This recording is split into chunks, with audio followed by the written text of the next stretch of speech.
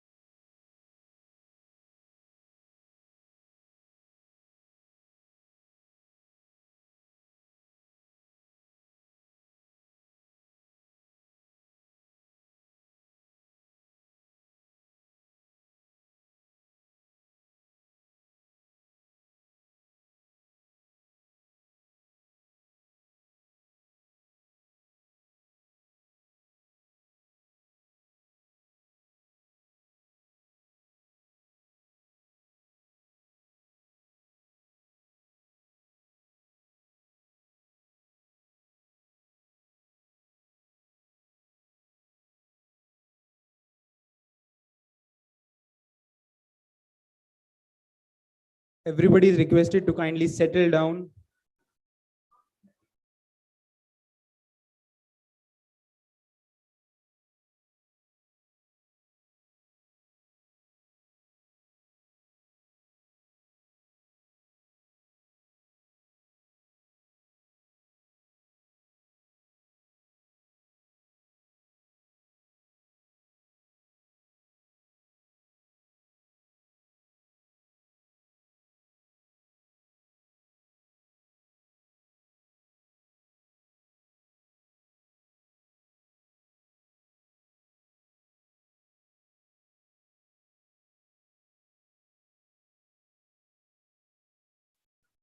It's a request for everyone to please settle down. We have to commence the event as soon as possible.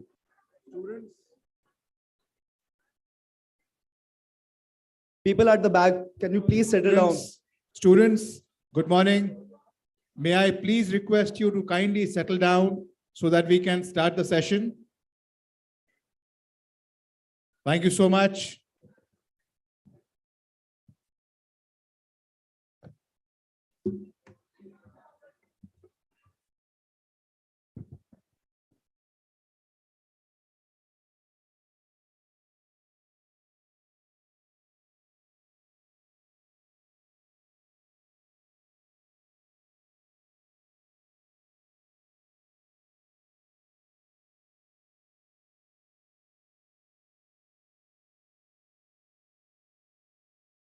Hello. Everybody is requested to kindly settle down and keep your mobile phones on silent mode.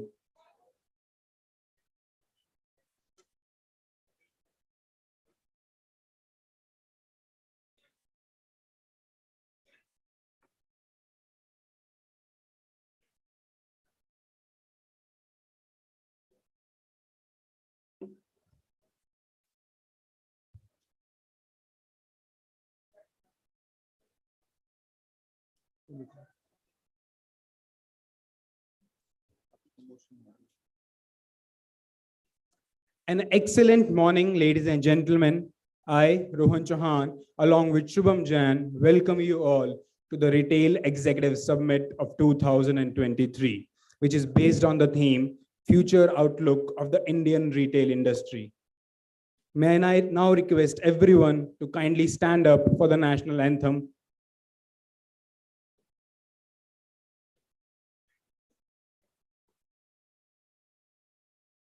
जनगण मन अधिनायक जय हे भारत भाग्य विधाता पंजाब सिंध गुजरात मराठा द्राविड उत्कल गंगा विंध्य हिमाचल यमुना गंगा उच्चल जलधि तरंगा तव शुभ नामे जागे तव शुभ आशीष मांगे गाहे तव जय गाथा जनगण मंगलदायक जय हे भारत भाग्य विधाता जय हे जय हे जय हे जय जय जय जय हे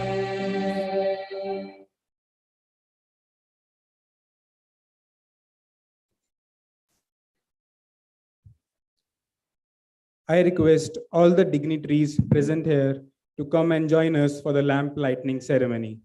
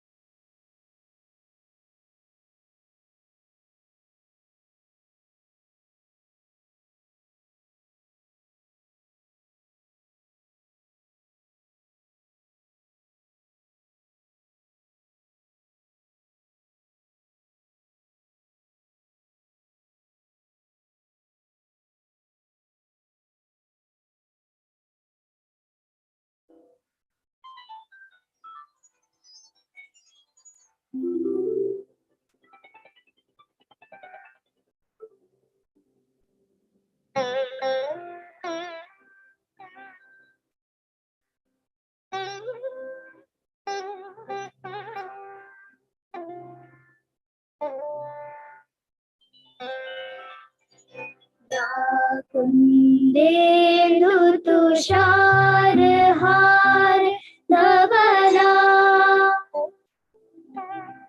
या शुभ्र वस्त्रामृता या वीणांबर दंड मंडित करा या श्वेत पद्मासना या ब्रह्माच्युत शंकर प्रभृतिभिः देवैः सदा वन्दिता सा मां पातु Saraswati Bhagwati निःशेष जाड्यापहा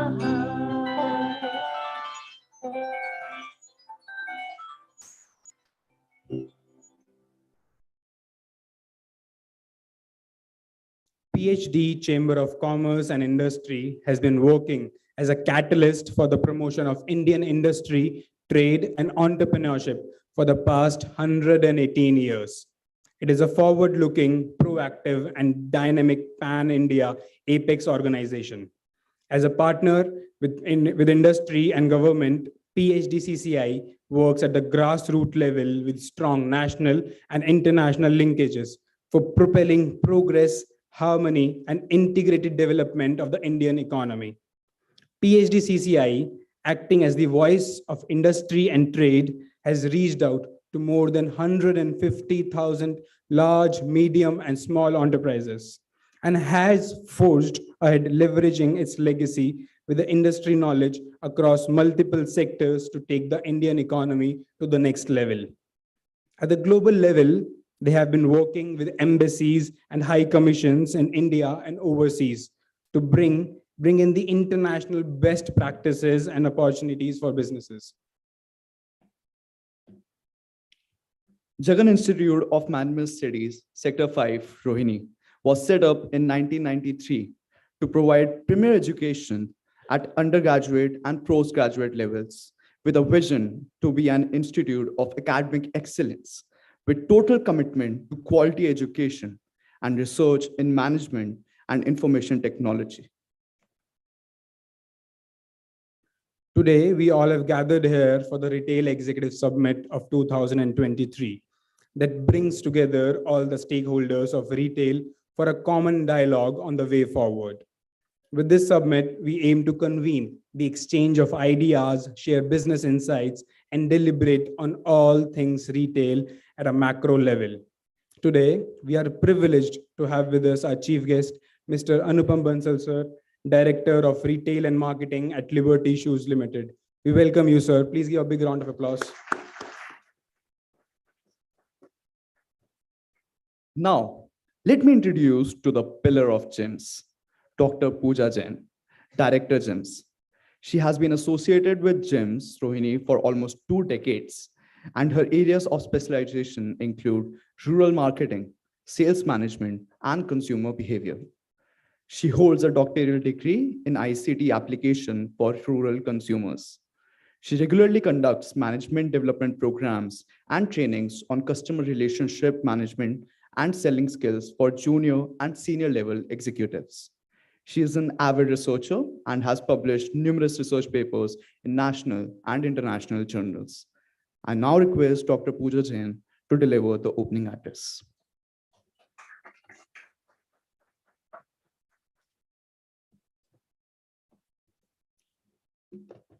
Good morning, everyone. I welcome all the honorable guests on the dais, my faculty members, as well as dear students for this Retail Executive Summit. As an institution, the anchor was trying to tell about us that we have this, objective of imparting quality education. But apart from not just imparting a quality education, we have always believed that as a B school, we have that, objective of connecting with the industry as a very important stakeholder. And one of the initiatives under that is the regular seminars, conferences, workshops, or conclaves that we try and do every year on multiple diverse topics. And today's seminar is an outcome of one of those, objectives that we always try and fulfill. Today's seminar, which is a Retail Executive Summit on the future outlook of the retail industry, is not just relevant for retail students, but also for all management students, because we feel that retail as an industry or sector has really transformed in the last few years. If you look at when we started talking about retail about 15 to 20 years back, it was more of physical retail. And now we are talking about e-commerce, m-commerce, integration of technology, and creating those immersive experiences for customers. Those experiences are not just immersive, but also personalized as well as engaging.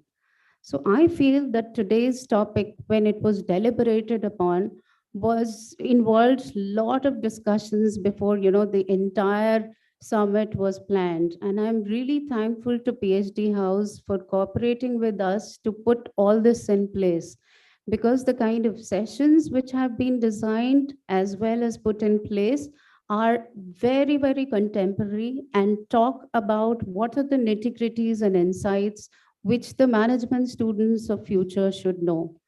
Because these are generally first year students who are sitting here, but I feel the kind of knowledge or insights that you will gain today would definitely help you, not just if you're intending to make a career in retail in the future, but retail offers diverse careers. They can give you a career or offer a career in the field of HR, marketing, finance, operation, analytics, because it is an industry which is growing and growing at a very steady rate. So this is one of the sectors which is offering very lucrative business opportunities. And today's lineup of speakers is very diverse in a sense that there are startups, there are established firms who are already in retail business for the past so many years. And the kind of challenges that they have faced and the resilient strategies that they have put in place, which have actually kept them going, is what are going to be the deliberations of today. So I'm very thankful to PhD House, thankful to all the guests, as well as the entire retail department, which has worked for the last 2.5 months relentlessly to put up this, event.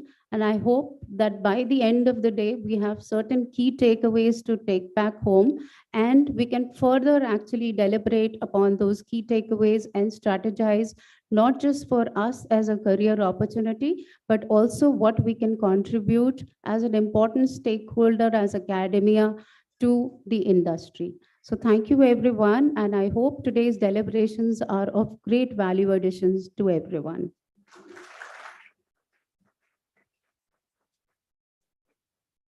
Thank you so much, ma'am, for your valuable words. We are equally pleased to have on stage our Director General, Dr. Harshvardhan Halve. Dr. Harshvardhan Halve is an academic professional with more than 28 years of experience in academic administration, teaching, and management consultancy. He has had considerable exposure into core B school activities like teaching, research, admissions, placements, ranking, and brand building. His work in developing industry-oriented courses with corporate tie-ups has helped institutions keep up with trends and imparted necessary skills to the youth. In the industry, he is renowned as an excellent team leader and a growth-oriented IT professional.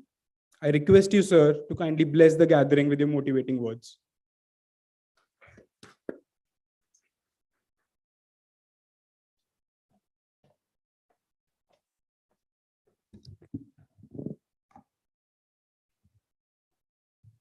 Good morning, everyone. Breakfast उतरा नहीं नीचे अभी तक. Good morning, everyone. All the dignitaries on the dais, Bansal ji, Luthra ji, experts, those who are visiting today here, my faculty colleagues, and my dear students.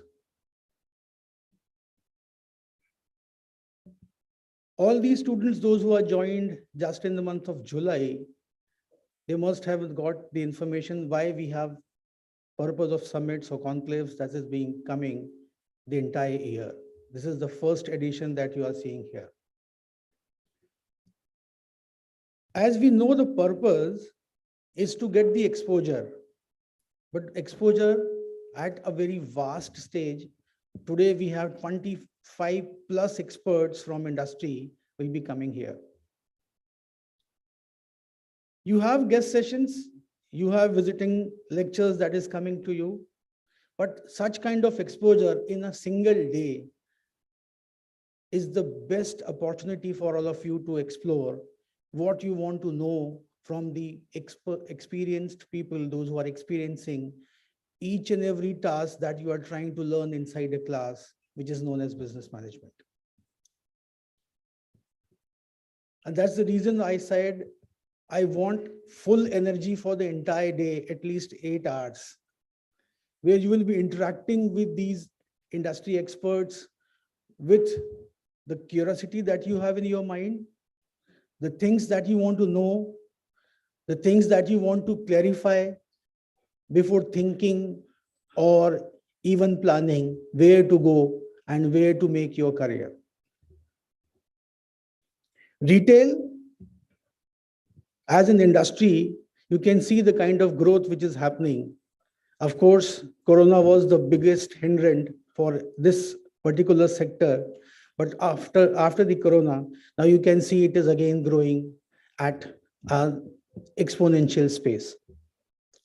When we talk about meta world, when we talk about AI, when we talk about the kind of technology which is coming and supporting retail, the future looks to me extremely exciting and full of challenges. With such kind of world where you cannot predict what will happen next year, we are here to talk about what will happen after 2-3 years when you will be going and trying to get jobs in the industry. So try to have all your questions ready with your pen and pencil, whatever you have. Try to make all your doubts, all your questions, all your curiosities about the retail sector, because the experts are here, those who are working from years in this sector. And the kind of experience they have will certainly help you to get more and more insights, which is beyond the textbooks for which we all are sitting here.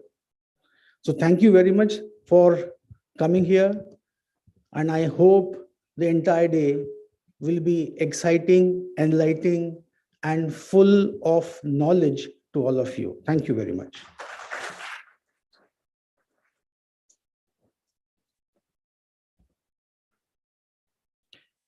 Thank you so much, sir, for your valuable words. Moving on with the proceedings, I would like to introduce you all to our chief guest for the summit, Mr. Anupam Bansal. He is a new age director of retail and marketing. He plays a vital role in success of Liberty Shoes Limited. He is responsible for the overall strategy, direction, and performance of the retail division, the development, implementation, and execution of the company's retail strategy, and ensuring that the business meets its financial, operational, and customer service goals. Mr. Bansal is an economic graduate from the prestigious Sri Ram College of Commerce and an alumnus of the Harvard University, where he focused on finance and leadership coursework. Mr. Bansal's success story is a testament to his entrepreneurial spirit, business acumen, and ability to manage multiple businesses effectively. He continues to look for new opportunities to invest in and grow, always with an eye to the future. I request sir to present the keynote address.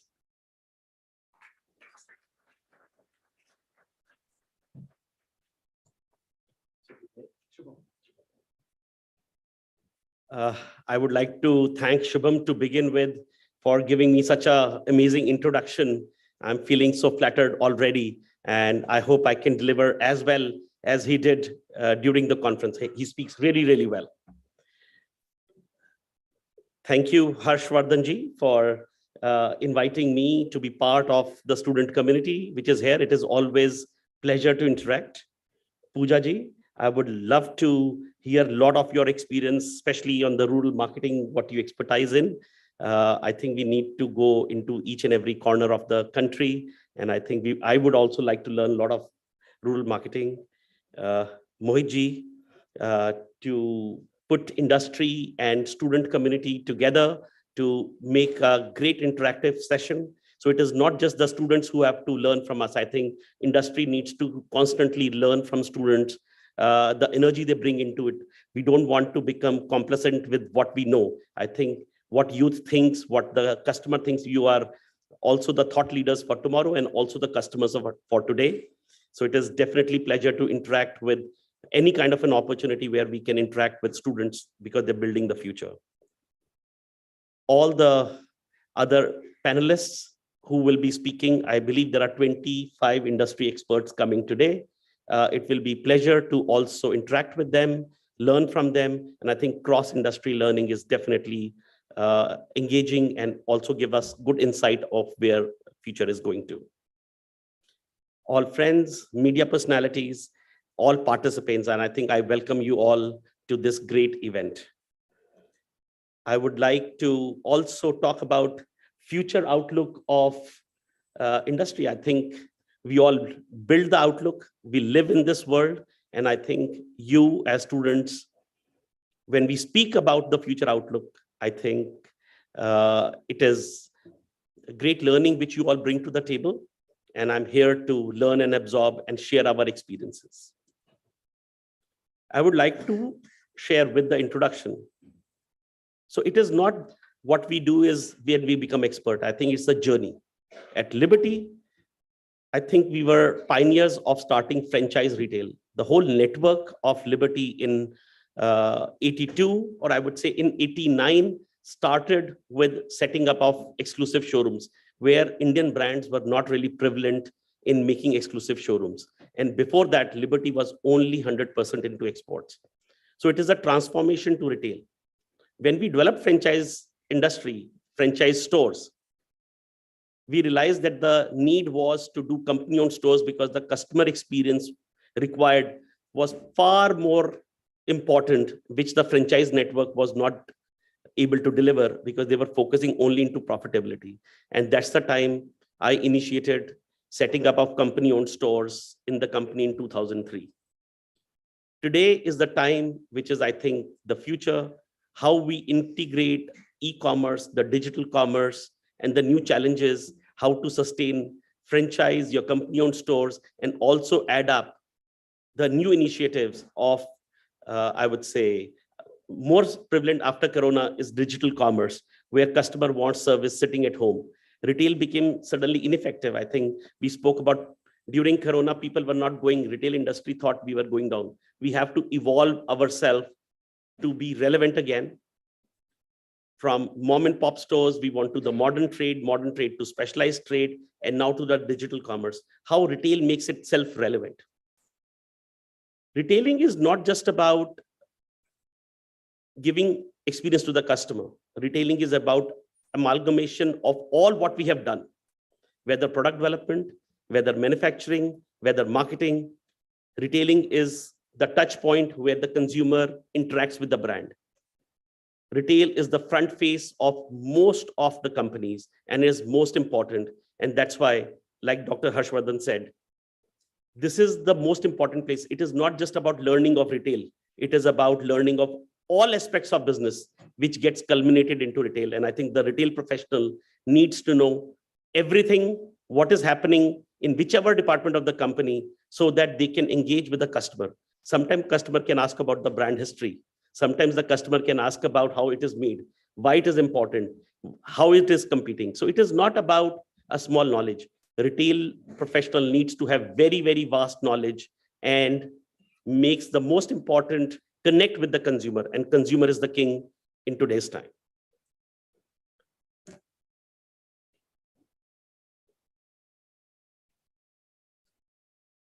So while retail industry is in the transformationary phase, today, it's a great opportunity. I believe there are about 300 students who are here. While I'm here to share, but I think I'm here to learn from you so that you can come up front in asking questions, to have a dialogue. Whatever questions you have, that will bring solutions. Don't be hesitant in bringing your point of view across, because you are the one who will build tomorrow's future. And I think being open about it, being expressive about it would build the right platform for industry leaders and students to kind of build things forward.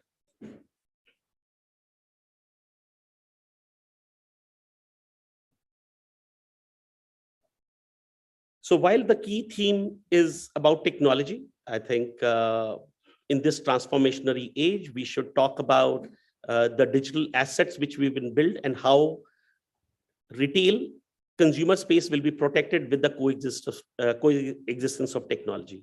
And I would encourage people to see how retail can be still relevant and productive.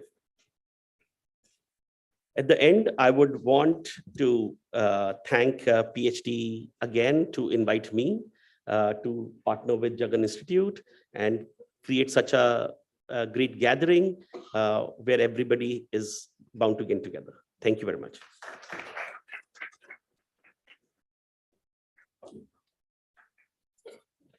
Also, I was talking during the conference with the PhD team, while Liberty is there in the business for very long, and I welcome all students to interface with their, I would say, HR coordinator with the industry. I'm here with PhD to support all the student community, whoever wants to have internship, whether in retail or manufacturing or any facet.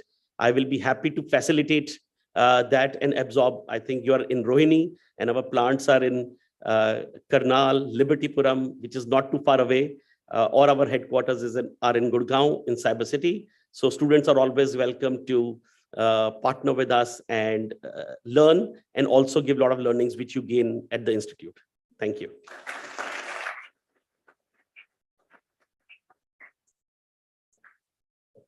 Thank you so much, sir, for sharing your thoughts, especially when the part where you talked about transitioning from traditional mom and pop stores to new e-commerce that we are out looking towards.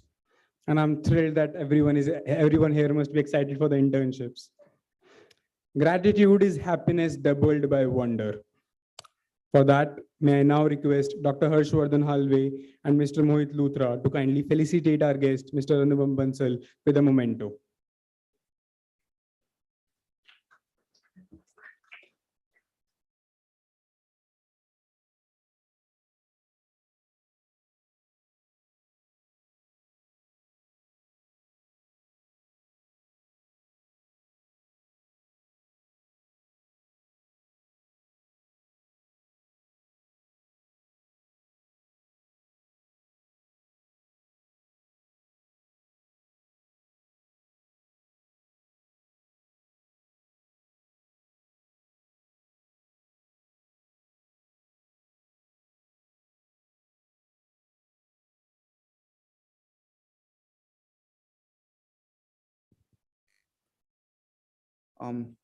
If you have any questions regarding the conclave and the summit, so you can shoot it right now.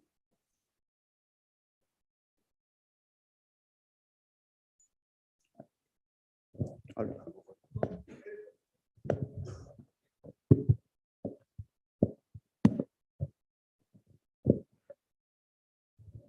Hello everyone, I am Shivam. First of all, I thank to you for the INCAP to like Retail Executive Summit to NL and the What Gyms family. So my question is specific like grocery stores. Like we have to see that there is so many stores like online, Blinkit and Flipkart Market and so many things. But we have to see that like a grocery store, like Rihanna store, our enhanced performance are well in compared to like a Walmart in India. So what are the reason behind it? Like a Walmart fail in India and Kirana store are going enhanced in the supermarket and all the things.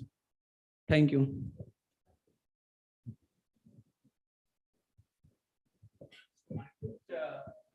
Understand the question very clearly, but I will talk about what I've understood.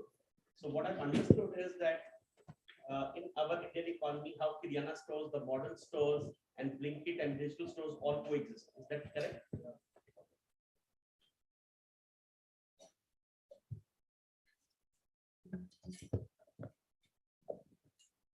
So I will surely purely share from my experience.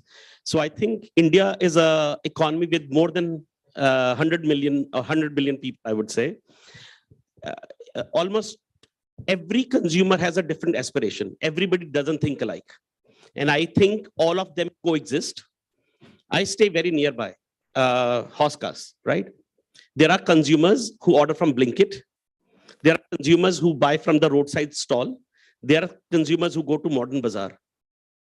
And I think all have created their own niche for themselves. It is not about either or. It is about all will exist and the consumers will keep on demanding, and all consumers would not think the same. So I don't think so anybody will perish. People who will not perform will perish. It is not the concept which will perish. Even the Kiryana wala has to evolve and give better service. The modern trade cannot just overcharge because they are giving good environment. And digital service, maybe they can give the convenience of delivering in 10 minutes. But in case they are not profitable, they will cease to exist. So I think all of them have their own challenges. All of them have their own advantages. The consumer is the king, how they want to adapt and consume the services. Thank you.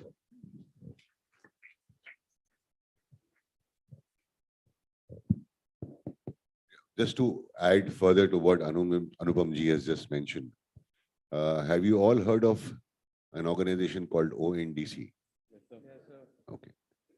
So the basic purpose of bringing about ONDC, which is Open Network for Digital Commerce, the Government of India has taken the initiative of getting this local Kirana store very close to you. Today, everybody understands the nuances of Amazons and the Flipkarts and the Blinkits and everything like you mentioned. But at the same time, the basic objective and purpose of ONDC is to facilitate the nearest and the best to be connected with you, which is why ONDC has been brought about. And it is a major revolution in the e-commerce industry today. So please do go through that. There is a website of ONDC. You can very easily understand, go through and acquire more information and knowledge, and which probably would be self-explanatory for the question that you asked. Thank you. Actually, I had a question, Pansalji. We are looking at a lot of technology intervention which is happening in the world of retail, so augmented reality, artificial intelligence, machine learning. How has Liberty evolved and integrated such technological applications in, your line of business? Can you elaborate on it? Definitely, it's a very, very interesting question. Liberty has been always front runner as far as technology is concerned. We implemented SAP, which was completely new, and IS Retail, which is SAP's key product. Liberty was the first consumer in India to take that product forward. Technology is something which we can't run away from, and we must keep on imbibing all technologies. At the same time, being the project leader of SAP to today in taking initiatives of digital commerce in the company, I also want to give a word of caution here. Don't overinvest into technology and forget the human and the emotion touch. I think I need to again and again say technology and human touch has to coexist. I wouldn't say that all people just want to sit at home in a meta world, in the closed room, just with glasses on and everything delivered. So I don't want to promote that everybody would just not get out of the houses. While ONDC is the platform where the Kiryana wala can deliver home, but I also encourage people going out of their house on a walk and go and stroll to the Kiryana store and buy that shopping experience. And I think a lot of consumers also love that. Play with technology, be part of the world. At the same time, don't be non-emotional person. Go out of the home, do that early morning walk, and I think enjoy the world with touch and feel. Thank you. Thank you so much. And very rightly said that human touch can never, replace the kind of virtual experiences that we have. Just last one question. India is a country which has a lot of, infrastructure developments are going on, but we still face a lot of infrastructural challenges in terms of distribution challenges. Yes, GST has, in terms of regulatory challenges, a lot of things have improved in terms of processes, in terms of regulations, but supply chain still remains the biggest challenge for most of the retailers. So how have, your company adapted to such challenges, and especially during the COVID times? What were the strategies that you had adopted, if you could elaborate on it? Okay, so I think challenges are part of business, and I think if there's no challenge, there'll be no business, and I think it's an important part. We constantly, even the company is more than 50 years old. If we were to talk about logistics, it was a challenge 50 years back. We have been working constantly, and it is a challenge today. A lot of automation has come, a lot of machine learning has come, a lot of forecasting tools. My friend is sitting here. He does a lot of forecasting for what is the future. At the same time, these are all enablers to learn.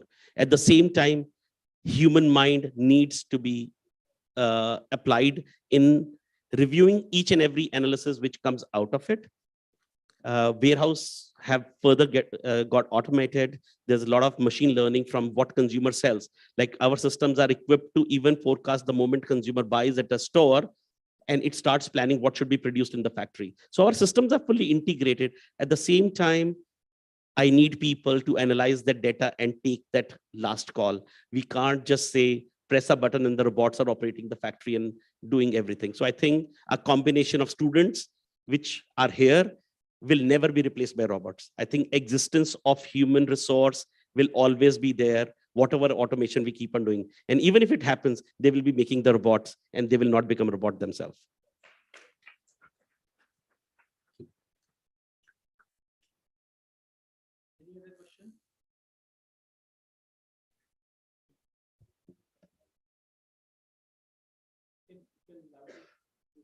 Good morning, sir.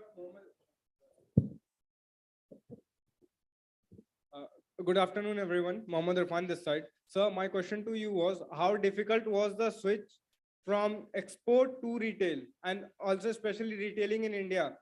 It is a very price competitive market. So how was the switch? Because export market is a very profit oriented market. The margins are high in export, but as compared to that, in India, the margins are very low. So how difficult was the switch for Liberty? So I think the question is very interesting. I will not set with the preset mind that where margins are high, where costs are high, where profit is high. I think I would like to say that all markets are interesting, while export, retail, e-commerce, we need to learn constantly every day the new nuances. How do you make yourself competitive in that world? Like Liberty started with the export market. Not that Liberty only lost the competitive edge. I think as a India, we were losing competitive edge to China or to other economies. So company has a role to play, but we have an ecosystem where we sit into. Post-COVID, with I think the whole transformation of made in India, consuming Indian product, you as a consumer have transformed. I remember 20 years back, most of the consumers sitting here would prefer an imported product over Indian product. And I think if I talk about current situation, you all love to consume Indian product and you all talk about Atmanirbhar Bharat. So I think it's a transformation of you, which has evolved company like us to focus back on manufacturing.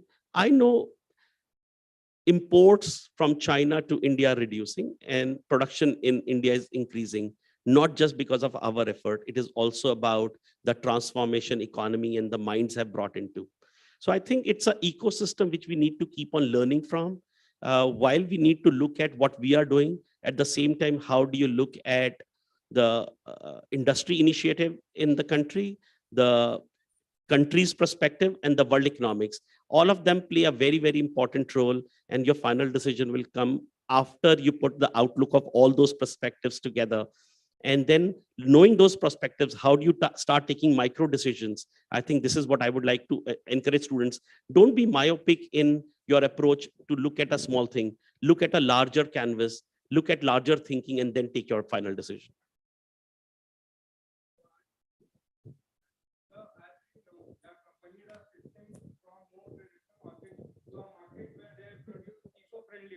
So is Liberty doing anything to promote the eco-friendly goods or products? Definitely, saving the environment is an important initiative. And I think not just Liberty, everybody should focus onto it.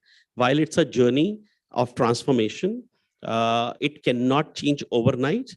I don't want to lie that we have started using everything which is eco-friendly, but I think the steps and the constructive steps have started taking place of various initiatives, from calculating our carbon print to using recycled things, but it may not happen overnight. Like, let's say killing of plastic bag was initiative taken. It's a process which we are evolving. We are not using plastic bag, but can I say we are completely plastic free, or we have transformed and taking eco-friendly materials?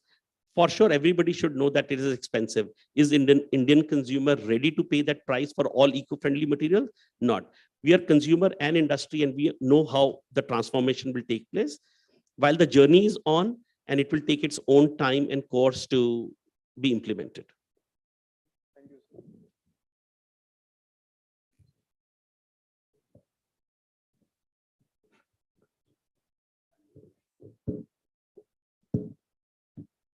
Good morning, sir. Anuj this side. I have a question to you. as you have just told us that you don't support the complete transfer of offline customer to online platforms. But on the other side, the creative head and marketing head of your company, I think his name is Barun, he has sometime before he told that the company is willing to shift the offline customer to the online platform. So there are two kind of contradictory statements. Then do you have any statement to So support it? I wouldn't say it is contradictory. Each person in the company has their own rule. I'm trying to give a management perspective where our strategy is very omni. How do we make online customer move to a offline so that the customer gets a seamless experience and vice versa? So as far as company is concerned, we are promoting the consumer mindset. If they want to consume online, we have to support online and help consumer move from offline to online, or any consumer who is buying online. And if they want to touch and feel the product and go to the store, get them to the store so that customer can choose what he wants rather than we drive what he should do.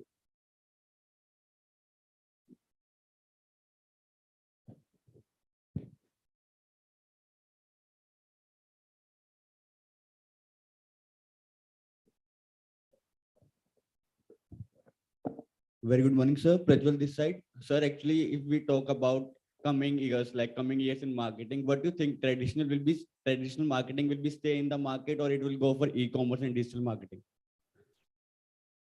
I think I might sound repetitive. Again, as our mindset or my mindset goes, I don't want to say or. I would say we will have to evolve with the consumer. Currently, if I look at the context today, people are consuming social media a lot more than the traditional media. I think you all don't even read newspaper in the morning, and which was the fact few years back. And today you consume, let's say, news on a social media platform. Your consumption to advertising message will keep on transforming. And brands like us, we need to keep on transforming where my consumer is consuming information. So it's not constant. Maybe there's a time people go on a mobile detox and they don't even want to look at mobile for a week because they have too much of dose of digital data. So I think it will evolve. I believe a lot of people go to Vipassana. That's very trending in youth today. They disconnect from all communication and they just sit without talking and without hearing anything. I think that's also a trend which is coming in. So I think let's move with the trend, not get focused, because you are graduating after 2 or 3 years. World would have evolved a lot more from today till that time. Keep a track of changes and align with the change in the world rather than only learn what you have learned today. But sir, don't you think that going that much digital can lead to unemployment also? Like people, those who are doing sales, now they were just trying to shift their position towards sales to digital marketing or e-commerce. Don't you think it would be hard for them because they are being practicing sales from last 20 to 40 years? Now they are shifting towards the I think I digital. covered that answer. While I am promoter of human touch, and even if I said robots become salesmen, then you will be making robots. So I think that is what I'm trying to say. Human race will never die out. Probably the work they are doing will be different than what they're doing today. Thank you, sir. Thank you.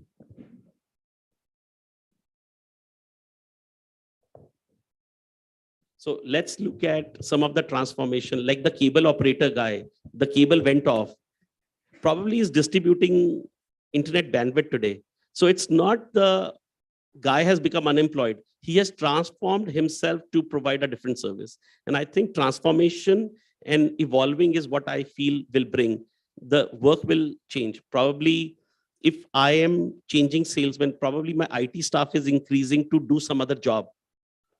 We still employ about 5,000 people. My employment has not reduced from, let's say 50 years back to today.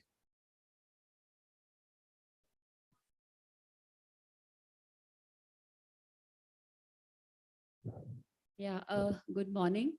My name is Professor Pratima, and I work in human resource and organization behavior field. So my question to you is for the benefit of the students.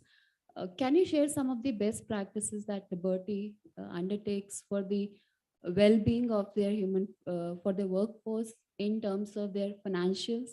Number two, physical, mental, and emotional well-being. So Oh these my are the God. 4 dimensions on which I want you to answer. Okay, so I would say it's a very, very long question, requires very, very elaborated answer.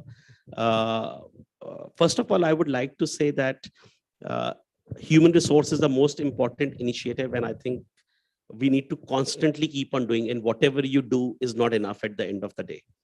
Uh, I would talk about human resource protection in 2 parts. One is the labor, which is very production led, and one is a white collar job, which is more about thinking. To first understand where do you want hard work in terms of their physical labor, and where do you want mental work. So I, in my own space, divide the people into 2 parts and handle them in their own space. You can't have a common policy to handle labor and soft skills together. Standing with them, becoming their team, making them express what they feel like is the best, I would say, form of support we can bring in. I think it's the emotional connect which will retain people rather than a financial connect. So I will encourage all students to look at emotional connect, their honesty, their trust, their connecting their future, rather than looking at what financially they've been offered by any company. So there are a lot of companies which will offer crazy things, but maybe they're closed in 2 years' time or 1 year time. So I think everybody will have to choose how they feel. Personally, I am a more promoter of long-term relationships and trust, which will build their career.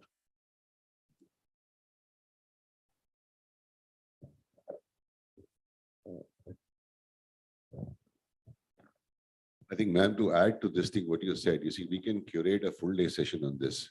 When you're talking about development of human resources, there are various aspects linked to it in terms of intelligent quotient, emotional quotient, development of manpower, training of manpower, mindset, positive, negative altogether. So that's a very, very different topic altogether. But I think Anupam ji has very beautifully and aptly, briefly, already, I think, addressed that thing.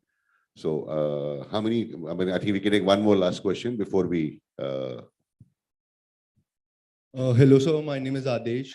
So my question to you is, like, when we see a country like India, the competition over here is very, like, the consumer is very, he has a price sensitive mind towards products. Coming to my question, like, there are many big competitors like Puma and Adidas at the same level, and they are also targeting the same consumer that Liberty is targeting by reducing their rates. So how would Liberty like they do have very regressive advertising, they do have very regressive marketing, they have like a particular PR team. So what particularly Liberty is doing towards marketing that at the digital level we aren't so aware, like a youth like me? So I think your concern is very valid. And at Liberty, we need to keep on transforming to connect to the, I would say, youth. That's the biggest challenge Liberty faces. And I think I would love to connect with students to solve that challenge, that how do I become younger every day? So it is easier for our new brand to come and give some kind of a brand perception. It is always a challenge when you bring that legacy forward. How do you start becoming younger every day? It's a challenge, and which we keep on addressing by innovating into new product, connecting with the consumer with new different ways, and keep our old customers who believe in what we are doing also connected. So we always need to have a 2-pronged strategy in marketing, how to connect with our old customer and how to keep on engaging with the newer customer. While you also made a comment of disposable income, at Liberty, we try and target a consumer above 25. While there are youth who are in 18, they are not so focused in what they want. They always want something new. And sometimes it is very expensive to keep on making yourself relevant. So you look at an ROI. So according to me, the best ROI of marketing comes when we target a plus 25 customer. It is not important to make everybody my customer, but it is important to make and choose your relevant customer and keep on focusing on them.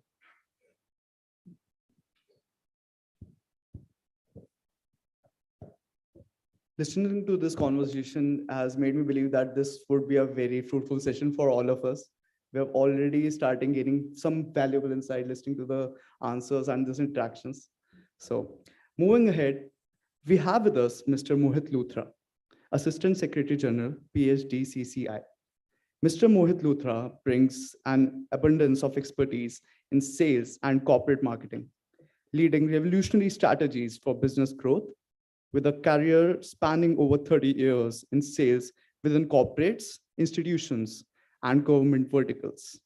His primary focus has centered on establishing channel distribution networks nationwide with a customer-centric approach.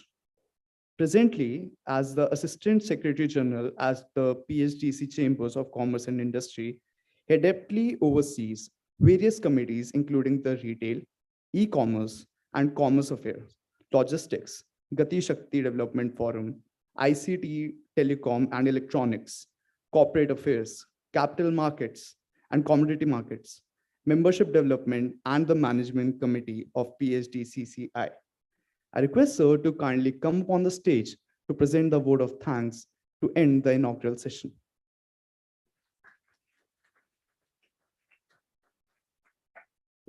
Well, thank you so much, Rohan. This is the first time that I've ever been introduced before proposing a vote of thanks. Thank you so much. Shri Anupam Bansalji, Director, Retailing and Marketing, Liberty Shoes, and also co-chair of our Retail, E-commerce and Consumers Affairs Committee of PHDCCI. Dr. Harshvardhan Halve, Director General GIMS, Dr. Pooja Jain, Director GIMS, our eminent speakers for the day, friends from media, and all the participants, all the delegates who are present here.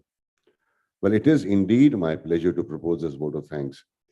As you know, I would like to also appreciate the initiative that Jagan Institute of Management Studies has taken along with PhD Chamber of Commerce and Industry in curating and bringing up and putting up this retail first inaugural session of Retail Executive Summit, which definitely will be highly beneficial to all the participants and delegates to not only learn, but carry back home the wealth of knowledge and also an opportunity, like one Anupam Bansalji already has mentioned, and we express our gratitude to him for already providing an opportunity to connect as an intern with Liberty Shoes. You know, such opportunities are not very easily to come by. And thank you so much, sir, for being so gracious and offering that opportunity to the students. Well, he also talked about about the journey, how important the journey to learn is, and the need of he is stressed upon the need of the franchise network in stores at that point of time when the opening of own stores was not very viable economically. He also stressed the need upon integration of retail, digital commerce, and you need to keep evolving every now and then. And retail is all about amalgamation of all the business activities that we do, and emphasized on the importance of the consumer behavior. Dr. Harshvardhan Salve stressed upon the relevance of the exposure and the opportunity which this seminar brings to all of you, which is very, very important. And today, please believe me when I say we do have expert, eminent speakers from across the retail industry for you. And please make the best use of it and be attentive, listen, learn, ask questions in a very focused and a disciplined manner, in a cordial manner, so that we are also able to progress with our sessions and end them on time. Dr. Pooja Jain also, while imparting the value of imparting quality education emerging in the industry, she talked about the relevance of, highlighting the scope of learning and growth, which is again very important. And please do remain focused and make the best use of this seminar, which GIMS and PHDCCI have taken the initiative to bring up and put up today. Our special gratitude to all the eminent speakers who have agreed to come here today and share their insights, knowledge, experience, and expertise, and bringing about putting this valuable sessions to you, which will happen during the course of the day, and which actually will transform the thought process post the entire summit ends. And I'm sure you will carry back with a lot of wealth of knowledge and experience. So have a great time. Be there for all the deliberations, be attentive, be focused, and have a great time. Thank you so much.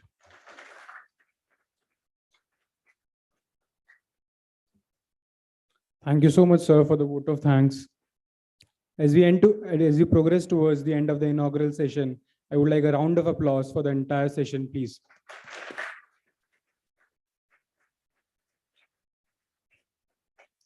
Now, I would request all the dignitaries and our esteemed faculty members, as well as the core team, to kindly gather near the stage for a commemorative photograph.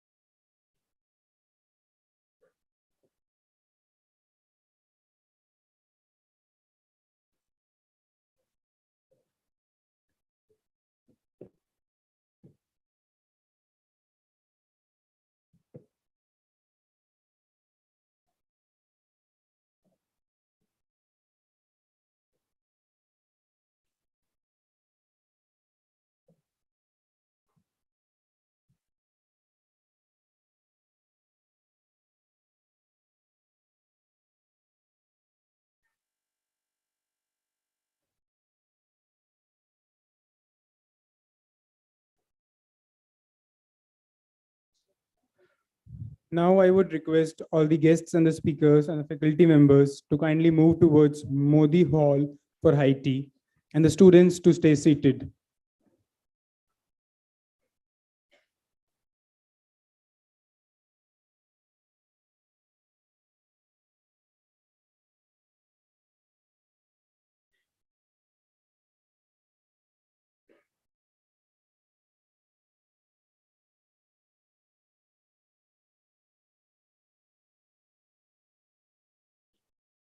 Attention, please. All the students are requested to reassemble at 11:25 sharp.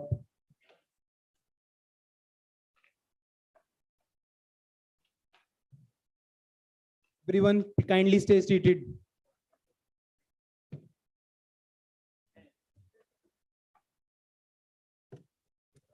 Guys, can I just have your attention? This is very important. I mean, this executive summit is very, very important, very relevant. However, the way my students started today was bad. Let us please ensure that we maintain the decorum when the guests are there. Can we do that? Okay, chalo, have a wonderful tea.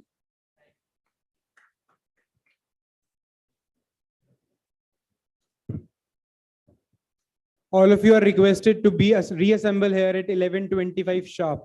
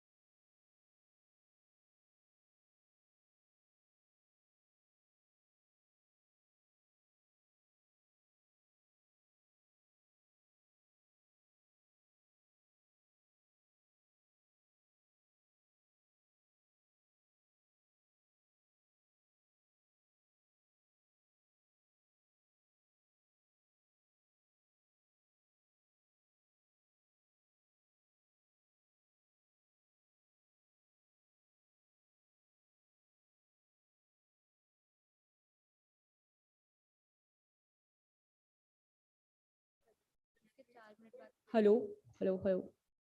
All good. इतना यहाँ तक बोल के देखो। Hello, hello, hello. Hello, hello, hello.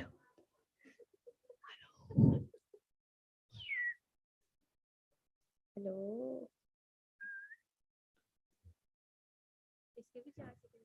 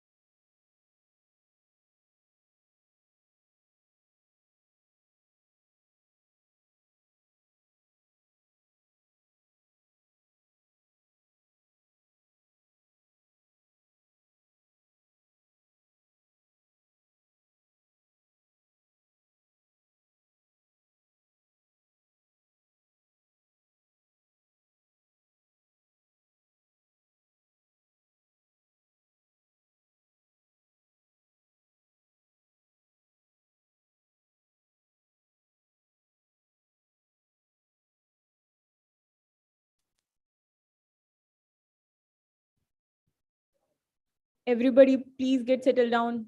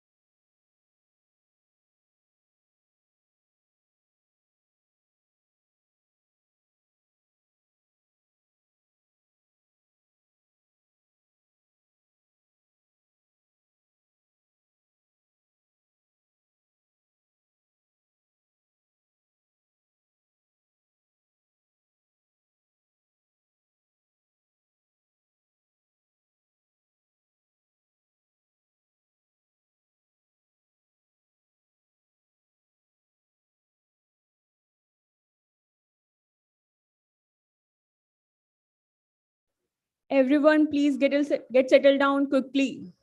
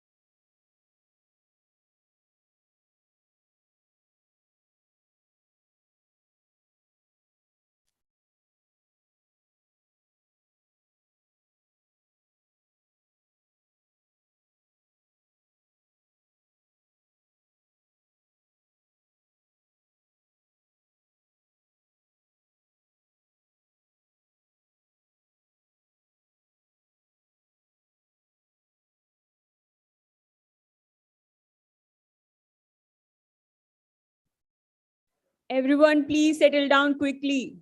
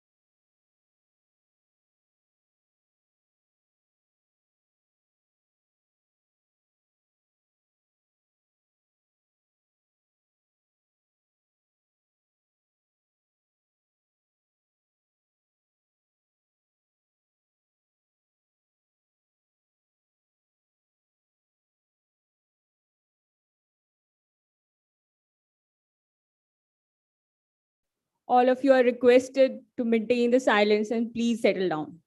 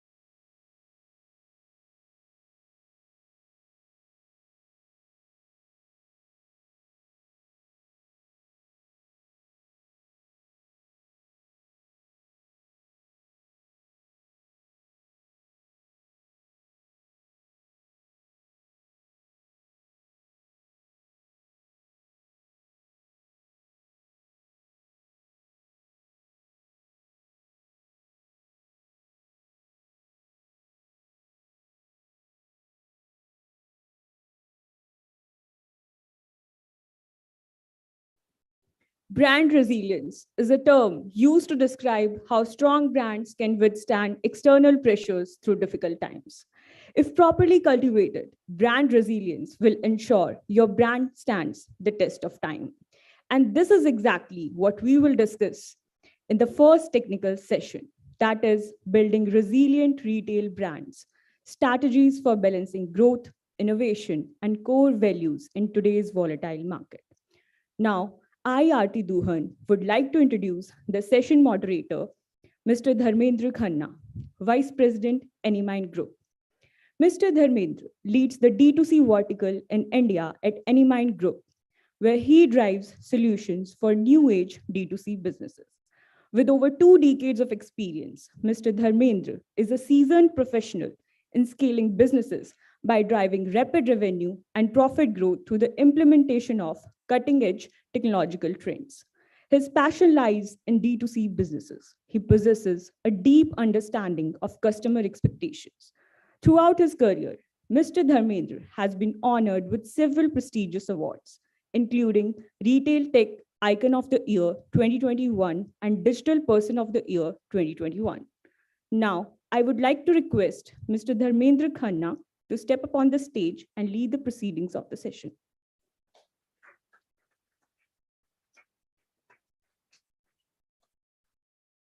Thank you, everyone. We're starting with the new first session, technical session on building resilient brands, strategies for balancing growth, innovation, and core values in today's volatile market. I would like to welcome Dhruv Kaura, COO, Tasva Aditya Birla Retail. Dhruv is a very well-known industry veteran. He's ex-Adidas. He comes with a wealth of experience in establishing growing businesses in various sectors, including fashion, sports, footwear, and FMCG sales. He holds a PG degree from Symbiosis School of Management and Human Resources Development. I next welcome Mr. Deepak Garg, founder and CEO of Wattfi. Mr. Deepak Garg is a seasoned entrepreneur, currently serving as founder and CEO of Wattfi, a global home decor brand originating from Asia. With a robust background, he previously founded Wayfair Asia and held a leadership role in digital at McKinsey in Chicago, possessing over 15 years of experience in launching, operating, and scaling businesses across Asia and US. He has a strong e-commerce track record, particularly in establishing and expanding Wayfair presence in Asia. Beyond this, he has diverse experience, including founding a tech startup venture, investing and managing manufacturing businesses. Mr. Deepak's educational journey includes an MBA from University of Chicago, Booth School of Business, and a bachelor's in technology from IIT Kanpur. Next, I'll like to welcome Harshvardhan Chauhan, dear friend and CEO, Chief Marketing and Omnichannel Officer, Spencer Retail, Nature Basket, and D2C brands. Welcome, Harsh. Mr. Harshvardhan is a distinguished figure in realms of retail, e-commerce, and marketing. Acknowledged for his leadership, he was listed among the 50 most influential retail, e-commerce, and marketing professionals in India, and received accolades like Marketeer of the Year, Retail Icon of the Year, currently serving as Chief Marketing and Omnichannel Officer at Spencer Retails and Nature Basket. He's driving retail disruption for a large consumer base. Notably, at DLF, he pioneered the fusion of physical and digital experiences in retail and as central head of marketing and digital transformation. His achievements and ShopClues include delivering substantial growth, heading category management, and spearheading strategic initiatives, impacting revenue surpassing $1 billion. Furthermore, he holds a distinction of being an alumnus of SAD Business School, University of Oxford, having completed Oxford Advanced Management and Leadership Program, an exclusive program admitting only 35 global leaders. Next, I'd like to welcome Shivani Puri. Shivani, welcome Shivani. Shivani, journalist, is serving as journalist Central Strategy at Zomato. She holds a position of journalist Central Strategy at Zomato, where she contributes to shaping the company's business strategy. Prior to this role, she has gained valuable experience with renowned organizations such as Unilever, Deloitte. With her background in product management and consulting, she combines her deep understanding of CPG industry with her problem-solving capabilities to drive growth and contribute company's overall success. Thank you, all the speakers, and thank you all students and valuable attendees today.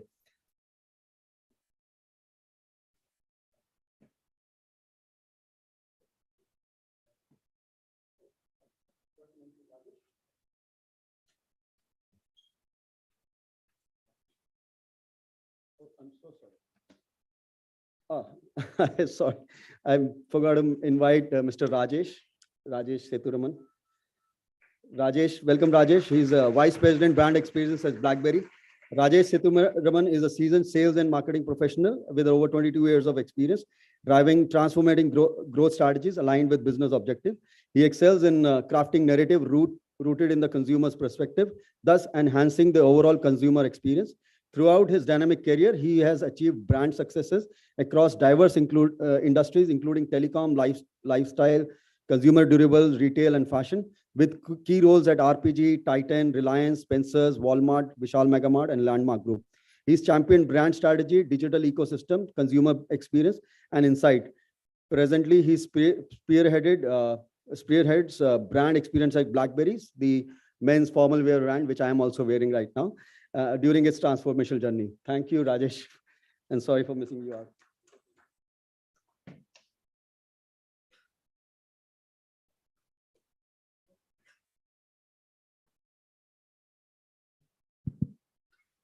So we'll start the session with the first topic, which is strategies on building resilient retail brands. It's a very, very dynamic retail market right now.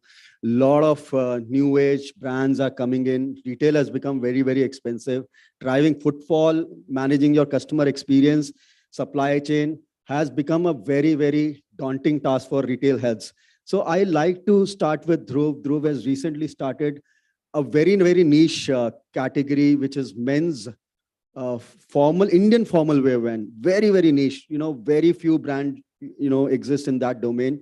What would be your strategies in building, Tasva, and especially your strategies towards retail? What would you guide students and listeners here on the strategies for building a resilient retail brand?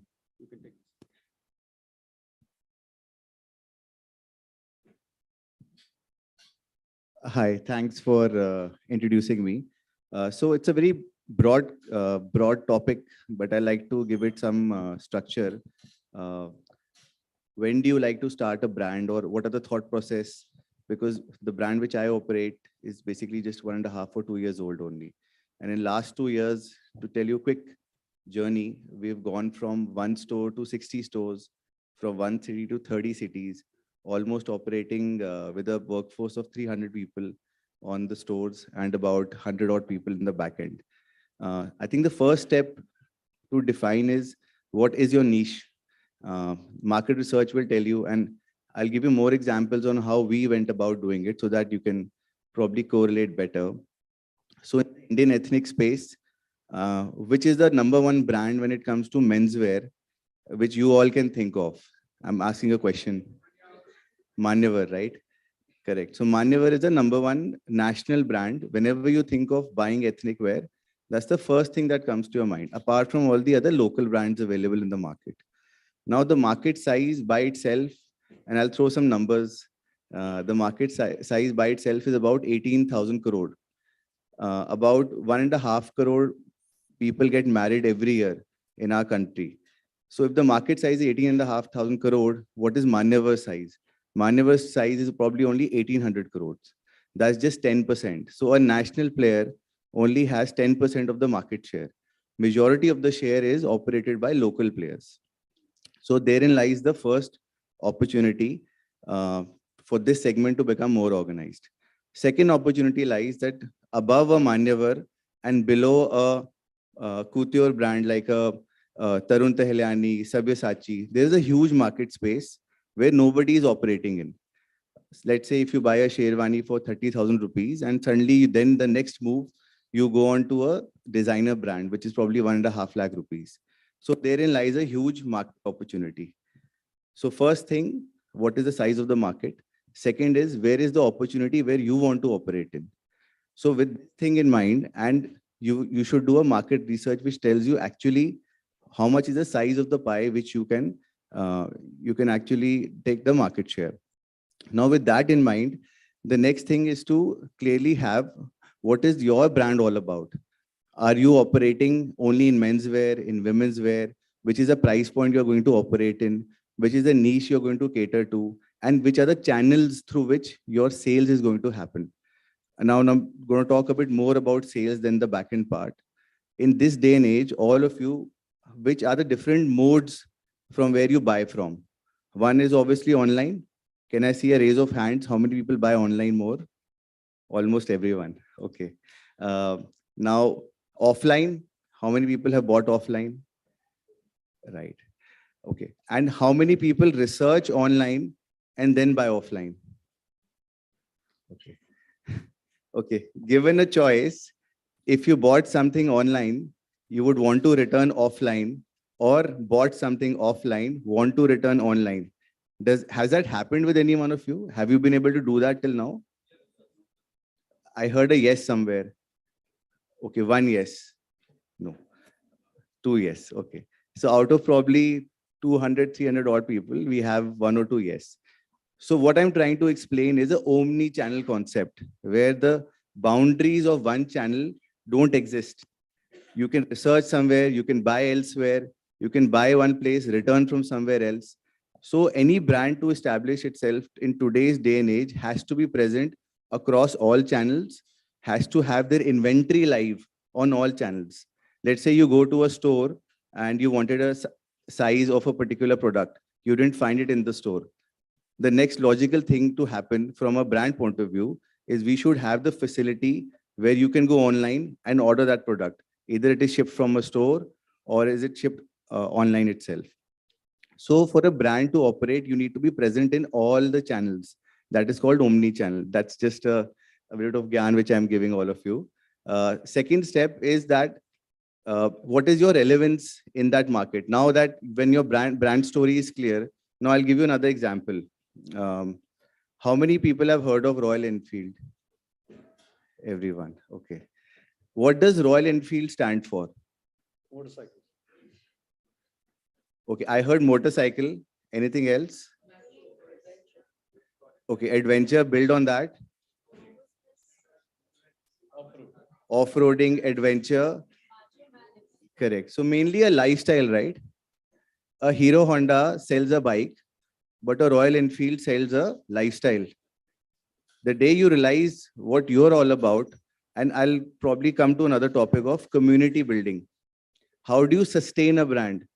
You will have a great product. After a month or after a year, there'll be another brand with a better product, even sharper pricing, more discounting. How do you compete with something like that? You will only be able to compete if you have a community which you activate regularly. So I'll not take more time. I think I've spent enough time, but I just wanted to put some thoughts around building a brand. You need to have enough market share or market research to tell you where do you want to operate in. You need to be very clear which channels you want to operate in. Probably now, these days, you have to be operating in each and every channel. Your inventory has to be live. You have to start building communities, because after a point of time, there will be a better product, there will be a better pricing, there will be a better availability, there might be something cheaper. You won't be able to sustain. The only way to sustain is to build a community around it. Thank you. That's very insightful, Dhruv. Over to you, Deepak. So, Dhruv talked about creating a community, creating a legacy like Royal Enfield. Blackberries is, every man sitting here is a Blackberry customer, probably wearing something which probably is a Blackberry as well, or most likely a shirt, t-shirt, blazer, which everyone wears.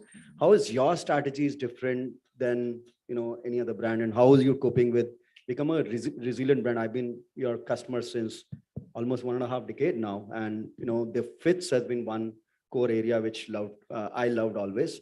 But what's your strategy or a brand strategy? How brand like BlackBerry creating a resilience in the ever evolving world?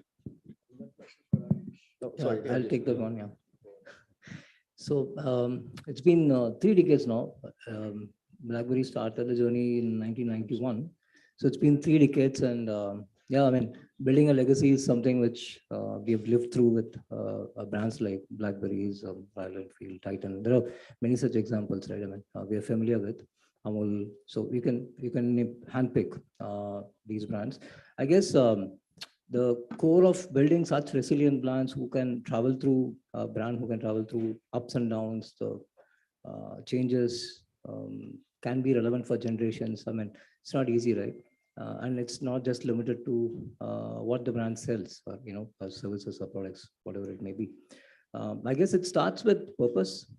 I guess to touched upon that as well. I mean, purpose is something which I feel is really, really critical for any brand to stay the test of times. So Blackberries in that way had a very clear purpose of partnering with men, and driven by a purpose was driven by that consumer partnership.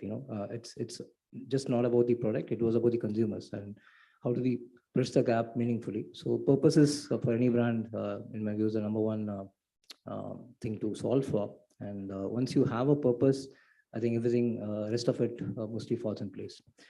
Second key pillar, I would say, is people, but people driven by that purpose. So if you're able to build an organization who can stand by its consumers and keeping them at the core of it, and if every single employee is able to relate to the larger organizational purpose and able to deliver it across the company, right? It's not about the front and back end, etc. Every single employee matters, and if that is built, so you would have heard a lot of case studies around brands like Patagonia, etc. Right? So I mean, how a purpose is actually transformed across. I mean, blurring the boundaries of functions, blurring all the silos people operate in. I think second is a big pillar for me, is people, but driven by that purpose, which has been set for the company. The third bit is around, staying relevant through progressing the brand with innovation, because if you take Blackberries, it's been selling fashion for more than 3 decades. But then how do you stay relevant?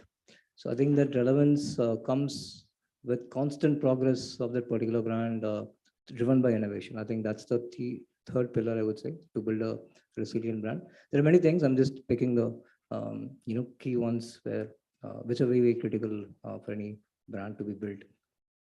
And the fourth bit is around the whole idea of process reengineering and staying relevant by redefining what the brand stands for from time to time. So that again comes into the relevance bit. But then how do you constantly adapt and keep moving forward? And Blackberries, our tagline says keep rising. So keep rising, we literally mean keep rising, not just for our consumers, even for us. I mean, as an ecosystem, we want to keep rising, break those boundaries, move those barriers away, and then keep moving forward. So that means questioning yourself constantly, ensuring that are we delivering, staying relevant to our consumers truly, be it products or services, and are we able to open enough to live with the market challenges which happens around, right? So some brands react. A lot of brands feel that, I think we've built a legacy and we will move on. But then how many brands are actually truly able to change themselves, adapt themselves, be it technology, be it process, culture, the way we, work with, I think Dhruv mentioned about omnichannel.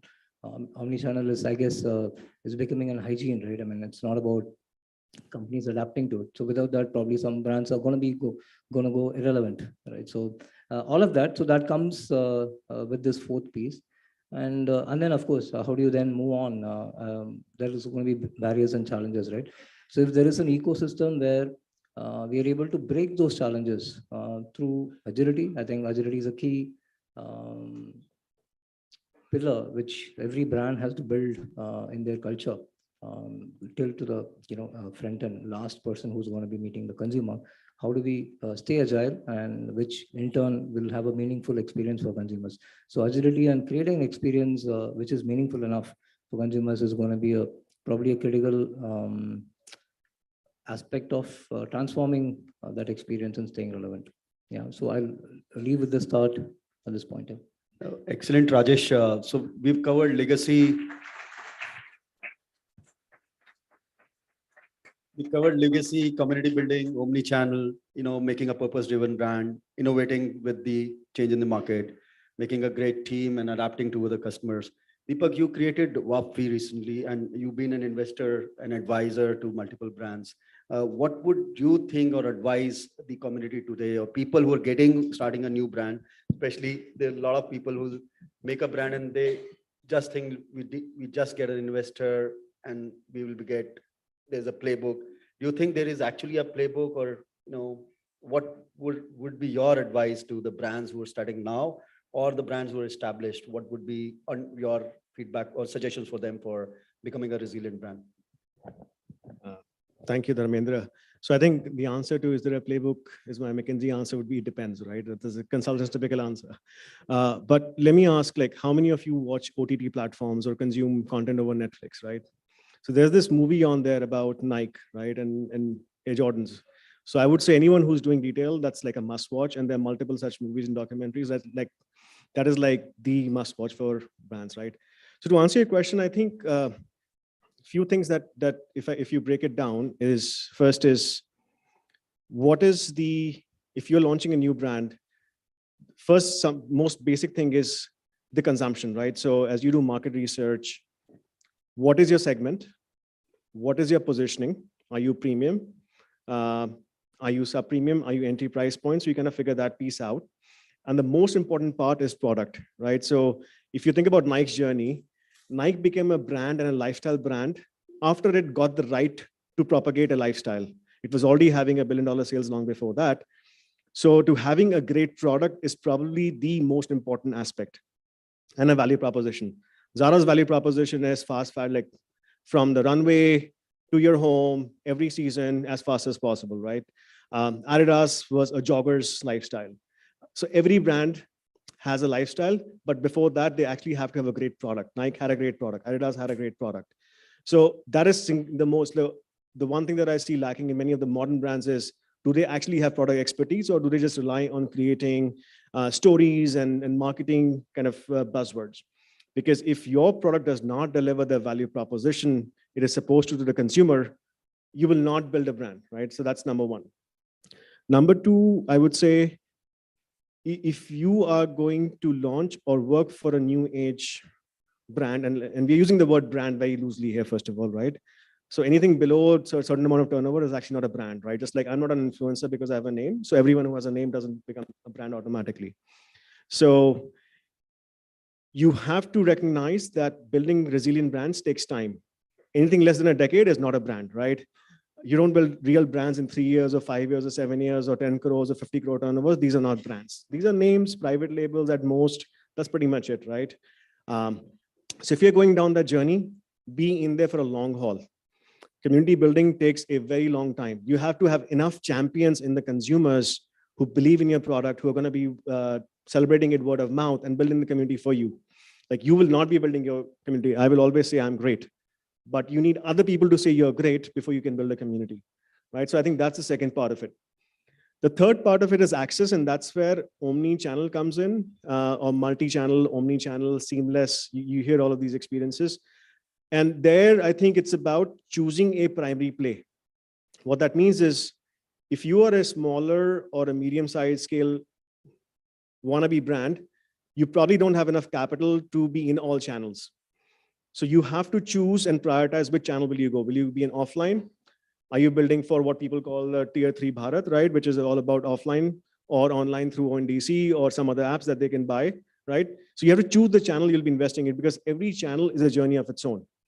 A lot of the legacy brands in India have taken over a decade to become omni-channel or even get their websites up and running seamlessly. Most Indian brands took more than 10, 15 years. Internet has been there for 2005. People started building websites, right? So choose your channels selectively, build them on partnerships, and access is where you get to interact with your consumers across the consumer experience journey. So for us, for example, our brands, we envision to be fully omni-channel globally.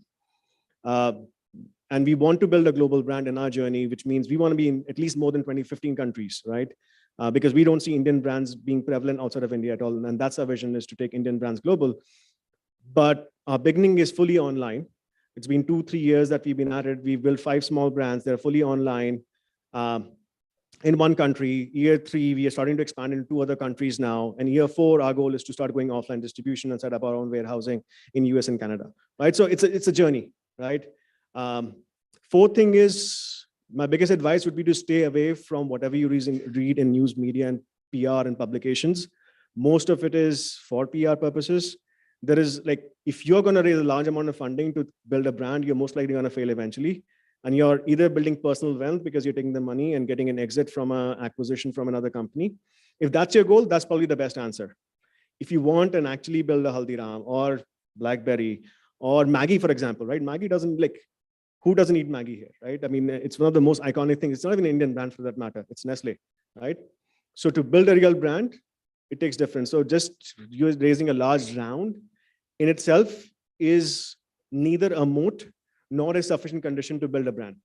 Unless you don't have a product and a roadmap to how you will execute, you're not going to get there. You will burn the money and then you'll probably roll up or just sell your company at pennies for a dollar. That's very insightful and very clear. Consumption, long haul, patience and preservation. There are no quick, solutions to at least retail or creating a brand. Yeah. Harsh, you've been for the longest time in phygital retail. I remember Harsh introduced selling tires online. When people used to go to a tire shop for replacement, he created a online version in ShopClues where you can order a tire and get a installation done at home. You created DLF Mall's phygital experience. Now, in Spencer, you've been creating, in the worst COVID time as well, an omni-channel and a phygital experience. How do you think this can be a more different in creating a resilient brand phygitally or in your expertise? What are the views? Sure. Before I start up, let me put a question. Which is the hardest job in the world to do? Okay. Any other answer? Sales in India. That's very specific. Okay. To convince a customer, fair enough. Being a parent of a teenager is a difficult job for sure. My daughter is 5 months old, so I can vouch for that. But I can tell you what's a hard job in the world is to please your wife. I will have 50% of the people to agree with this. Yeah. And with that premise being said, let me tell you, my job is the hardest in the world because being in a grocery business, your job is to please everyone else's wife. You know how? The aisles are not neat. The fruits and vegetables are not fresh. I can't discover the product which is kept in any aisle. It's a difficult job. Everybody's got an opinion. Plus, with the rise of quick commerce, everything needs to be delivered in 15 minutes. Now, that's the hardest job. I'm just kidding. Everybody's job is equally hard and not. Coming to the premise, I think, and thanks, Dharmendra, I think we've had some very great opinions, right from omnichannel and how we should build a brand. I have a golden rule when I'm looking at a business. For other people or for myself, either ways, I call it customer value proposition. It's a very single definition for me. And I say the ability to solve a significant problem at value is CVP. And you can dissect any business in the world, existing, legacy, or startup, with that very precise definition, picking every word. Let's take a business like Uber, right? They started by saying point A to point B in Manhattan downtown was a difficult problem. People didn't, they had public transport, but they didn't have one demand. So was it a significant problem? They went to people and figured out, yes, there was a huge demand for that, right? At value, are people going to pay some premium or price for that thing, right?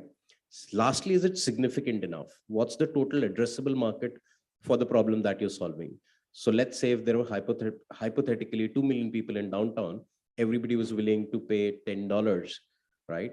And so for a day, they could have a $20 million kind of a TAM, and yearly you could look at that market. And then it becomes a business to trade into. Having said that, here's my experience overall in consumers. I think what we've witnessed in the last 3 years is hugely unprecedented.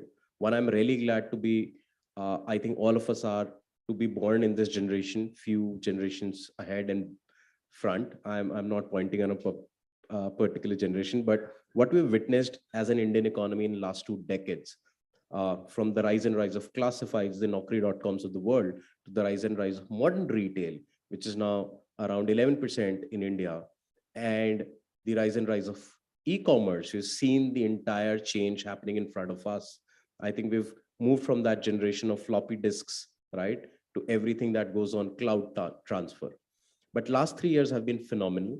And I think that's a very particular lens I look at in building brands of future, whether you are looking at the philosophy of digital, going omnichannel, or building any brand.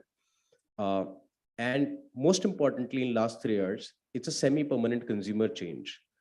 It's like you do something for 21 days and it becomes a habit. We have heard about it, right? But which is the biggest thing we've done in last 2 years? We've been largely homebound. And when you're homebound, I think as consumers, we have undergone a semi-permanent change, saying our top list of what we want from brands has completely changed. And top of it is convenience. I think that's completely unforgiving now, as far as consumers is concerned. They evaluate brands in terms of the convenience that you are willing to go to be able to give a consumer delight, whether you call it disrupting last mile delivery, getting to doorsteps, or more convenience parameters there. Second, trust and authenticity. Also another data point, there's a research, a very popular one from Kantar, which says an average Indian in last 3 years had discovered twice the number of brands he is in last decade. And how did that happen? We went on Instagram and we saw one great coffee from Sleepy Owl. Then there's another advertisement coming from some wild honey being sent D2C to consumers from Uttarakhand. And I think that's been a phenomenal thing from a retail standpoint. For a long time, we've seen retail get democratized, which is largely the monopoly of the erstwhile levers and P&G having their supply chains in kiranas and general trade. But now the micro, small and medium enterprises in India, the 61 million odd, have got an equal opportunity to get their product to the consumers, and we are equally accepting. So convenience, trust and authenticity, I think, are the 3 big pillars. And till the time the consumer value proposition is fairly clear, sharp and precise, and you're addressing a large TAM or total addressable market, you will have your fundamentals right, no matter where you are in your brand journey. You could be a legacy company still going downhill, or you could be building something afresh, be brave and fearless about it. It will still go a long road. Having said that, lastly, I would want to put forth where I strongly believe professionally that the future of retail, and as I've been calling it professionally, is truly phygital. Look at how we are spending time equally in physical and digital worlds. I think I also picked up some call and messaged somebody on the session right away. I'm sure you noticed it. So it's imperative for brands to be dabble in both the worlds. There are certain fundamental things we still have not solved in the Indian ecosystem, and which is a good point. A lot of things needs to be solved, which I leave for you as food for thought. We've seen one of the most remarkable financial inclusions with UPI by volume doing 70%, and that's a digitization journey, which is remarkable. Go to Germany or most parts of Europe, they are still dealing in cash, which is surprising. In India, even the smallest kirana is now accepting a digital payment, and it's so convenient. We've covered a long road, and there's no reason 10 years is not really exciting for us, but there are certain things which still need to be solved. Our banking financial inclusion is still not that great. Is the smaller kirana guy or a GT guy getting his money for working capital easily? No, he does not even get it. He does not have access to formal banking channels or other financial needs, or even the NBFCs. So a large part of MSME gets disqualified. So a large amount of financial innovation in terms of democratizing and facilitating financial needs for the MSME sector is a big fintech disruption I foresee should come. That is one. And finally, as I say, brands converging both in physical and digital worlds. Whether you're Amazon acquiring a Whole Foods, or you're an Alibaba launching something called as the Homa stores, which are the cashless stores in Shanghai, where you walk in, you can scan and pay, and you don't need to carry your products. It gets delivered by the time you're home. It's all saying that as brands would go to the lens of leveraging technology, leveraging everything that we have in terms of our ecosystem levers to only excel in terms of providing unmatched consumer convenience and consumer delight. I see that from that lens. And for me, it's like every day is a day zero, and it's exciting to build new things. Great. Thanks a lot, Harsh. Phygital is the way to go. It certainly is. Over to you, Shivani. Zomato has been very strong in the moment marketing. You have an event and generally creating, actually virality and promoting most of the brand to ride on their own virality. How do you think, in your personal opinion or Zomato's opinion, what is the strategies that you think is very important for creating a resilient brand? Sure. Thank you, Dharmendra. I'll start with how the customers have been evolving, and we need to keep a tap on that. For example, during the COVID times, we see there is a rise in the demand of the packaged foods, the convenience foods, for example, McCain's, which people want to have a taste of some outside item, but then they wanted to cook it at home. There was also a demand of health foods. Organic India, actually, we see that Organic India, there was a rise in the food items as well as vegan food as well. So there were certain trends, there were certain consumers which were moving towards different direction, and that has to be established in the brand communication as well as the brand offering.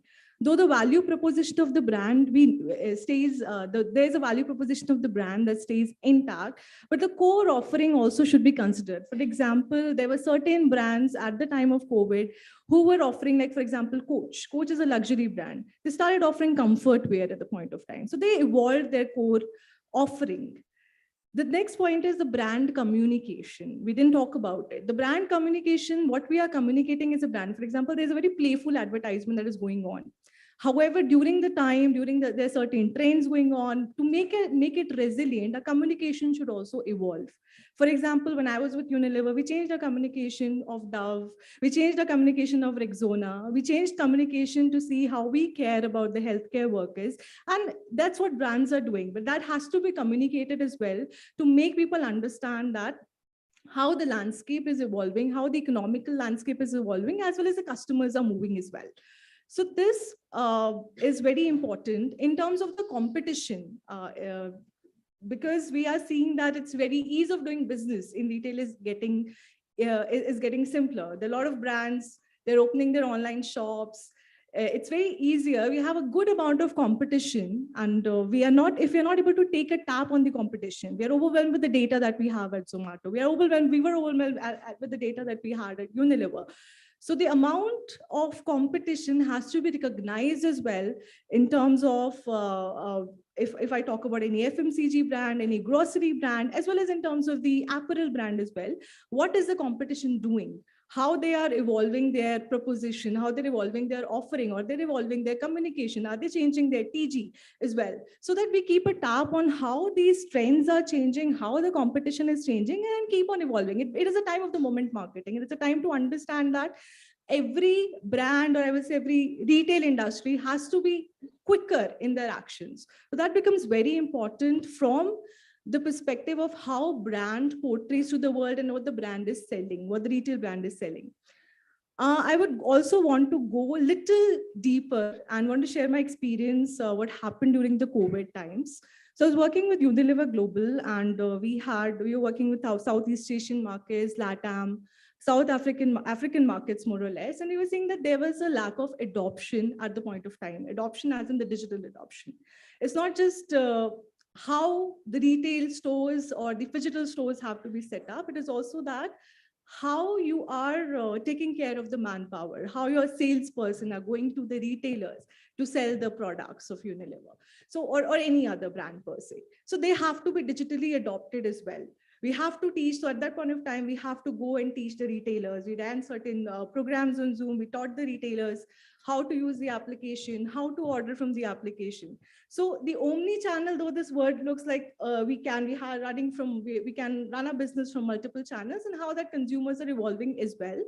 However, this omni-channel also need to take care of the manpower who is working at the back end in the warehouses, who is working at the sales, who is a sales team who's working, going every day onto the shops, selling their products. They should be aware of what all products they should be selling at those outlets. So the entire value chain from procurement to the final supply chain has to be resilient enough. So one of the example I wanted to share for Zomato Hyperpure as well. So there were certain warehouses designed earlier, which we didn't at that point of time consider that there'll be a huge amount of demand. But then that warehouse design was not resilient and we had to revamp it. We had to change our warehouse design. We have to move out of that. The reason being because we were not planned that this was the amount of demand that can come to us in future. So the entire value chain has to be considered in terms of creating a resilient brand, as well as from the front end perspective, from the perspective of how your brand communicates to the audience, as I stated earlier, is also very important. Thank you. Thank you, Shivani. Very detailed insights that we've got on creating strategies for resilient brands. We got legacy, creating a legacy, of the brand, creating community for the brand, creating a omni-channel experience for the brand. We got inputs from Rajesh on creating purpose-driven, innovative, working very strongly on the team, work as a team and creating a team which stays along with you and and creating products and business which is adaptive to the changes in the environment. We also got from Deepak consumption segmentation on product and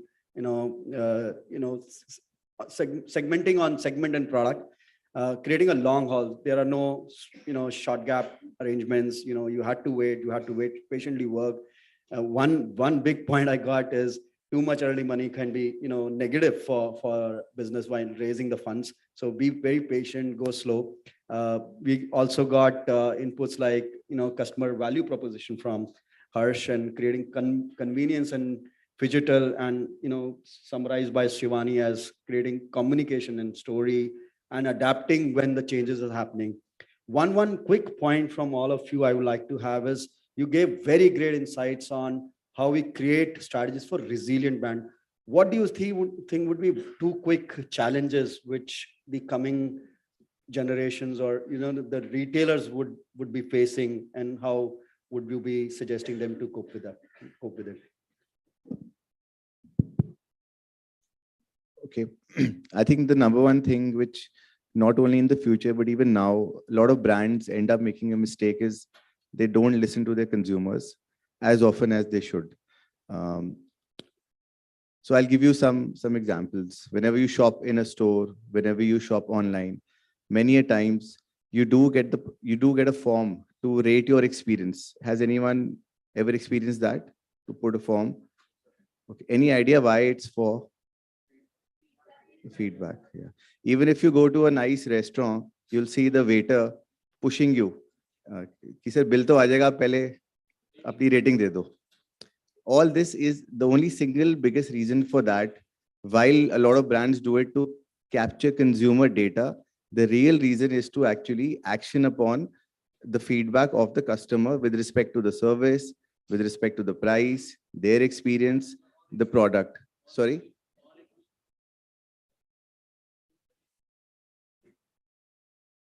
Right. So there's something known as Net Promoter Score. Whenever you fill a form about any brand, which basically means how likely are you as a consumer to promote that product to anyone else. Now, if your Net Promoter Score is, let's say, out of 10, 0, 1, 2, the first step of the brand is to actually analyze why is he saying that. Is there a gap in the product, the price, availability, consumer experience? And there, the action has to be real time. It's not as if you got that information and for a month or 2 months, you're dissecting the information, you're checking the data and not reacting. The first immediate step is to actually talk to the customer and correct the cause of that NPS coming so low. So I'll give you some example. Now we are in an ethnic space. When we launched our brand, it's basically Tarun Tailiani's designer wear for the masses, in a way of speaking. Now, there were certain feedbacks coming from the customer that you don't have enough sizes in XXL, XXXL. Now that's a very basic feedback. As soon as we got that, we got our own production done in our in-house, and we supplied those products in the market. We got feedbacks that your safas, your mojeries are not matching in color. We got feedbacks that when the brides are coming to the stores, they are the people who are actually buying for the groom also. They are matching their dress with the boy's stole or with the boy's sherwani. Now, if you're in your own world and not listening to these feedbacks, you will never be able to design your product, which is actually catering to that customer. So the number one thing is the feedback and how soon can you action upon it. The second thing is any brand is for respect of generating more sales, takes a lot of short-term actions. Now, I've been in the footwear space with Adidas for a long time before this brand.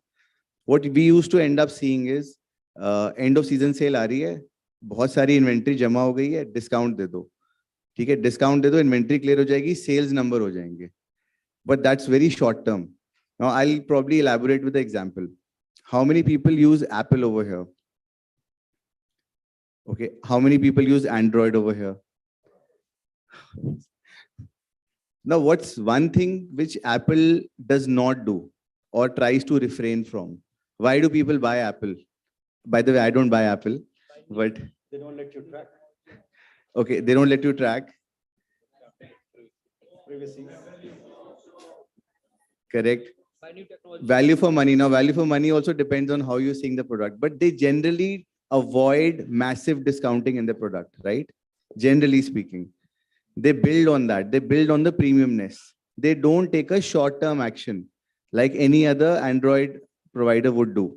Now, while I am also an Android user, I prefer the flexibility of Android, but Apple is very clear that they will not discount. They will take long-term measures, not short-term measures. In a sportswear brand also, I'll give you an example. Have you guys heard of Under Armour? Yeah. Does Under Armour discount? Never. So I've been in Adidas. We discount a lot. Nike discounts. Everybody discounts. Under Armour does not discount. They're very clear. From day one, they will not give that opportunity to a customer. So they are playing the long-term game. Now, there can be more examples, but two broad points I wanted to take home was that listen to your customers, take immediate actions, because whatever you do as a brand, the center of each and every decision is the customer, all of us. The second thing, don't take any short-term measures. I think one point Deepak spoke about, you should be very clear what is your go-to market strategy. For example, if we were not a startup of a very big brand, we would probably not even go offline, because offline means a lot of capex spend. I would simply have just gone online, built my brand over there, and when I had enough money, then I would come offline. So have a clarity of thought on that also. Thank you. Thanks, Dhruv. Deepak, yours is purely digital as a strategy for now, and you're building brands and creating ecosystem around digital only. Creating, data from consumers is much easier. Creating NPS is much higher in comparison to retail. Retail में अगर store manager ने push कर दिया तो भर देंगे, नहीं तो customer can say politely is no, or probably when the staff is busy, they actually they miss out on certain things. One add on to Dhruv's point on creating customer data on NPS and working on it. What's the other thing that you see is challenge and a solution, your solution that you can add on? So just from getting consumer data, so I would struggle to articulate a good place from an offline perspective, because online it is fairly simple. You have multiple tech stacks that allow you to do. In offline that I saw in the US retail market when I used to work with the Fortune 20s, they all typically have ERPs. They have probably 100,000 metrics. Just no one looking at them. I think that's probably the thing. But I think the challenge part, I think from an Indian perspective, broadly, I think is a bit more it's about trust, right? You come back to customer value proposition, as Harshvardhan mentioned out, or I said value proposition, or I think India as a economy is generally a trust deficit country, right? Pretty much every system and process that we build is around that we don't trust the other counterparty. And I think that will be the biggest challenge as the entry barriers to launch brands continues to come down is how many new brands and products will come. Like as an example, let's see, like how many of you have ordered like eggs from one of the online platforms, right? Swiggy or whatever, right? How many of you use Instacart to order eggs and they've come rotten? How many times have you ordered bananas that have come aadhe kache, right? How many times have you ordered on Flipkart or Amazon and the product is not what it seems like? So there is a proliferation of labels, and the biggest challenge I feel is that we don't do disservice to consumers by providing, and there are not enough players in the market that do disservice by taking their trust away, because trust once lost is what basically vanishes marketplaces also. Like Amazon is Amazon because Amazon is globally trusted, and no matter which part of the world you will go where Amazon is prevalent, you will get the exact same service and whatever you expect it to give, right? If you are buying Louis Vuitton, no matter which part of the world you will go, you will get what you ask for exactly at that same piece. So that trust part, I think, will be the biggest challenge that I foresee in the next decade for us. How we build trust with our brands and our brands deliver to that trust consistently. The second, I think the biggest challenge I think will be, is manufacturing. And that's where I think the trust originates a little bit, but a big part is, do we have the right processes, upskilling manpower? Are we able to produce at the advantage in terms of designs or specifications or quality that caters to whatever target segment, whether you're no frills target segment where you don't want consumer experience, aap sasta se tikau ja rahe ho, or you're going for the most premium, but the manufacturing cycle, the manufacturing of products and assortment, because Indian consumers are now aspirational, right? The per capita income is going to go from $2,000 to $5,000 in the next 10 years, which means 80% of the money is going to go towards discretionary spend, not on food products. So that means that is the amount of manufacturing capability you need in India consistently to serve somewhere around, let's say, 40 to 50 million people, right, who will be looking for quality products. So I think that's probably the second bottleneck we have to solve. So again, just to summarize, I think first is trust. We have to, as a culture, become trustworthy and operate with ethics and give good products and products be what we tell they are, and services in every aspect of way. And secondly, we have to get our manufacturing in order. And obviously, there are many other things around supply chain. Everything else has to work, but I think these two are probably the biggest bottlenecks that can trip us up, if you will. So what I understand is manufacturing a product which is trustworthy and you are delivering what you're promising. So manufacturing a product is one piece. And second is selling it as it and telling it as it is, right? Yes. Not buying a 5 rupee lipstick from a Sarojini Nagar market or a Safar Gadar market and go on Amazon, sell it for 500 rupees in a nice packaging, right? That's very common. And endorsed by a celebrity. And endorsed by an influencer who has no credibility, right? I mean, India is probably the only place where actors are the influencers and people believe in actors, right? No other part of the world do actors have any standing besides acting, right? So it's like, so you have to say, if it's a sasta and cheap and take-out product, it has to be sold like that. The customer expectation has to match the product you're delivering. And that's where the trust comes in. And that's where I feel is the biggest trip apart. Like I've had experiences, I go to these great A2 companies, A2 milk, and I order the milk and the milk stinks and I've stopped buying A2 milk now altogether. I've stopped buying grocery online. I just go, I have my Wednesday morning, Monday morning, Sunday morning grocery routes at 6 p.m. I go to the local mandi and I buy it and handpick my stuff because everything that I buy online is just crap, right? So that trust delivery of matching the consumer expectation, no matter what segment it is, it has to match.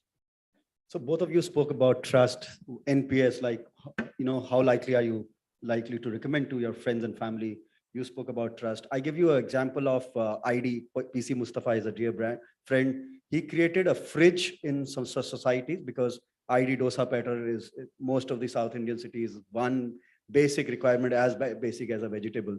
So, and they could have imported a vending machine or created vending machines, but that could have took longer time. So they just created fridge, put the batters there, and put a QR code on the fridge. You pay, you open the product, you pay, and then you can leave. In some societies, they started realizing the amount of product being sold or taken out from the fridge and amount of money collection not matching. He said, leave it, let it refill to the line. They started getting emails from customer apologizing. We didn't realize where is the QR. We didn't realize our QR was not working. So we kept the cash and next time with the note that cash is there in the envelope. Next time you collect it. And they were overwhelmed with when you trust somebody, the customers also trusting back to you. So give trust and you'll get the trust. So that's very good point from both of you. Harsh? I'll just, sorry, Yeah, give sorry. like 3 quick examples on that, right? If you think about, I don't know how many of you saw this movie called Paranormal Activity. Uska game dekha hai, matlab, that movie had $0 marketing spend. A great product will sell itself. कुछ करने की जरूरत नहीं है. हल्दीराम की कभी advertising देखी है, मार्केटिंग देखी है कहीं पे? 20 साल से बेच रहा है, consistently बेच रहा है. फरीदाबाद से शुरू हुआ, मथुरा रोड गया. They've kept on going, they've expanded. So if you have a great product and you will sell continuously, वो बिकेगा, right? Just not at the speed that you imagine you want it to be. You can't be a billionaire in 3 years. Let's say if that's what your aspiration is. So, but that's the example, like Paranormal Activity hai, Haldiram hai. There are many such examples. DMart hai, 3M, which is like consumer global top 10 companies of the world. You'll never see 3M ki marketing ever, right? It's an industrial and home product. Newell Rubbermaids, right? We copy from them, like Newell Rubbermaids, you'll never see in advertising. It's world's global top 10 consumer CPG companies, right? So product, trust, value prop, right? And if you have the supply chain में India में सबसे weak point, in my opinion, is manufacturing. Consistent manufacturing. कई बार आपके manufacturers ही आपको तोड़ देते हैं basically. Yeah. Harsh, your quick points on how, what challenges and what is the solutions around those challenges? Didn't I tell you grocery is a difficult business? We heard the A to milk story. But we'll try serving you from Nature's Basket. Let's see how your feedback is. I think more than the challenges, I think, yes, it's been very nicely articulated as an economy, both from the business side, as consumers, we are an up curve, right? We're evolving fast. Though our journey is largely checkered, as I mentioned, we may be really feeling on a lot of things. We're not product centric. A lot of times we are not consumer centric, but as an economy, we are selling centric. I think that gets ingrained in our society. And you could recall that statement when you were small and somebody said, Sharma ji ki ladke ko dekho roj first aata hai. That's service selling. So we are born up like as a service selling economy. So that goes on. But I think the biggest challenges I foresee that should be solved. One, as I had mentioned it, solving for a great banking inclusion or credit inclusion for the MSMEs is one big thing. I think we're missing one big loop on cross-border trade. I see next 10 years having two major tailwinds. One, everybody in the world has a FOMO, saying India is the biggest market. How is it possible that our products are not sold in that geography? And that would also go and complement with a reverse brain drain. Let's not be surprised if somebody in your office and majority population is an expat and your neighbors are expats, right? Being one of the most booming economies, you will see a reverse brain drain from all sides. And that's a big tailwind. The second is more Indian brands going to become MNCs. Yes, it is happening right now. You go to Europe and you'll see Suzuki's and Tatas being driven there, right? In a large part of European economies also. But more so, this will be exacerbated to say more Indian brands will try and become MNC. And hence the moat for a true cross-border solution, which starts from disrupting not just every part of the supply chain, but also solves for targeting and creating a value proposition for the global consumer is something that I see is a next big opportunity. So I think the question was more on challenges, but each of these challenges which I see are opportunities to me, which are there up for grabs as the next big disruptions, the next big, I don't know, unicorns is a passe as a word. There we need to get another word there. They are decacorns maybe, yeah, but let me call it global corns, right? Who are disrupting, and we've seen great examples with SaaS disruption of late, right? Homegrown players like Freshworks, etc., doing that. Having said that, the other wave, which I call the hype cycle, again, that's an opportunity area. And we would see much more disruption in the space of MarTech. I think traditional advertising is being disrupted as we talk, but more towards deeper analytics, precision marketing, very targeted media approach, which is consumer centric, I think those SaaS models will keep on disrupting, and we'll see that in terms of how consumers get connected. And that's the conduit between brands and consumers. That will be a layer that will come in. And I'm hoping that it gets solved. We see more meta players coming in that construct. And that's about it. Lastly, one challenge which I believe in India is it's not a challenge on the business side. I think as a society, we should be more accepting of entrepreneurs.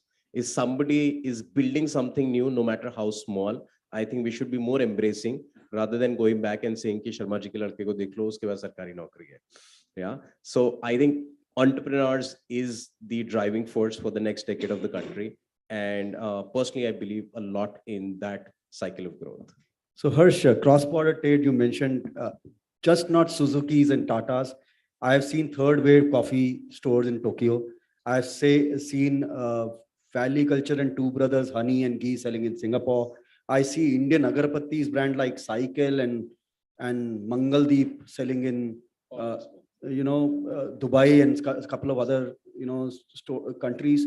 So there is lots and lots of brand. We are in a situation what China was in 2000, 2003, 4, 5, where they were being termed as factories of the world. There is anti-China sentiment. People are manufacturing in India who are an Indian brand. They're not going to China as of now. And an international brand, I've been in a manufacturing unit where we used to manufacture for ASICS, Adidas, Bata, Nike, in SSI retail, and all these brands are moving away or not moving away purely right now, but they're growing their manufacturing base more and more in India. That's the opportunity also available for the retailers and businesses. Do production in-house and take your brand global. You want to add, Deepak, something? Yeah, so cross-border trade, actually, I mean, that's like my home, right? So I think that is, it's not a challenge. I think it's probably the largest opportunity in front of like Indian brands, manufacturing per se, whatever you might call it. Like today, less than 0.5% of our exports are what I would call business to consumer. And I think in my offline conversations, I was just talking right before I started Wofy, I looked at the growth of Chinese B2B exports, or look at Japanese B2B exports, or Korean. And if you put that on the chart in parallel with the rise of their brands, what you see is as their brands rise, their exports, B2B exports also catapult. Now, I'm not sure if it's causation, but there's definitely a correlation, because you start becoming the more your consumers get directly an Indian product, the more you're building an Indian perception of a good brand, whatever that brand may be falling, which means your B2B exports, right? That's a very virtuous cycle. And I think there are some examples that you're giving, I think, but India is still at the infancy of trying to go global, right? I mean, you won't find anyone mentioning an iconic Indian brand. If you go outside of India, probably most of them will know of none of them, right? They probably will know of Tata because they bought an acquisition or something, right? Jaguar will never be sold under Tata brand name. Jaguar sells in Jaguar. So I think that's probably the biggest, right? We have to get this 0.5% to about 20% plus exports in the next 10 years have to be B2C, because that drives that $1 trillion to $5 trillion export jump drives on a perception of Indian products that comes from consumers needing and wanting and asking for them. I mean, if you ever buy a skincare product, if it's a Korean product and you don't know the brand, you'll say, oh, it's probably a good product. It's Japanese and Korean. You get an electronic appliance from Taiwan or Singapore or Japan, you'll say, oh, it's good, even if you don't know the brand, right? Even if you don't know the specification, that's a perception that B2C exports and cross-border brands facilitate, and that's what drives a very virtuous cycle.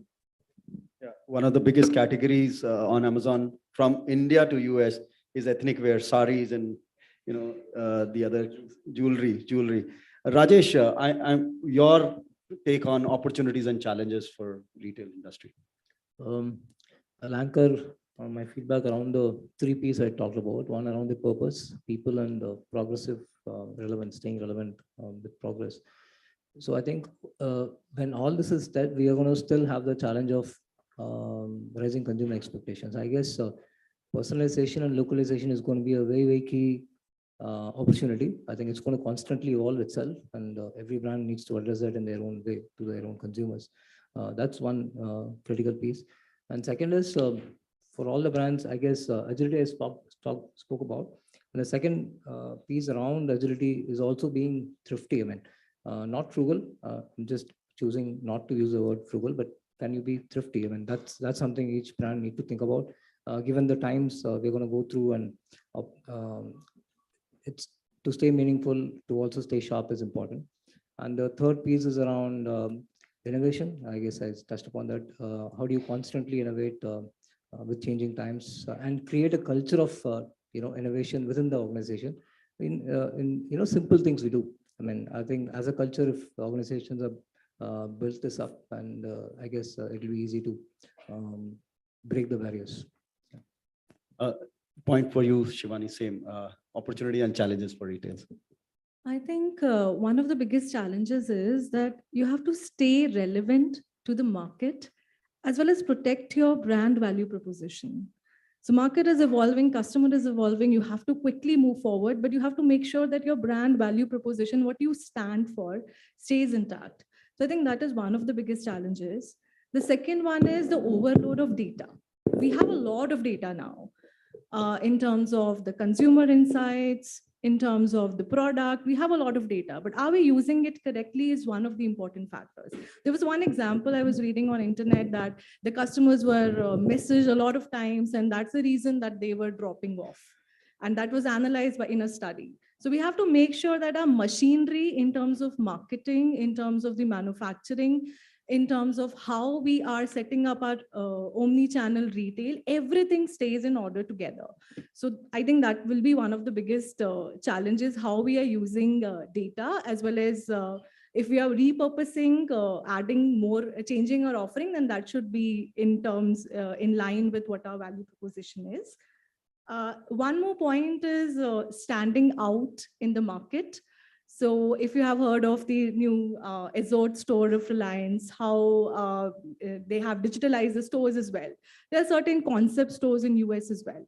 So how you can make sure that you can stand out in the market, because the competition is evolving as well as alongside you. So keeping an eye on the competition is also, and also standing out, making sure our offering or even how we portray ourselves to the market also gets updated time to time. That's it. Thank you. Azorte is a very good example. I think everyone must visit the truly, digital kind of a store where the AI senses what's the right size, what would be your preference. The AI orders the sales staff while you are in the trial room, whether you will be needing the next product or next size. So it's very AI driven store. You should, the AI is not the topic, but then, you can work on, if you are interested in AI in retail happening. So Azorte is one good example. Thanks, Shivani, for highlighting. So over to students and, listeners here. We'll open the forum for 3 quick questions, and, you guys can ask your question, raise your hand, the mic will come to you. We all will be here around, so I think our time is up. So we'll take 3 questions. Yeah, so my first question is specific to as entrepreneurship. Like, I have to become entrepreneurship. What are the challenges I have to face in India continent and also? So I think Deepak, you help a lot of entrepreneurs. He is an investor and he's helping entrepreneurs as well. So why don't you? I was an investor before I became an entrepreneur. Now I am also looking for investors. So that's the first answer, right? So think of it. आपने school में थे, आपने sports खेला कभी? कौन सा खेलते थे? Cricket and football. So जब खेलना शुरू करोगे तो बहुत डिफिकल्ट लगता होगा, right? सॉकर के समझ नहीं आता, right? So entrepreneurship is like that, right? It is very, like anything else. I think it's very, very difficult in the beginning, and it is nothing like you imagine it will be, right? कोई नहीं explain कर सकता, because every person's journey will be unique, right? So you may get very lucky early on, right? You may get not lucky for the next 10 years, right? I mean, I think it's Mama Earth as an example journey, right? Where they went for many years without even getting funded. And 2019, they suddenly had a slight pickup in COVID, right? Pre-COVID, and then they got really picked up, right? So I think a lot about entrepreneurship, and it applies, I think, to non-entrepreneurial journeys as well. It is about surface area increasing your probability to be lucky, right? 80%, 90% of success is about luck. So 10% आपके control में है, that is about how do I increase the surface area of my luck. So how do I, the longer your life, the longer your startup survives. So first thing always in a startup is, like, I am of the school of believing in unit economics, right? So we actually don't believe any company that is not making marginal profitability has even PMF. PMF is product market fit, right? केवल सामान बेचना is not equal to product market fit. Product market fit है कि आप अपना सामान profitability बेच सकते हो. जब तक profitability नहीं बेच पा रहे, that is not PMF, right? That is our definition, I think, and I'm redefining it in a way, right? So be profitable, be frugal. Frugal matlab you will actually, in your age, I think it's fairly, when I was your age, it would have been easier for me for a startup, right? Because now I'm used to living in a life in a certain manner of speaking, and to give all of that to launch a startup. So the challenges are different for everyone's journey. Fourth thing, I think the challenge is unit economics, focus, and probability. So the longer your startup survives, the longer you have the probability of success, right? 2 दिन चल के क्या पता तीसरे दिन investor मिल गया, 2 साल चल के क्या पता तीसरे साल इन्वेस्टर मिल जाएगा, 4 साल चल के क्या पता, then you'll get your big jump in terms of sales, right? So increase your length of probability. And third thing is, do not be afraid to change, right? Be a politician. Like आपने जब start की, so you may have had certain hypotheses, certain thought processes कि मैं इसलिए शुरू कर रहा हूँ, शायद ये value prop है. But make sure you evolve rapidly over the first 3 months, 4-6 months. It may actually happen your first 5 crores of revenue will not be the same value proposition that will come the next 20 crores of revenue, right? I think someone gave the example of Coach. Coach hai, Michael Kors hai. Michael Kors was an everyday mass premium brand, which is now positioning itself as a luxury brand, trying to meet with Louis Vuitton, right? So you'll evolve. So don't be afraid to go back and learn and accept a mistake and keep learning and keep evolving very rapidly. But it'll be a lot tougher than whatever you think you have done, right? Let's put it that way. Hello, everyone. My name is Jatin Parashar, and I want to know what are the reasons why new age retail companies, which are prominent enough and have a decent market share, are ended up by the acquisition. Like we talk about Sabyasachi, which is acquired by ABFRL, and Netmeds also, which is a prominent and decent market share in pharma sector, acquired by the Reliance. So what are the reasons? It's sustaining themselves is your business. It's tough. So he may not be able to answer because it's his own company. So I don't know. So I'm not I'll talking about give a only about generic. ABFRL. I'll You not can talk take about example of ABFRL or Sabyasachi, but many a times, once you've reached a certain scale. So let's talk about any company listed in the stock market. You all hear about IPOs, right? IPO आ गया इसका, हमने try किया, हमें मिला नहीं. Why do companies have a IPO?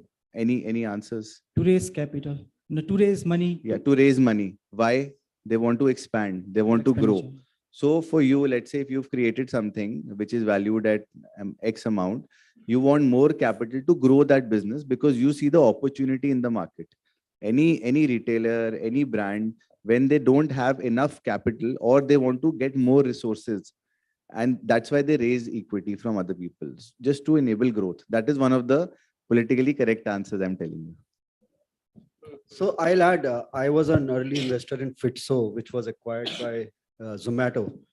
It was a different company altogether when they started, and then they became something else. And then the avatar that you see, they kept on evolving and evolving and evolving, and then became a marketplace to start a sports and games.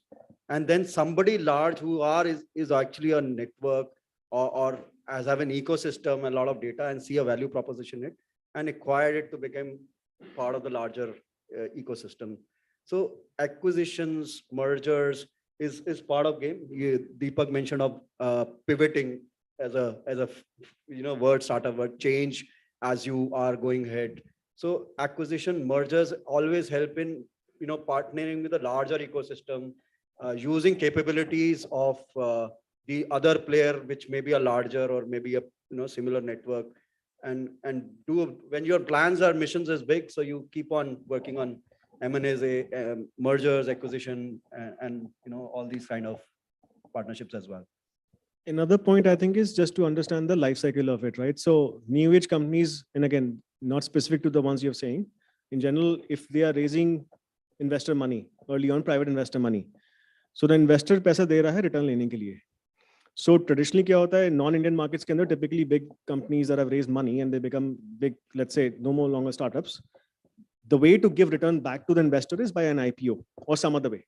So a lot of these companies have to go through an acquisition route because the IPOs are not they don't have the economics or the business financials to go for an IPO. And we've seen some of the IPOs that have happened in the recent Indian startups and how they've ended up, right? Because the financials are not there, the business unit economics are not there. So M&A is an easier route to return some money to the investor. So and VCs are like 8-9 year term cycles, right? So 8-9 साल में पैसा निकालना है उनको अपना वापस, right? So that's probably one reason. Second common reason in new age startups is running out of money. Right, a lot of these acquisitions happen because the company has burned too much money and they're still not making marginal cash flow. कितने बड़े होते जा रहे हो, but अगर पैसा हर next 100 crore के ऊपर अगर आप 5 करोड़ कम लॉस नहीं कर रहे, अगर लॉस भी बढ़ते जा रहे हैं इक्वली, तो कहीं ना कहीं तो जाके किसी के पास तो झोली फैलानी पड़ेगी ना.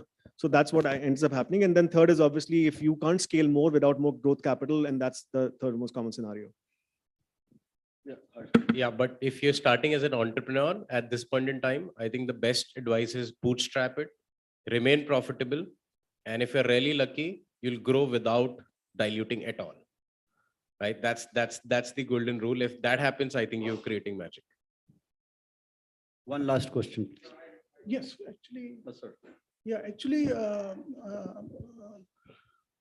I've been hearing from the morning, so I just take a cue from whatever discussions we are having since morning, since the inaugural session. So actually, nobody is here from the pharma sector. Actually, I feel that retailing products and services, it is I mean, 50% of the issues are common across subsectors of retailing, and 50% are maybe sector specific as well. So in the pharma sector, actually, both online and offline channels are there, like 1mg, Apollo Pharmacy, Pharmacy is purely online, and while 1mg and Apollo Pharmacy are both online as well as offline. So basically there are 3 channels, like one is purely online, purely offline, and one is phygital, mix of online and offline in the same product service segment. So I feel that actually India is a very price sensitive market. So in the pharma, actually, if I go to the 1mg store, now I'll get 10% discount if I go physically, and of same 1mg, if I buy online, it is 25% discount. So they say because they offline, online, they get the benefit of economies of scale because they don't have to do the capex for maintaining the offline stores. So I mean, the price for the same product or service for the from the same company, same brand is different. 10% discount on if I go physically, and 25% if I go online in the pharma sector, particularly in the pharma. Same is the scenario with the electronics also, like Reliance Digital, Chroma and Vijay Sales. They are both online and offline. So if I go to the Chroma store physically, they will give one price, and if I go online, they will give another price, lesser price online. So I mean, actually, as a consumer, I fail to see the logic, because I feel that if I go physically, your question is on logic. I don't know. If I go physically, I am getting a higher price, and if I go, So your point is very valid. I think one, in India, we are going through a checkered strategic thought even at the top, right? As brands, as companies, a lot of times you're caught by FOMO saying, if you're offline brand, let's do something in an online. We have not developed conceptualized business as single view of consumer, right? So things like that happen. The other reason, which is actually the real reason why you see that, we're all major startups that you're naming, 1mg, etc., without anything in particular. It's an acquisition story. When you want to acquire customers, you want to incentivize on certain channels rather than the offline, believing that that's the growth story you're building for a whole lot of stakeholders, including investors, etc. But having said that, we've seen the real thing. We've seen the prices of Uber when it was 4 years, 5 years down the line. I'm sure we've traveled with Uber car drivers, and every time you start a conversation with them, they say ki sir ab to dhanda down ho gaya dheere dheere. And that's because that cycle of incentivization, giving back to consumers or drivers or ecosystem partners, that has to dwindle down over a period of time. And as I think what Deepak mentioned, unit economics prevails in the end. So आपको दिखेगा कि शुरू में discount है, some people may sustain, but it's not really sustainable in the long term. Unit economics prevails. In the end, in steady state, everything converges. Great brands would have single view of pricing. If you see Walmart, whether it is curbside pickup or buy online, pickup in store, any kind of omni-channel implementation, they would have a very single and very equal treatment across channels. And that's important as we grow as brands, especially after a stage, that if to keep growing a trusted omni-channel brand, you have to maintain the sanity of pricing, sourcing, returns, and every part of the supply chain strategy, including the fact that both the channels should really interact and engage with each other. So I hope that helps. Any more things you want to add? I'll just add to Harsh. I think India's segment-wise maturity of the market is evolving. You know, it's, as you rightly pointed out, some segments are kind of gone online and trying to understand that segment. I guess it's going to be just a matter of time. I don't think it's going to be a rule of business. Maturity will happen, and the examples like Walmart, all that is going to transform into India. And some of the industries are very consciously moving towards single view of consumers. For example, we at Blackberries, we are trying to see how we can have or digital as an extension of the brand, not a sales channel itself, right? So this is going to take some time. It's going to be a combination of investment to extending the brand purpose to what we want to do, etc. I guess it's just a matter of time, and what we are seeing currently is a very nascent stage of the evolution of a particular segment. Thank you, everyone. I think we wrap for the day. That the speakers would be around. You can have a chat with them and have more questions if you are. You can follow them on LinkedIn and you can answer your queries there as well. Thank you so much for this invigorating session. Now, I would like to request Mr. Mohit Luthra and Dr. Pooja Jain, Director GIMS, to kindly felicitate our moderator and panelists with mementos.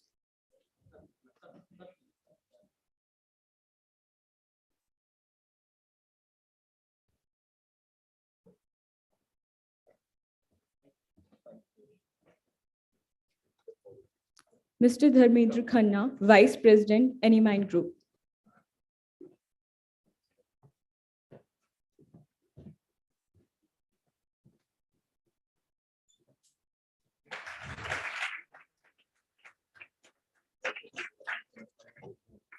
Mr. Dhruv Kaura, Chief Operating Officer, Aditya Birla Fashion and Retail Limited.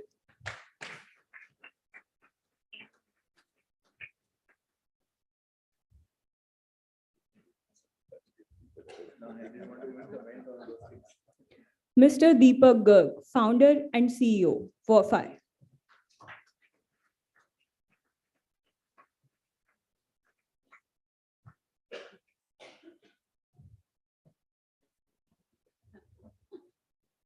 Mr. Harshvardhan Chauhan, Vice President, Chief Marketing, Omni-Channel Officer, Spence Retail.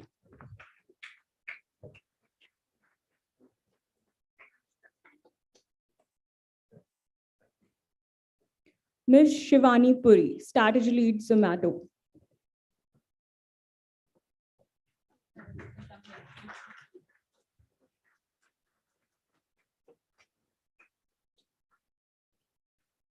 Mr. Rajesh Sethuraman, Vice President, Brand Experience, Blackberries.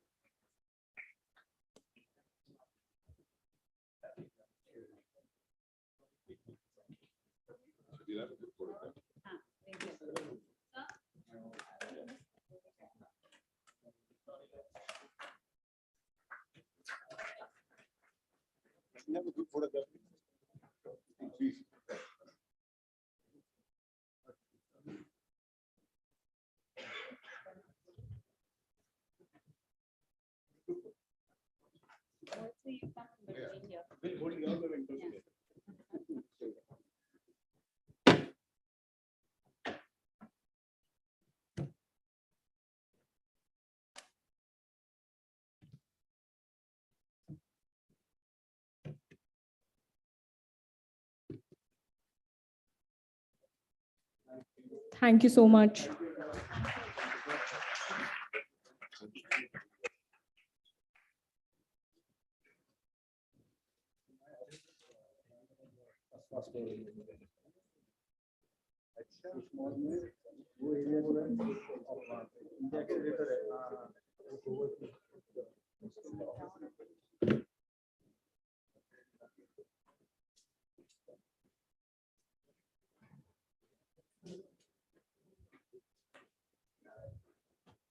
Now, I would like to call upon Ms. Sonia to initiate the second technical session.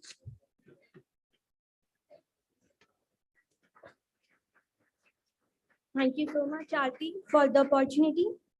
From customer is the king to king is the customer has given an all different meaning to D2C brands, which we will emphasize in the second technical session of the day, which is based on rise of D2C brands, disruptions, and opportunities in retail.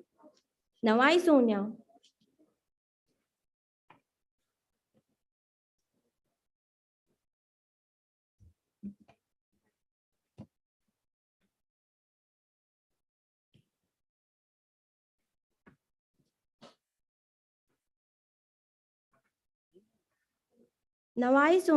would like to introduce the session moderator, Mr. Ashish Rathi, Director, KPMG India. Mr. Ashish is a director at KPMG with over 12 years of experience in proficiently assisting prominent consumer market and retail corporation throughout India, Middle East, UK, and Southeast Asia. He is an enterprise architect and his expertise lies in strategic facilitation of digital-led front office transformation with immense focus on customer experience transformation, D2C, customer data platform, brand loyalty, retailer level trade promotions, service quality, and data-driven decision-making, ultimately culminating in augmented return of investment. Now I would request Mr. Ashish Rathi to step up on the stage and lead the proceeding of the session.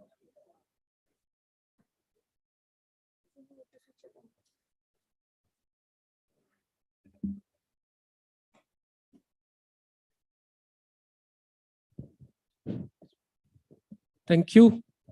Good afternoon, everyone. How's the Josh? Great.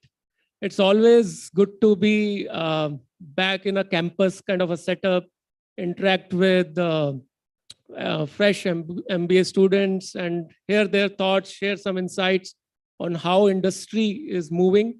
So with that, my name is Ashish Rathi. I'm a director in KPMG's digital strategy and transformation practice. Been in the firm for more than 8.5 years now. Before that, I was also part of one of the campuses, just sitting like you, waiting for a lot of sessions used to happen and then placements and everything. So I can totally connect with you and happy to be here. Now I will like to introduce my panelists in no particular order. Can I please call on stage Mr. Amit Arora, CIO SHR Lifestyles Private Limited. Mr. Amit is driven by a passion for sustainable growth, excels in developing strategies that optimize operations, align IT with business objectives. His expertise encompasses retail technology, enterprise scale automation, and digital transformation. With over 20 years of experience, he is widely recognized in the retail industry for his strategic acumen, which has propelled numerous brands to great success. His most recent achievement is exemplified by his role at Shree, where he has transformed the brand into a retail powerhouse with over 110 stores across India and abroad. Can we have a quick round of applause? Next, I would request Mr. Anurag Srivastav, founder and CEO, Mad Over Print. He serves as the CEO and director of Mad Over Print Private Limited, bringing a strong educational foundation with dual post-graduation degrees from Delhi University and IP University. He leads the company's successful venture in pop culture merchandise, strategically positioning it across major platforms like Bewakoof.com, Amazon, Flipkart, Myntra, and Agio. Recognized as a 30 under 30 rising entrepreneur by Business World, his leadership has garnered recognition under the Startup India policy, overseeing a skilled team in 2 Noida offices. The brand achieved distinction as the streetwear brand of the year through the APAC Business Awards and has been prominently featured in media outlets. A pioneering partnership with Blinkit for 10-minute apparel delivery underscores his dedication to innovation, solidifying the brand's position as a market leader. Can we have another round of applause, please? Thank you. Now I would request Ms. Jisha Sharma, co-founder and CEO, Style by Vida. She is a curious and visionary individual with a strong track record of leading global teams, tackling intricate challenges, redefining intricate processes, and creating innovative products. With a rich 2-decade work history, she is an expert in the realms of product and artificial intelligence, deeply entrenched in the fashion and styling sector. Currently, she is diligently working on her own dream venture, demonstrating her passion for entrepreneur pursuits and her commitment to making her mark in the industry. Can we have another round of applause? Thank you. Last but not the least, can we please request Ms. Vrinda Narang, investor and fractional CMO, D2C brands. She is a seasoned marketing and customer growth specialist with over 18 years of experience in various digital business settings. Her background spans across digital agencies, brands, and consulting firms. Notably, she played a significant role at KPMG's management consulting practice, leading marketing and CX projects for diverse clients. She is also an entrepreneur, co-founding the Fresh Needs, a packaged food brand. Currently, she operates as an independent business growth consultant and fractional CMO, assisting D2C brands in crafting and executing effective marketing strategies.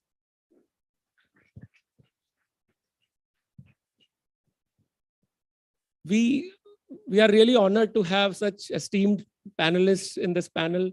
And the topic for this session is Rise of D2C Brands. So consumers, specifically in India, have never been so evolved. The new age Indian consumer, the Gen Zs and even more recent generations, they want instant gratification, right? And they want personalized products, personalized services. They want convenience. They want that experience that needs to come from brands. And that's what has set up a stage for a lot of D2C brands, which is direct to consumer brands, to come up and establish these engaging relationships with Gen Z consumers. So with this context, we will be hearing from our panelists on how has D2C evolved so far and how it's headed now over the next few years. So with that, maybe I'll just request if we can go around the table and have introduction anyways is done, but anything interesting you want to highlight and maybe just opening thoughts about the topic. So Vinda.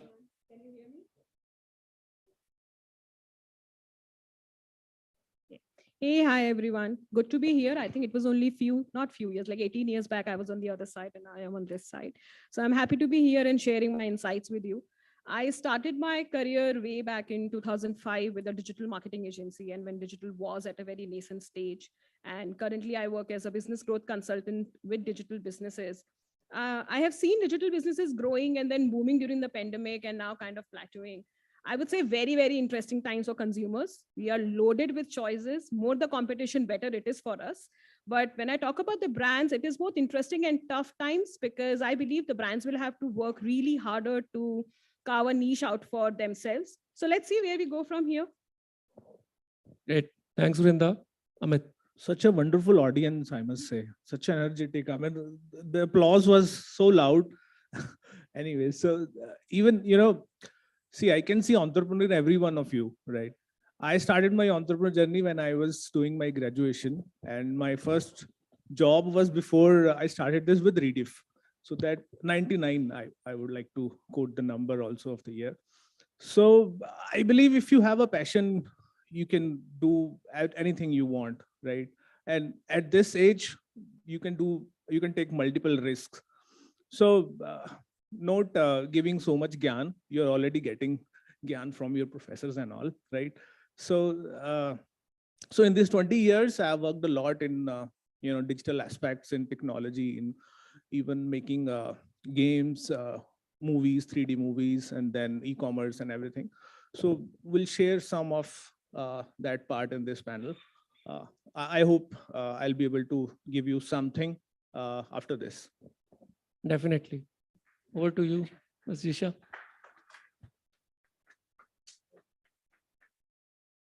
So I come with, as Ashish introduced, 20 years of industry experience, primarily in tech, artificial intelligence, specifically last 9 years.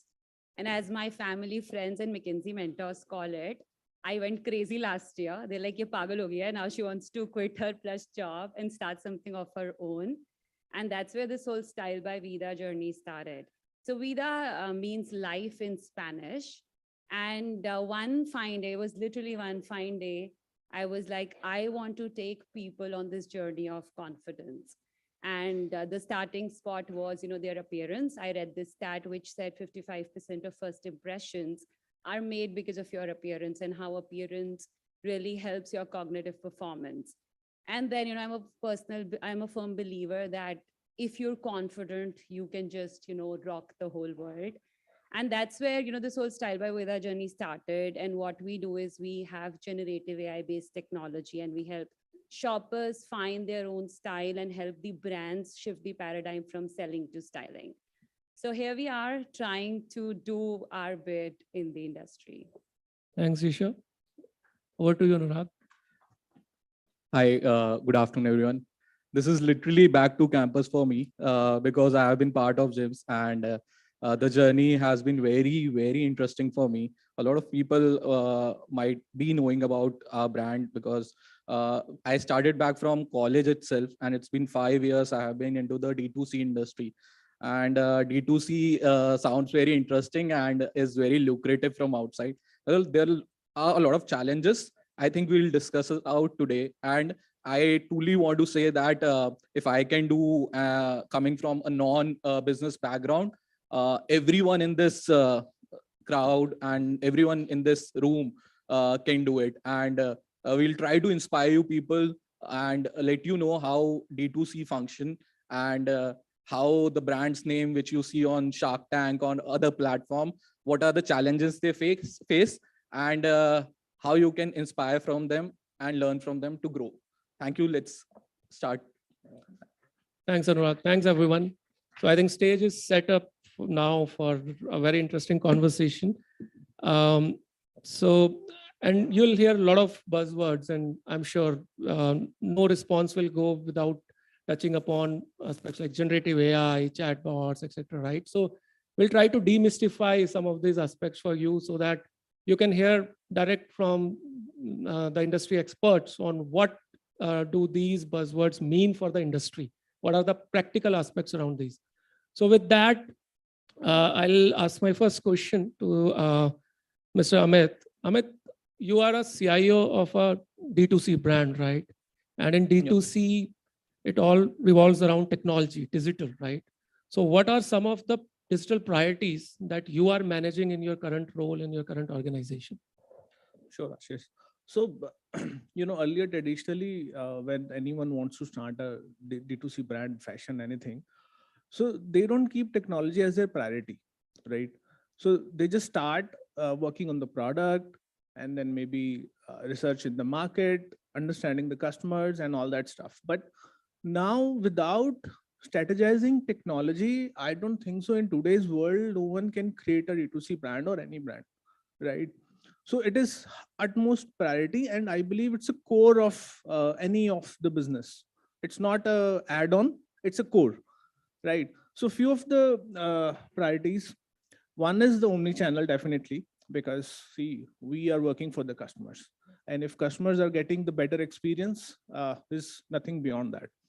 So we are prioritizing that in terms of giving the best experience. Even the customer wants to shop on the Instagram, on the mobile app, on Facebook, on the e-commerce or retail store, anywhere. So customers should have a seamless journey. So that is one of the priority. Apart from that, so we are working on ARS, which is auto replenishment engine, wherein we are prioritizing that what stock needs to be sent where, because this is so much manual, setting up macros, or it's not ki mere 100 stores and I can just simply send 1000 pieces at each and every store. No, So you need to prioritize based on the geographical conditions, based on the customer demands, based on the sales. So all these algorithms are put in one system wherein the AI is suggesting that we should send 956 pieces to store A, 546 to store B, and maybe going forward for the next season, you need to plan another 1 lakh pieces for new 50 stores, say, right? So this is something which we are working upon, and it's maturing. We have not matured the system yet. We are working on it. It's our one of the high priority. It can save a lot of wastage in terms of inventory, which is, nowadays, I don't know if you're aware that 90 million tons of the e-waste going to the trash for all in the fashion industry across, 90 million tons. It's something. So it could be one of our step towards the sustainability. We can lower down our wastage, and obviously it can increase the profits. So this is something we're working upon, and there are a lot of other digital automations are happening in-house, wherein the automation in terms of productivity, what we can add in terms of for example, a simple store visit app we have launched, wherein whomsoever is going to the store, you just need to fill few of the things, click the pictures within the app, a small form. And I mean, I don't think so I've spent a 1 rupee on that form. It's a Google form I've integrated with Jot forms, low code, no code platforms. Yeah. These kind of things you guys should learn, because money is something when you start your entrepreneurial journey, you need to, that's the first priority. Even Steve Jobs, I've just looking at one of the quotes that you need to save money till you start making money. Right. So I believe these low code, no code platforms are helping brands a lot. Even you can create a new low code, no code platform on your own. You guys are at such stage, right? So we are using a lot of them. And apart from them, there are things like trends in terms of what social emotions are coming out about any kind of silhouettes, any kind of dresses. So even Google Data Vision, and there are a lot of things which are coming up in the market. We have started using it. We used to work with only WGSN to get the trend forecast, but now it is with AI, there are a lot of things which are helping brands to do a lot of stuff. Great. I think that's really great response. So, and one quote that I will leave behind with is basically you have to save money before start making money, specifically in an entrepreneur journey. So with that, maybe Mr. Anurag, the next question is to you. So you are a founder of a D2C brand, right?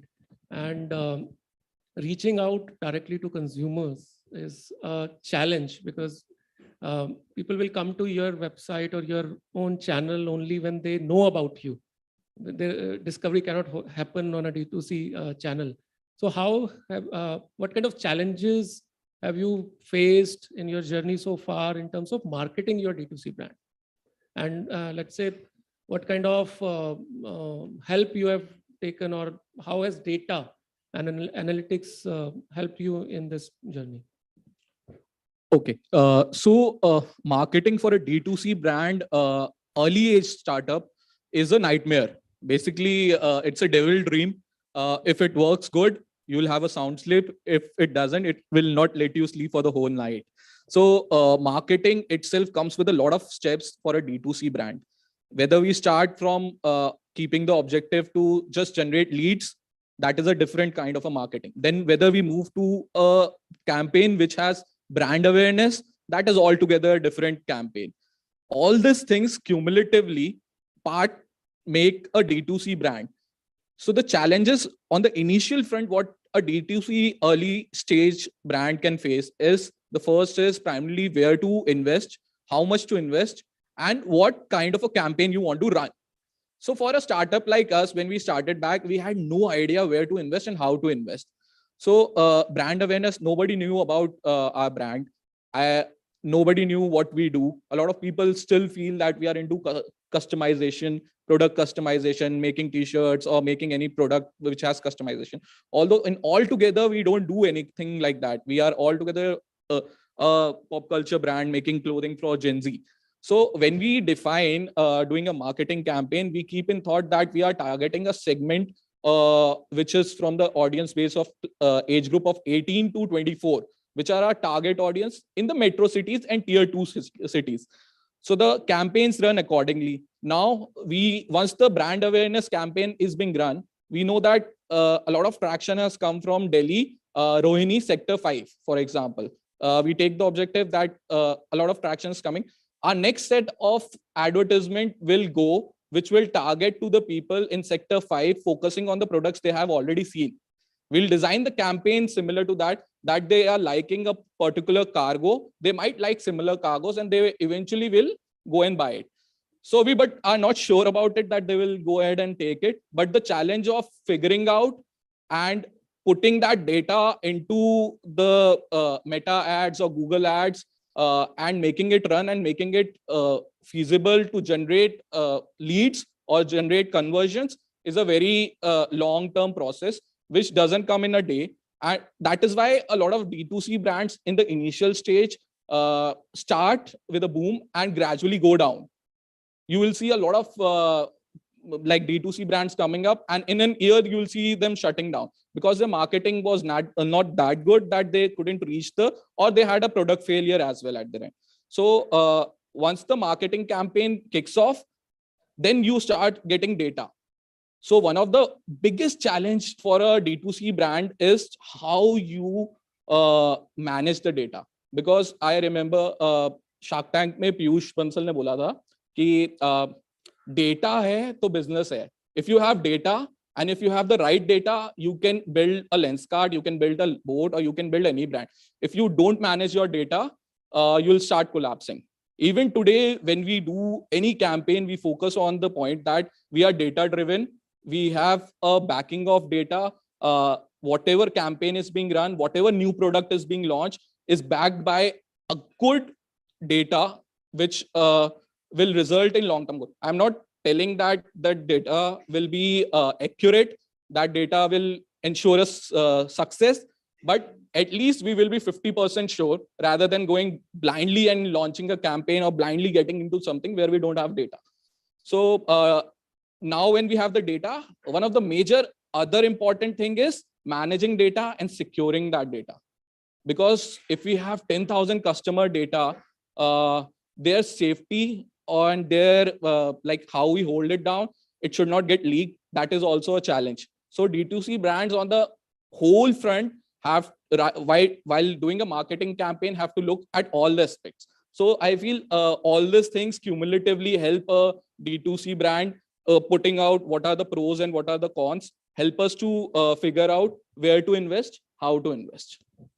Perfect. These are really great insights, and I'll just keep on highlighting the things that I'll take back. So data is the new oil, right, as we say. And with these new data protection bills coming in, so the protection of that data, security of that data is also has become very, very critical and will now be anyways regulated. So with that, I think it's a perfect segue into the next question to Ms. Jisha. So we heard, I think, two responses from the brand, D2C brands, so, from Amit and Anurag. So now you are from the other side of the ecosystem, which is basically the platform story that you are bringing in the D2C space, and how various digital platforms enabled by AI, etc., can really help the D2C brands in marketing and customer experience, etc. So with that, and your startup is very recent, Style by Vida. I think it's been first year of your operations, and kind of, I'm sure you would have gotten some inspiration from the COVID-19 pandemic that came in and stopped everything. So what has been your journey, and how is there any role of COVID-19 in this journey, and how you see your journey from here on? So definitely, I think COVID-19 was a big player. I think many of us here, I don't know if students relate to it as much, but we went into a journey of becoming more self-aware. We spent more time with ourselves. But something other than this also was pretty interesting. You know, of course, we were all seeing that shoppers were moving to online shopping. First year saw some 40-45% switch. Next year saw 70-75% switch. Even our parents, became like Facebook, Insta, like they were posting content on Gram as well. Forget about Facebook. So we went on blocking them from all those different mediums. So we saw that era coming in, all the adults becoming comfortable with technology. So I think there was this market shifting, and then people were going on this journey of self-awareness. And I was just sharing it with Brinda earlier today that on the same day, there were these 4 people who approached me, and 2 guys and 2 girls. And they said, oh, could you help us with styling? They appreciated my style. And that's where there was this course from Milan Fashion Campus on styling. And that's where this whole journey started. I was like, oh my God, there is this need of styling. And when I went in, they said that, once we are happy with our appearance, we'll be more confident. And 2 of them were actually facing issues with their spouses. So they felt. So that's where our journey started. Then we saw that there was this whole shift to online. Then the third thing, we really saw that Gen Zs were spending a lot of time on tech already, right? So much so there were staggering stats of 8 to 10 hours per day, pretty much, most of your waking up time when you're not doing other chores. So there was this huge opportunity that, you can give them something. And then like India historically has been a generation, has seen generations of obedience. Our parents would always want us to be good girls and good boys. Why? Like you just obey them. So then I think there was this whole shift from obedience to leadership.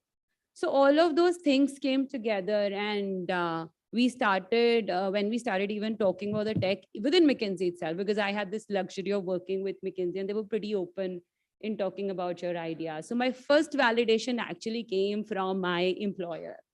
And so I spoke with some of the digital experts and the partners.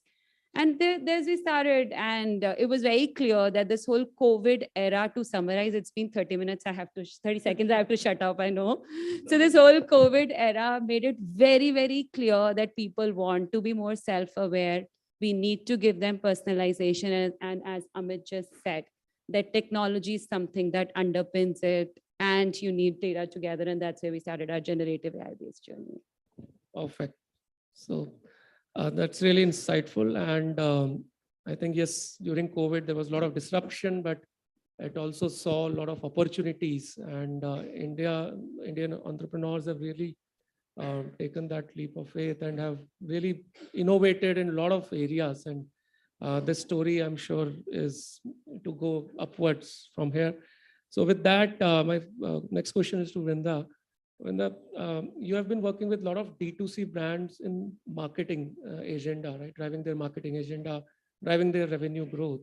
So how critical do you think these brands consider the consumer experience or the customer experience in the D2C story? And how critical is the role of the platforms like Style by Vida and various other digital platforms in this story?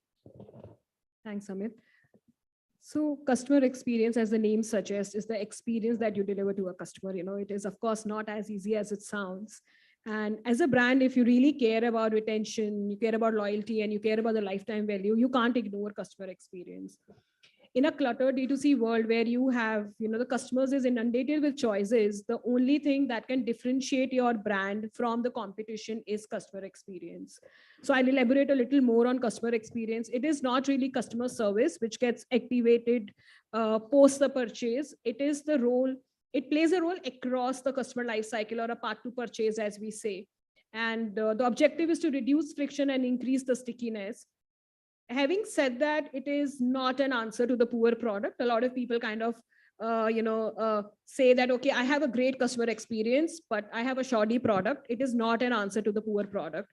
A great product combined with a right customer strategy can really help brands grow and create a winning brand for themselves. Now, talking about customer experience, it is all about creating a memorable and a very seamless experience. And that's where brands like Style by Vida come in, because they are replicating an offline experience online. Okay. And when I say that, I mean that using their platform or using their tool, you can create your digital avatar, you can try on new products, you can kind of mix and match, you can create a look which is suited for your custom body. It is almost kind of similar to what Lenskart did to eyewear industry, right? who would have thought years back that you can buy an eyewear without really visiting a physical store? But now it's happening everywhere. So my request to all the students in the room would be that if you are starting your brand, or if you plan to be an entrepreneur, please put yourself in the shoes of a customer. It's easy to ignore because as a customer, we are very, very ruthless. But when we move on to the other side, and as a CEO or as a co-founder, we become very, very, we can become very complacent. So if you are difficult to a brand, please be rest assured your customers are going to be equally difficult, and you will have to ensure that you create a frictionless journey for them, and you create a very, very loving brand for them so that they keep coming back to you, because that's the only way you can create a profitable brand in today's scenario. Perfect. I think needless to say, consumer is the king. So with that, the second round of questions, Mr. Amit. So I think we can just build upon that. So for consumer experience, customer experience. So with latest digital technologies like generative AI and metaverse, others. So how are you seeing, or let's say, how are you, maybe inside SHR or otherwise also, how are you seeing the role of the new digital technologies playing in further enhancing the consumer experience? And having said that, considering the cost to it, right? Because you were mentioning in your introduction that money is important, right? You have to save money to earn money. So, and D2C brands in their initial journey will not have that much money to basically spend on customer experience. So how do you see the right balance being hit where we leverage these technologies and take the maximum benefit out of this? Sure. So AI ML is something everyone talks about right nowadays. So there are people who are little scared because there are a lot of jobs which are being displaced, but there are a lot of new jobs also. So the recent data came in wherein 85 million jobs will be displaced by 2030, and 139 million new jobs are going to be generated, which, I mean, we have not even thought of the designations right now, which are going to be generated in the coming days, right? So there is a lot of scope. You just need to, first of all, pick what needs to be done. So what we are doing in terms of AI, one, ARS, I have already mentioned in the last discussion. So second is the chatbot, the WhatsApp chatbot, which we are using, wherein we don't need our staff to stay for 24 hours or maybe multiple shifts they need to apply. We are just using an AI bot, which is helping our customers online, wherein whenever they want to understand where my product is, where's my order, or what is the status, what is the payment status, or even they want to convert the COD to prepaid. A lot of common use cases, which customers ask while talking to the customer experience person or the customer experts or CRM people, right? So that has been resolved by the AI bot. Second is generative AI you mentioned. So we are using one of the tool wherein it's not easy to call 1 million customers and ask their feedbacks, right? So we are using generative AI to to understand that part, and so that bot can talk in human-like language. They can take the feedback from the customer, NPS, or maybe they can talk about the product which the customer had recently purchased and ask about how you feel about that product. Or maybe in a month, they can ask when you're going to buy the next product, something like that. So there are a lot of innovations which are happening around. So that is something everyone need to understand, that, while taking any kind of, category, you need to understand where you want to go. There are a lot of jobs, there's a lot of scope happening. There's a lot of things happening around AI, and you are listening. So ChatGPT, I believe everyone is using. Who is not using ChatGPT? I mean, don't be scared about the professors, I believe. So anyways, it's fine. So, I mean, I use it because it's so productive. Instead of searching on the Google, you can do a lot of things. And there are a lot of AI things are coming in, and which are free to use, or maybe you can use it. So cost, you mentioned one of the things. So as I mentioned earlier also, so low code, no code platforms are something which can be utilized without even spending a lot of money on the building a new technology. So this is something which you can try out once you start making money again. Great. Yeah. So we are in an interesting journey right now in terms of technology, and will generative AI create that age of transformers? I think that's a question in everyone's mind, but it's little far right now, and many organizations are spending, but spending wisely and identifying use cases on what will make sense for them rather than just following blindly on the technology front. So with that, my next question is to Mr. Anurag. So I'm sure right now also in the room, a lot of people are on social channel, maybe on Insta or Facebook or any other Gen Z platforms right now also as we speak. So, and maybe watching some influencer video on mute. So how do you see the role of social media influencers playing out in a D2C brand's journey? Okay, so I'm pretty much sure, adding up to what you said, there must be a lot of influencers as well in this crowd. Yeah. So who would be generating content on social media. Influencers are winning. Influencers are definitely Big Boss winning. also nowadays. Yes, yes, definitely. I think lately our spend on Meta and Google has drastically come down, and spending on influencers have gone up, and quality content creators are making as good as any CEO.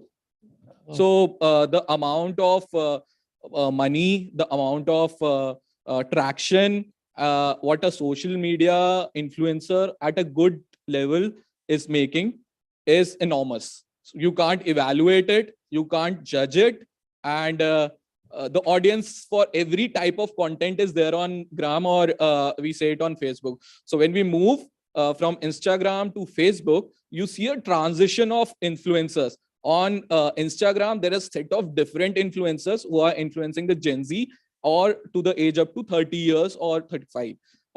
And when you move to Facebook, there is a certain transition where you see the all the content creators are focusing on our parents or our the generation which is 45 or 50 plus.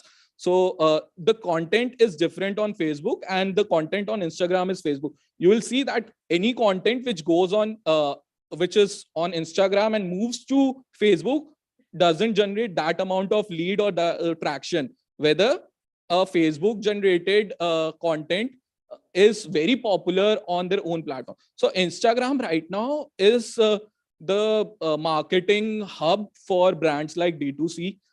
You will not realize the fact that while doing a story, an influencer is promoting you about any brand, even though he or she is not talking about it. You will get to know about that brand.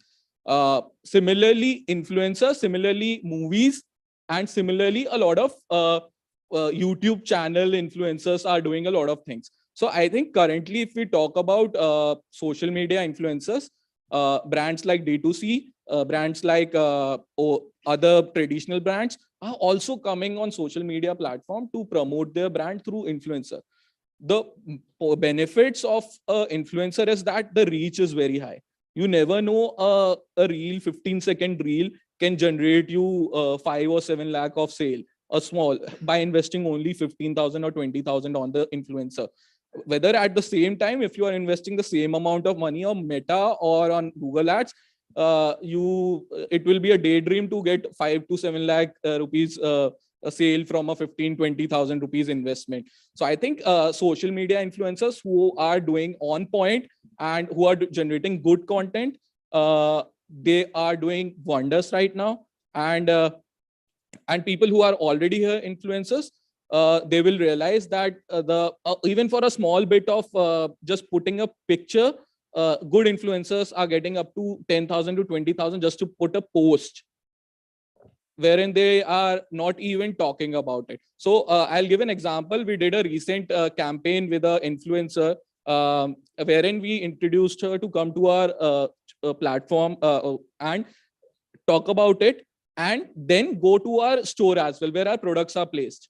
So a combination of that, and it reached around 1.5 million views, and which eventually got a traction on our website, which generated a good amount of orders for us. So all this process of generating content and getting it converted into leads and brand awareness, customer retention through social media influencer is going up and up, and I don't see an end to it. I see it will gradually go up, and slowly Meta ads and Google ads will have a tough competition with these influencers. So I would submit that influencers are the new kingmaker for the brands. Great. I think Ashish, you mentioned Gen Z. So one thing I want to highlight here that, once they have very sharp minds, we have seen that already. And once they understand the technology, they utilize it for their best, right? So, I mean, it's a request for all the professors sitting here that whatever technology dose you're giving them, they will, do wonders in that, right? So because they have a lot of energy. People I've seen influencers, I mean, they're young in their teens and they are buying luxury cars for themselves, just becoming influencers. So That's a clear career path for many of you now. And we have heard from the other side on how brands look at influencers, right?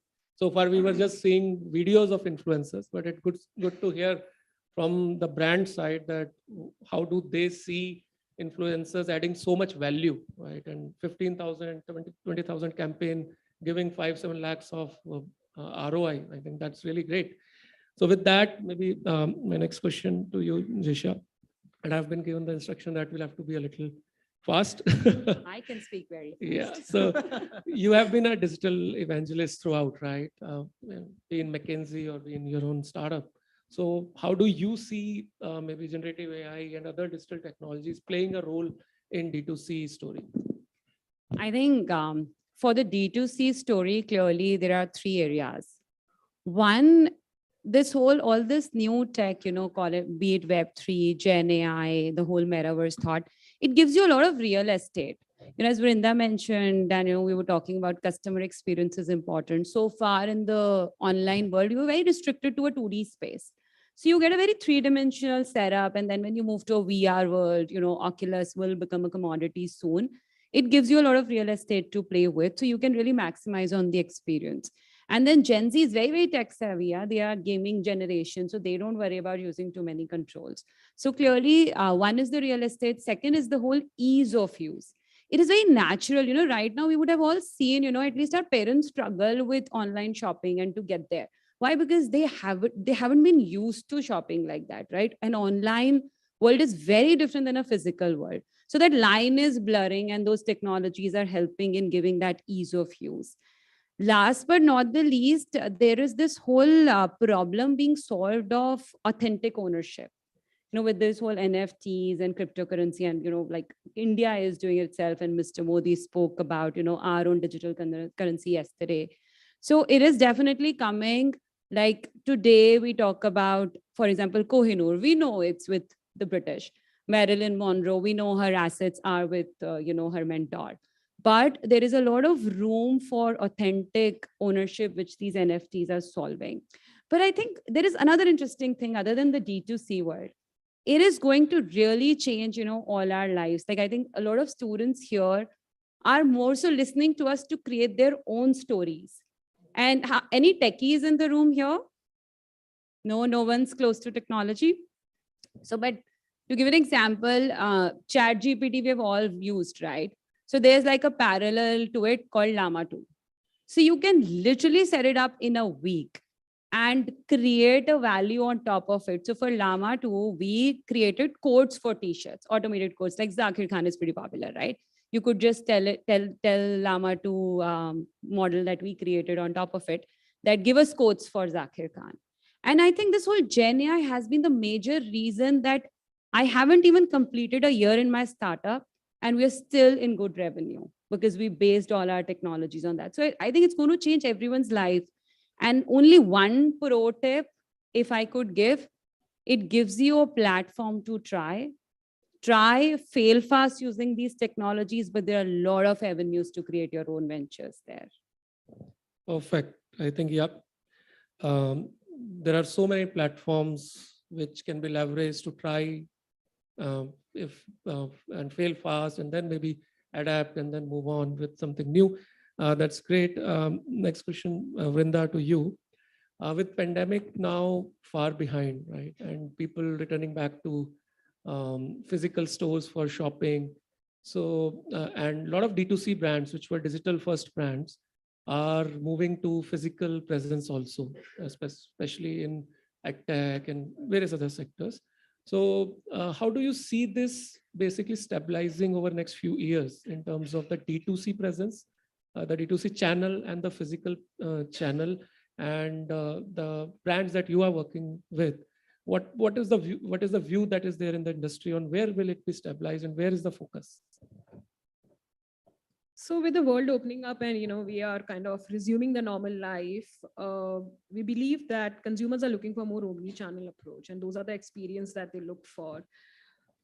When I talk about myself, and if I am buying a grocery, I visit DMart to Swiggy, Instamart, to even a neighboring Kirana store. Similarly, when I am buying a clothing brand, I enjoy both retail and online shopping experiences.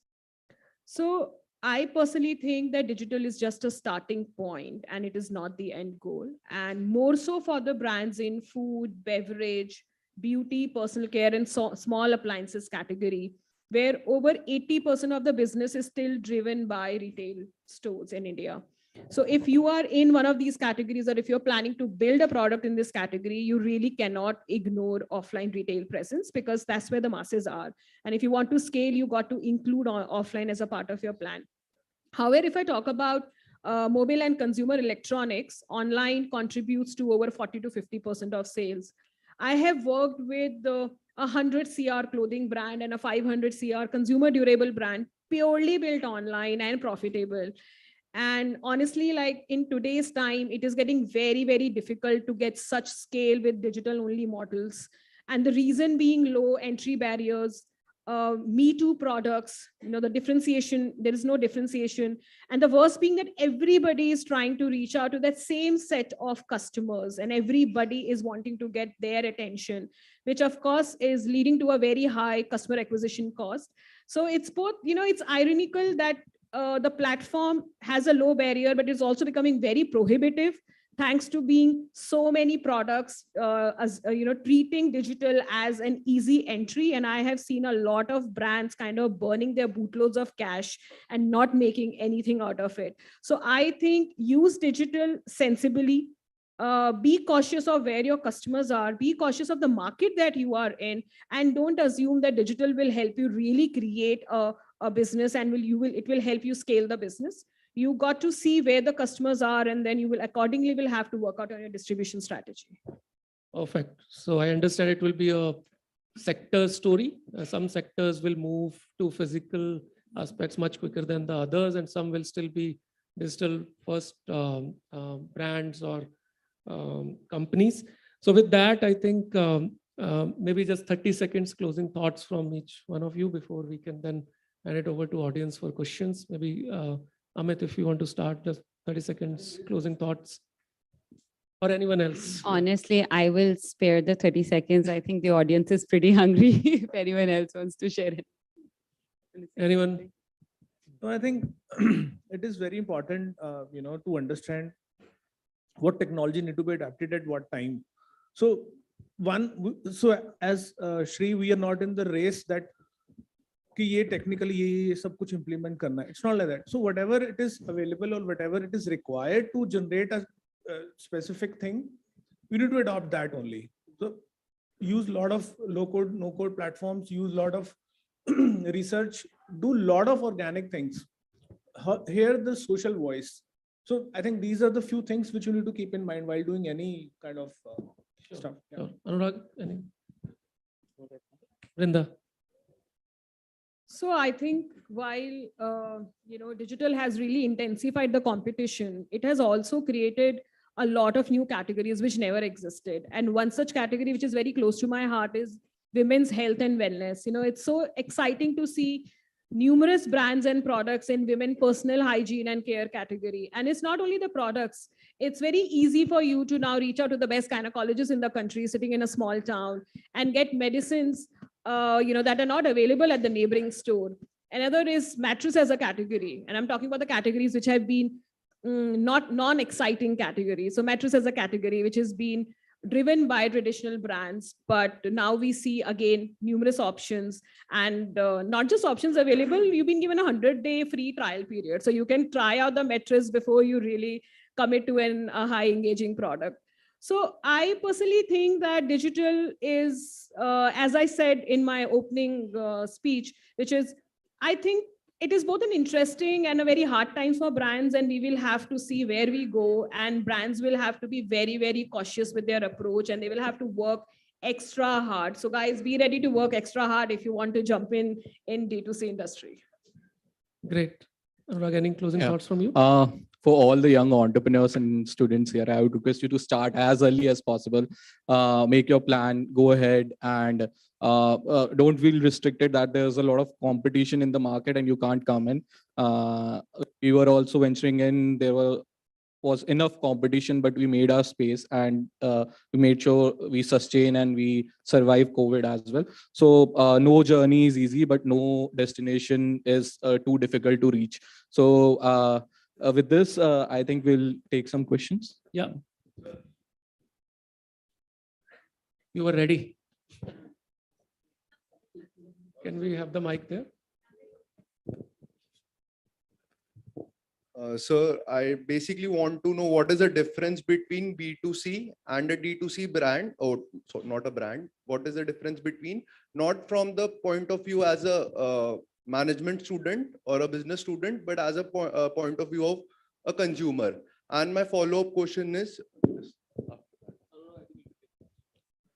Okay, so D2C basically means, if I define it, I am a brand, I am directly selling through my website or my store to you, directly to you. I am not going to marketplaces. For example, if I have my website, I'm selling it through that only. And in that case, I'm a D2C brand.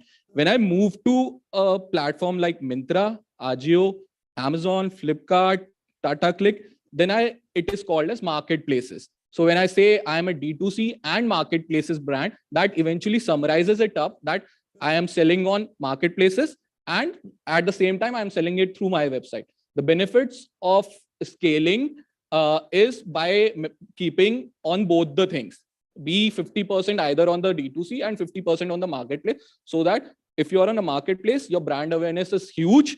And on the D2C front, you have to invest a lot to make your brand awareness. So this is how D2C and marketplaces function. And just to add, from D2C side, you'll get all the consumer data, because that's where you will own the consumer, you will own the data that is being generated, because marketplaces will not give you that kind of data. So you get the data, you profile your customers from there, and then selling can anyways be balanced between D2C and other marketplaces, retail stores, etc. I think the best is that, because all the thing we talked about, data, AI and everything, can be leveraged out from D2C itself. You can't leverage it from marketplaces, because all the organic data or paid ad data that you have generated is coming from your D2C brand. Segmentation, getting the audience, everything is for D2C. But as said, marketplaces cannot be left behind. Answer one follow-up question. So, sir, you mentioned about influencer marketing, and it has been a new trend in the market. So I would like to know personally, like, what is the retention rate of influencer marketing? So when we decide an influencer, we have to smartly do it. We can't just randomly go ahead with a marketing agency who gives us 20 or 30 influencers. You invest in all of them. We go through a journey wherein we go through the profile, we look at the data, what they have been doing previously. Is it similar to what we are doing, or the traction is good on their platform? Once the campaign goes on, we see a traction coming on either on a Instagram page or on a website. Eventually, we create a coupon code for that influencer or something which redirects them to our website, and through that we see for example, we did it a coupon style by Vida 20. So people coming from here will know that it is coming from there. So through that, we do a lot of influencer marketing, and which eventually helps us in evaluating the data as well. So Sorry, can we one move more to the thing. next question? No, I've just had a doubt.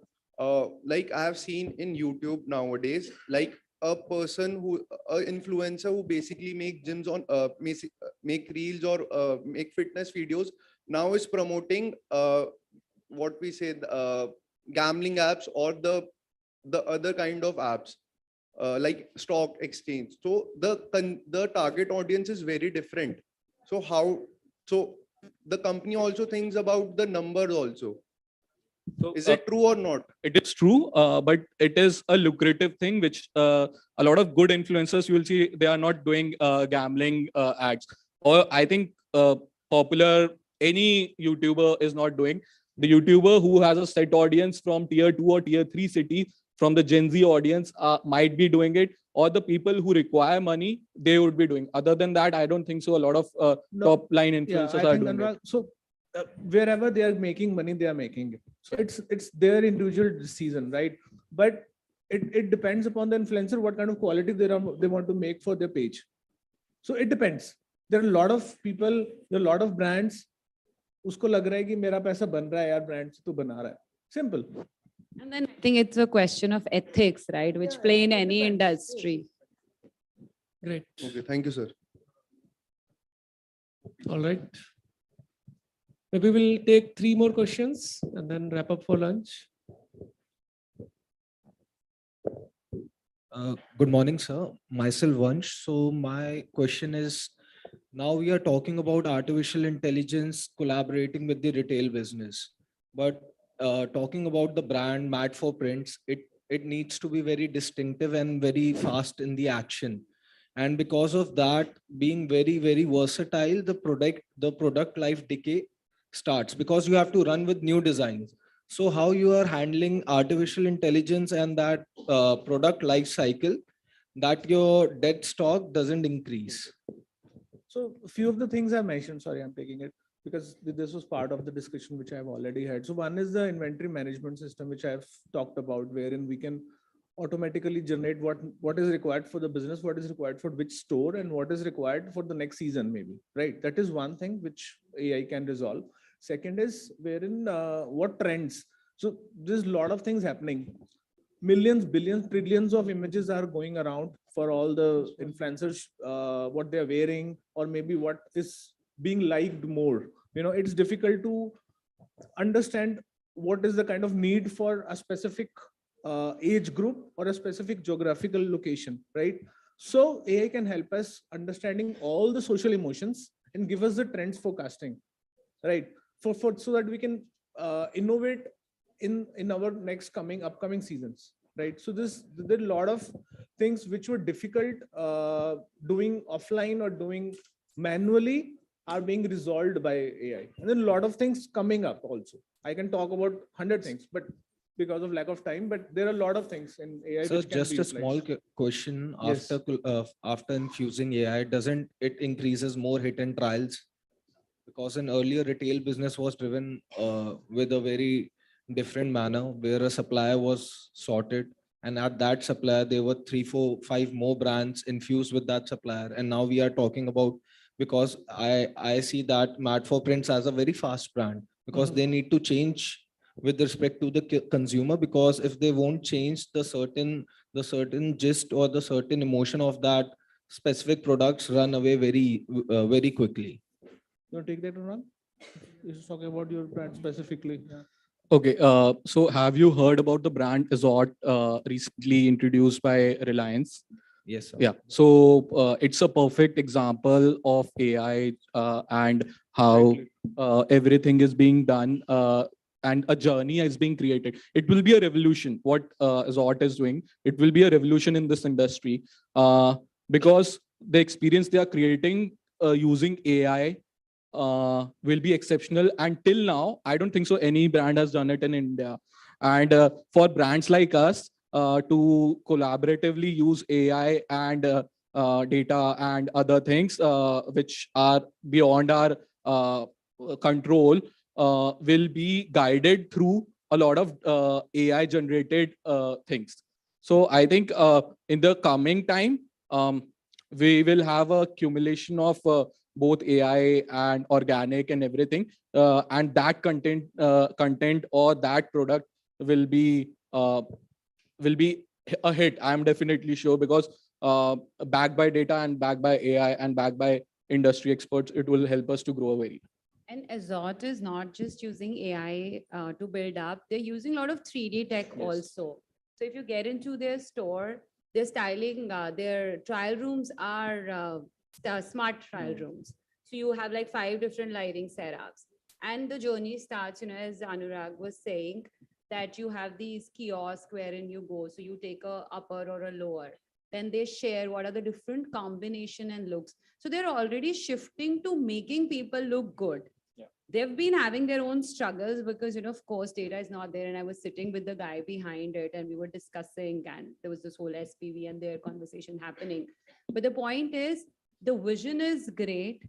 Data doesn't exist, and India is a tough market. Loyalty is predominantly a problem, and their segment is also, like mid to low. So they're struggling. But to Anurag's point, they are a tech first venture. And then, I have a summing thought here that clearly, no matter what product or what business you are on, but product quality is always, expected product quality has to be maintained. And they're facing challenges. Well, there's a discussion that, Zara, they might beat Zara, H&M, and can become the next H&M of the world. But that underlying expected product quality is also another problem. So product quality always remains at the top. Second is, are you delivering that value to the customer or not? Third is always technology. It can underpin a lot of those things, but cannot solve for quality. And that's a different struggle altogether. So in your question, there is one worry which I can see in AI and retail and what they were not using. So Amazon is being used AI from lot many years. You're getting product recommendations. You're getting, impulse. Even if you don't want to buy, you end up buying something. So they've been using it from a lot of years. Now it is becoming more popular and technology is becoming advanced, which will happen in coming years also. Right? Sir, but just a small question. If we are talking about fashion retail business, it has been always the first priority is the touch and feel for that product. So talking about AI, which reduces the touch and feel factor for the consumer, becomes a big worry, which increases the high return possibilities, and that also all ends in the retail fashion business, all ends up into the dead stock, and after clearing that stock becomes a very tough challenge for a organization. Thank you. I think there's a brand which is doing the same thing. They will help you in them. So bang on, it's a brilliant question, right? And we started with a celebrity swimwear brand primarily because, that touch and feel is not as much needed for a swimwear because you're playing with very minimalistic fabrics. And while AI is very good in leveraging data and, giving you meaningful insights, like, we were talking about which pin codes to block for, not sending cash on delivery because they're a typical return. But in replicating reality, it's a journey. There are products available, like, Anurag mentioned, we have ourselves cracked. How do you replicate the exact same texture and print? And man, it's hard. We have this whole concept of generative lighting that you can't have every product shown in the same light in the online 3D space as well. So it's definitely a hard challenge, but today tech is available, and that's where, our first patent is also going in next year. Yeah, I think. That will. So it's always, we also promote phygital. So whatever brands we work with, it's, we were talking about omni-channel in the previous panel discussion. We very clearly say that tech is not a separate platform. It has to create that same brand experience everywhere, be it I get into a store or be it I hit a link online. I should get the same brand experience. So it's underpinning all the, areas. You cannot only be digital in at least fashion, e-commerce. Even I would second that. I think great.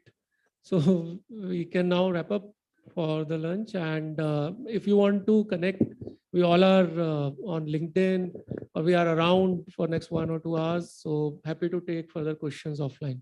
But back to you. Thank you so much, everyone, for the lovely session. Now I request Mr. Mohit Luthra and Dr. Pratima Daipuria, Dean PGDM, to kindly felicitate our moderator and panelists with mementos.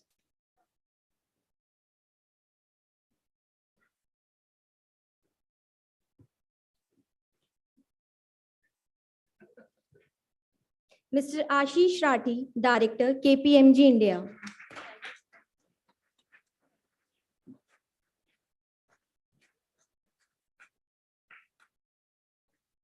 Mr. Amit Arora, CIO, SHR Lifestyle Private Limited.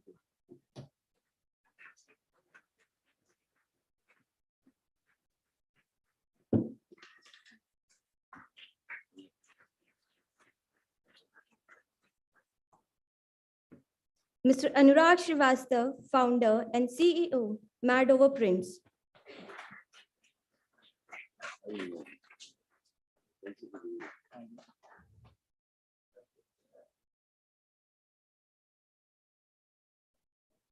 Ms. Jisha Sharma, Co-Founder and CEO, Style by Vida.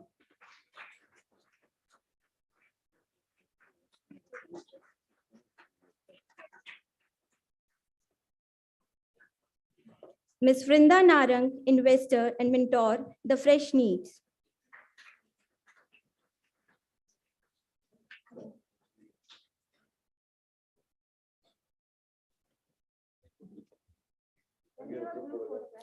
Now I would like to request all the panelists for a commemorative photograph.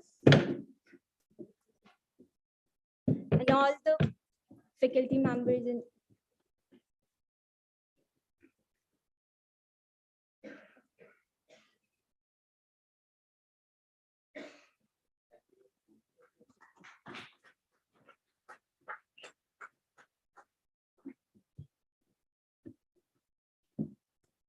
Now I would request the guests, speakers, and faculty members to kindly move toward Modi Hall for the lunch.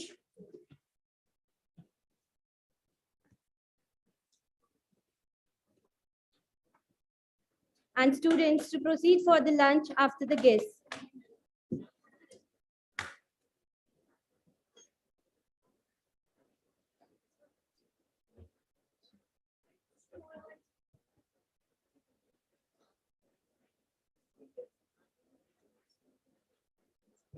Students, can I please have your attention?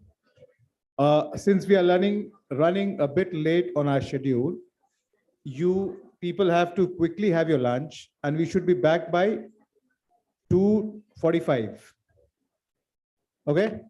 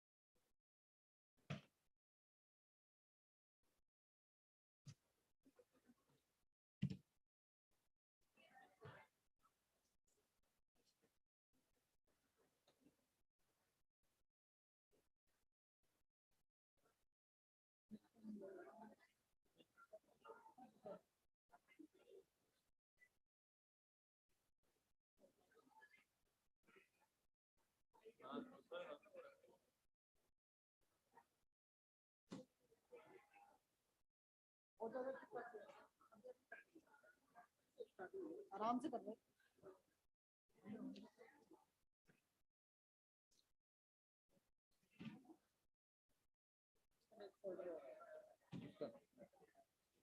इसको मैं set कर दूंगा। एक दो तीन बिल्कुल fit है। सही हो गया, ये बीच में आएंगे ना, तो इनको बीच में रखना। Full role. एक फोटो चाहिए, हर चेयर लगा देना।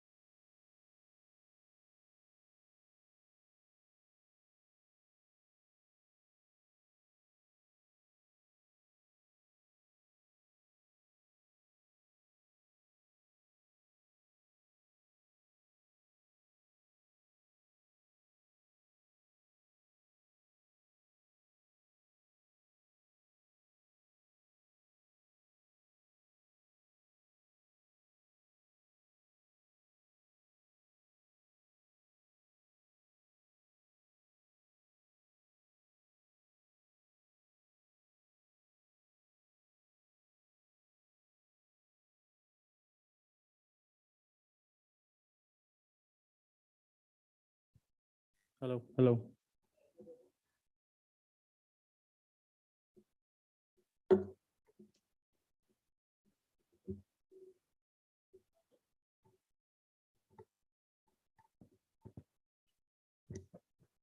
Hello, hello. Good afternoon. Am I audible?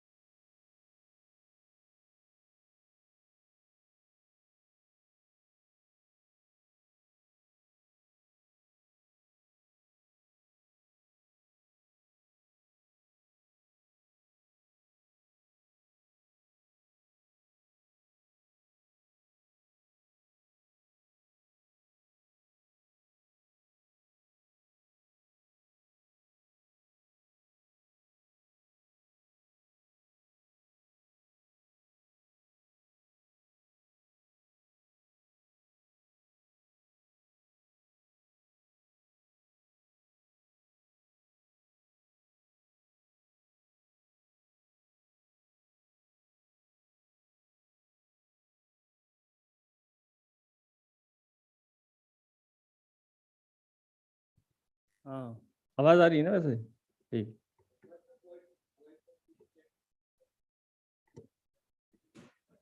Okay, okay. A very good afternoon, ladies and gentlemen.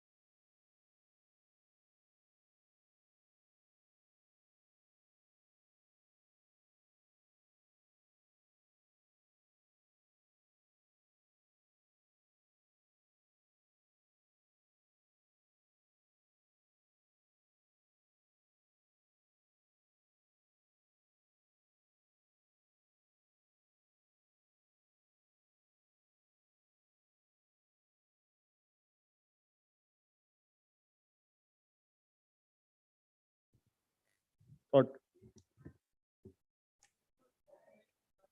हाँ हाँ कर लूंगा. वैसे क्लियर है काफी. हाँ.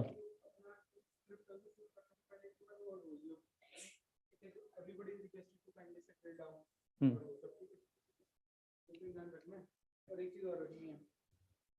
I kindly request you all to settle down. Hmm.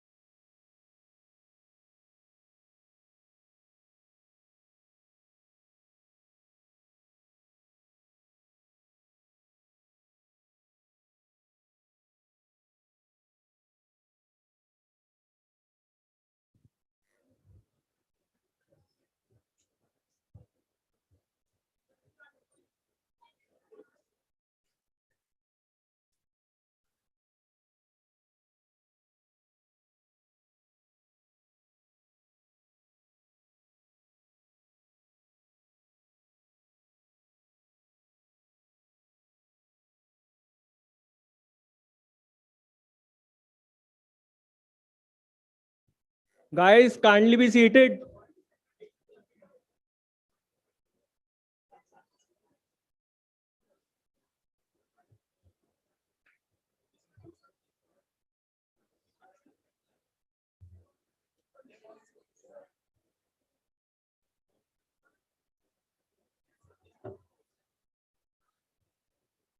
I request everyone to please settle down.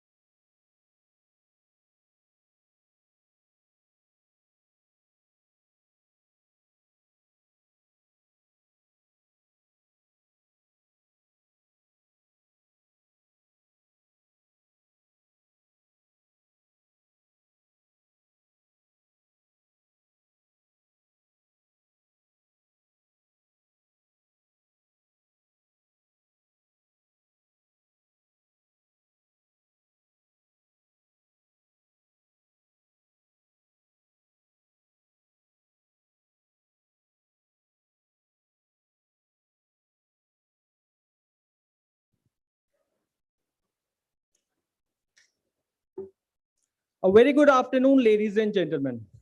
I, Ravinder Singh Bora, welcome you all again to another technical session. From fulfilling the needs of the customer to providing a client's customer delight. This new age of consumer convenience with the newer technologies coming in, the entire experience has changed. The third technical session is focused on the new age of consumer convenience. I, Ravinder Singh Bora, would like to introduce the session moderator, Mr. Sunil David, Digital Technology Consultant, ex-Regional IoT Director, AT&T India. Mr. Sunil David is a prominent IoT thought leader in India, currently working as an independent digital technology consultant. He provides valuable guidance to enterprises in the realm of digital transformation, leveraging his expertise to help them navigate technological advancement. Having graduated from Symbiosis Institute of Management, Pune, Mr. Sunil boasts an impressive 29 years career in IT and telecom industry. In his previous role as regional director at AT&T India, he gained extensive experience in business strategy, sales, business development, building alliances, and partnerships. His expertise has led him to be invited as a panelist on primetime shows about 5G technology by ET Now and CNBC TV 18, showcasing his knowledge and insights. Now, I would request Mr. Sunil David to kindly step up on the stage and lead the proceedings of the session. Can we have a big round of applause, ladies and gentlemen?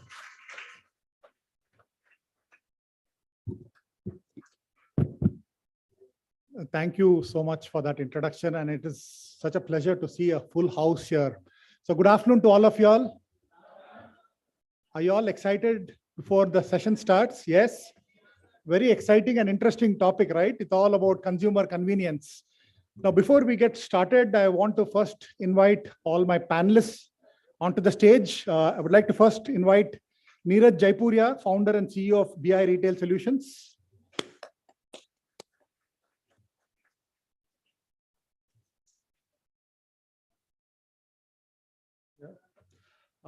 Like to invite Unais Urfi, Director of KPMG.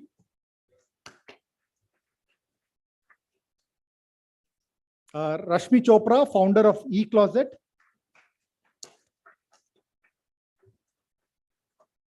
Yogita Wadhwa, digital transformation leader and data storyteller. Interesting title. Vibha Sareen Prabhakar, Chief Experience Officer of Shriram Automall.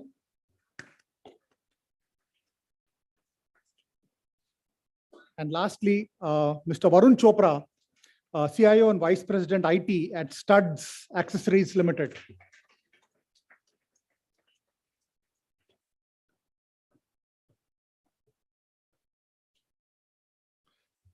Okay, now before we get into the panel, I would first like to thank Ajay Bansalji and the PhD Chamber of Commerce and Industry and GIMS for inviting me to moderate this panel on a very, very interesting and exciting topic. It's all about the new age of consumer convenience, right? And this is very important in context of the retail industry. Now, before we get into the panel, I just want to take a few minutes to kind of set the context for the discussion.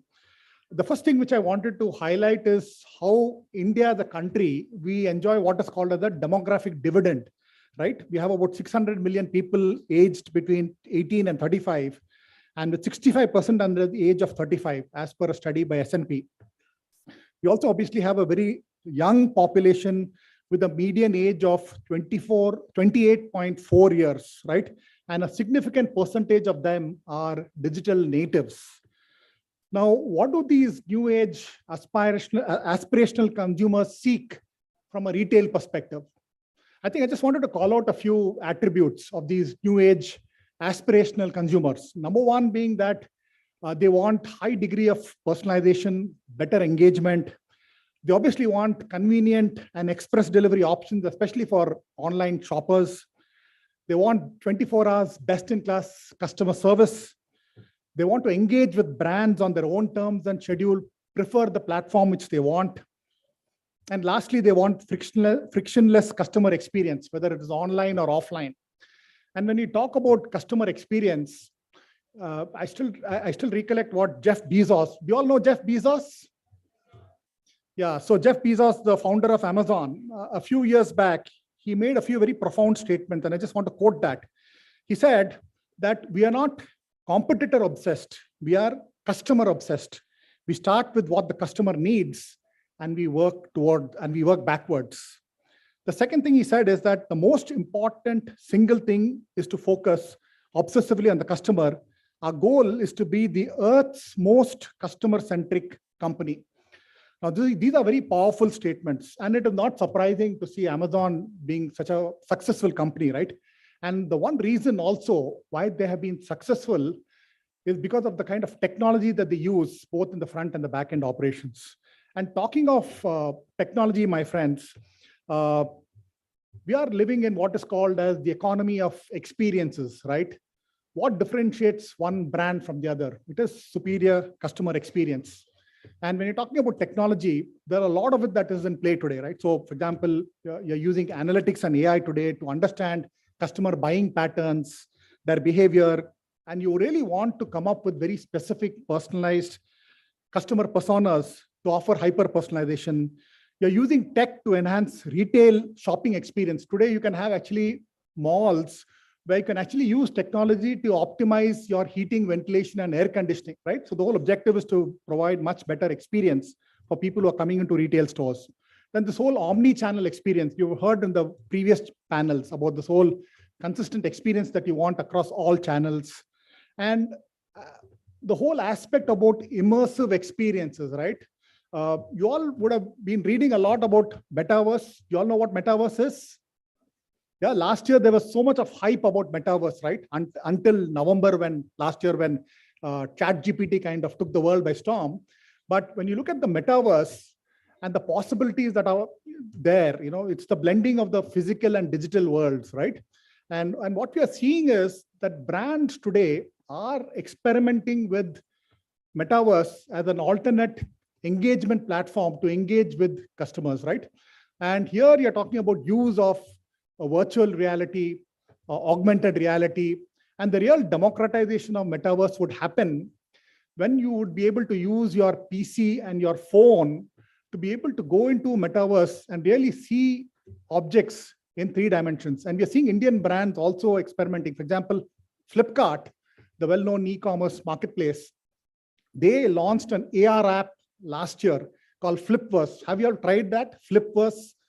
It's an AR app where you can actually see in 3 dimensions products that you want to buy. The products kind of just come to life, right? And some of the other brands, Gucci, global brands, they're all using the metaverse as a platform to really give those immersive experiences to customers. Now, friends, now talking about technology, what are those drivers that will ensure that we see adoption picking up? I think the first thing that we're seeing is that the cost of VR headsets coming down. Number one is that. Number two, to really run these immersive applications, you really need good quality networks, right? And coming from the telecom background, I can't but help talk about 5G because it's 5G. The whole experience is going to be different, very low latency networks, high-speed networks. So that will propel growth of immersive experiences and applications. And of course, the digital infrastructure in India is increasing, right? There's so much of pickup of cloud adoption, a huge push from the government to set up data centers in India because you're going to run all these applications on the cloud infrastructure, right? So there are enough and more drivers now to use these kind of technologies to make sure that they are able to connect to consumers to improve their experiences. Now, what we're going to do is over the next 60 minutes, we are going to cover various aspects as it relates to consumer convenience. These are, it's a very, very vast topic. We'll probably take a few aspects related to consumer convenience. We definitely want to talk about technology. We would, if time permits, talk about this whole aspect about data security and privacy. But I would like to make this a little more interactive. So what we're going to do is we're going to make it slightly different. After my first round of questions with the esteemed panelists, we're going to open it for questions, and then y'all can ask the panelists those questions. And time permitting, I'll probably ask my second question. But on that note, let's move to the panel discussion.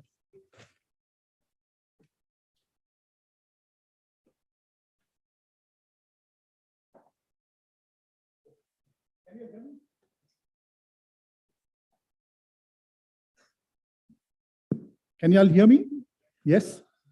So I'm going to start by getting Vibha into the discussion. Vibha, thank you so much for taking time to be part of this panel. You represent Shriram Automall as their Chief Experience Officer. And Shriram Automall is India's largest phygital marketplace for sale and purchase of pre-owned vehicles and equipment. And you all are running almost 100 plus automalls and 1,000 plus events every month. Can you share with the audience how these services are really taking consumer experience to the next level? Vibha. Very good afternoon, everyone, and thank you so much, Sunil. It's a pleasure and an honor to share the stage finally with you as the moderator and all the esteemed panelists here. Thank you, PhD House, Chambers and Commerce, and GEMS, of course, which is a prestigious institute, for inviting us.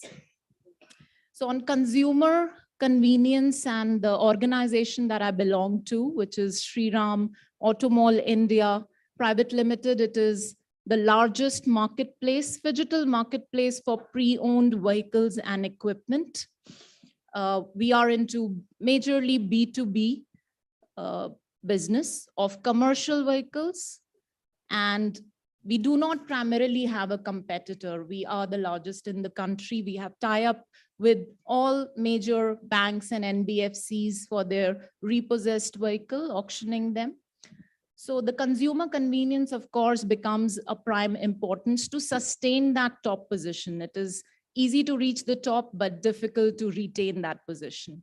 So a couple of factors that impacted how we have evolved as an organization for the last 12 odd years since the inception. Thanks to COVID, the phygital aspect came into being, where majorly earlier pre-COVID, the business was totally physical. We have about 120 plus offices across the country, where we do live auctions, where the dealers and customers primarily come and bid for the vehicles. But post-COVID, we realized that online presence is very important to provide that convenience to the customer, because that's what the consumer was looking at in that situation.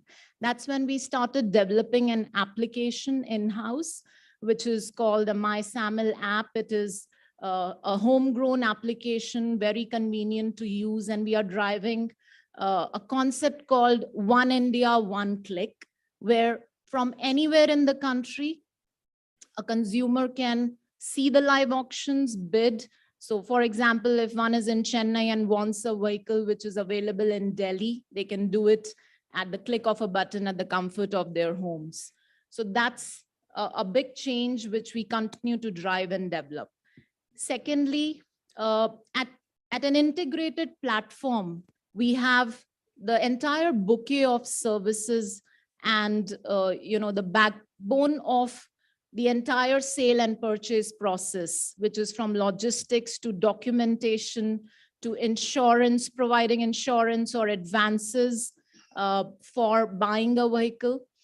Everything is available under one umbrella. So we act as a one-stop shop for all the needs for buying and selling a pre-owned vehicle. And we also, are internationally, we have international tie-ups with OEMs, etc., especially for construction equipment, where we help the entire chain of sale and purchase and supply management to the consumer. Thirdly, we have a tool called PriceX. So what is the most important decision factor before anyone buys a pre-owned vehicle is the price.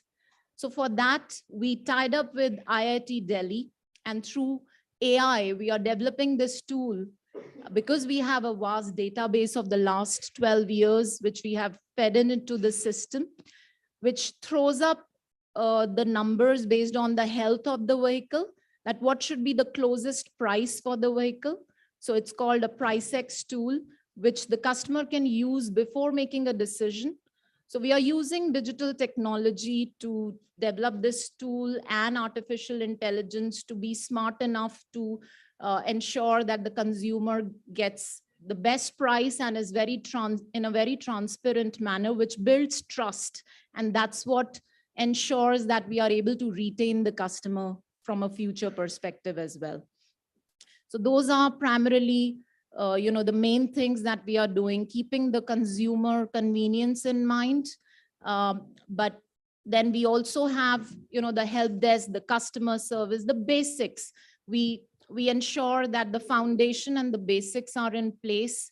And we have various touch points in the entire customer journey, where we are ensuring from the moment somebody contacts us to the entire experience till they buy or sell the vehicle goes very smoothly. There are teams which ensure the follow-ups from selling to after selling. So that's how we are managing the entire consumer convenience piece. Yeah, thanks, Vibha. You started by saying that, you kind of reached the top, but to maintain that position is not easy, right? And Yeah. the ability to ensure that stickiness with your customers, that's critical. And I think the aspects of tech that you brought in, you talked about the MySaml app, and even this tool that you built, PriceX, in conjunction in partnership with IIT. I think it's a great example of how industry kind of collaborates with academia to build solutions with really what market needs, right? I mean, to predict the price and also to complement tech with the other traditional means of support, right? Because again, brings back to that whole thing about phygital, right? You need that blend of physical and digital. And I think what you shared was a very good example of how we can blend both to really take consumer convenience to the next level. So fabulous what you all are doing, Vibha. Thank you, Sunil. Just to summarize, 70% of our business remains physical because it's such a touch and feel factor where anyone before buying would like to see the health of the engine, drive it themselves, etc. Right? But we have slowly started moving to online as well. So 30% of our business has moved to online post-COVID. Okay, great. Thanks for. Let me move to Neeraj next.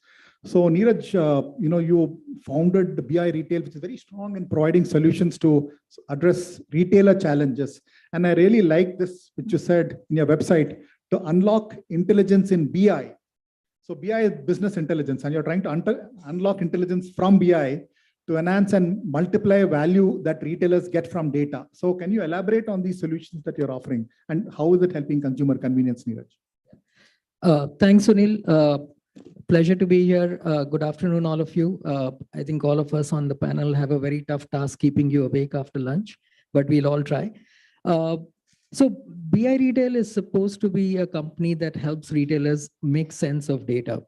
We do use a lot of technology in the backend, but we refrain from calling ourselves a tech company because we realize that most often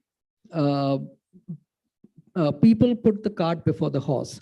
So instead of using technology to solve problems, I've often encountered retailers who are actually saying, hey, this is the new tech in here. Now let's try and see what problem it can solve. We consult retailers to first understand the business objective and then see what's the tech around it. In the space of customer experience as well, I'd like to give a couple of anecdotes that we've done.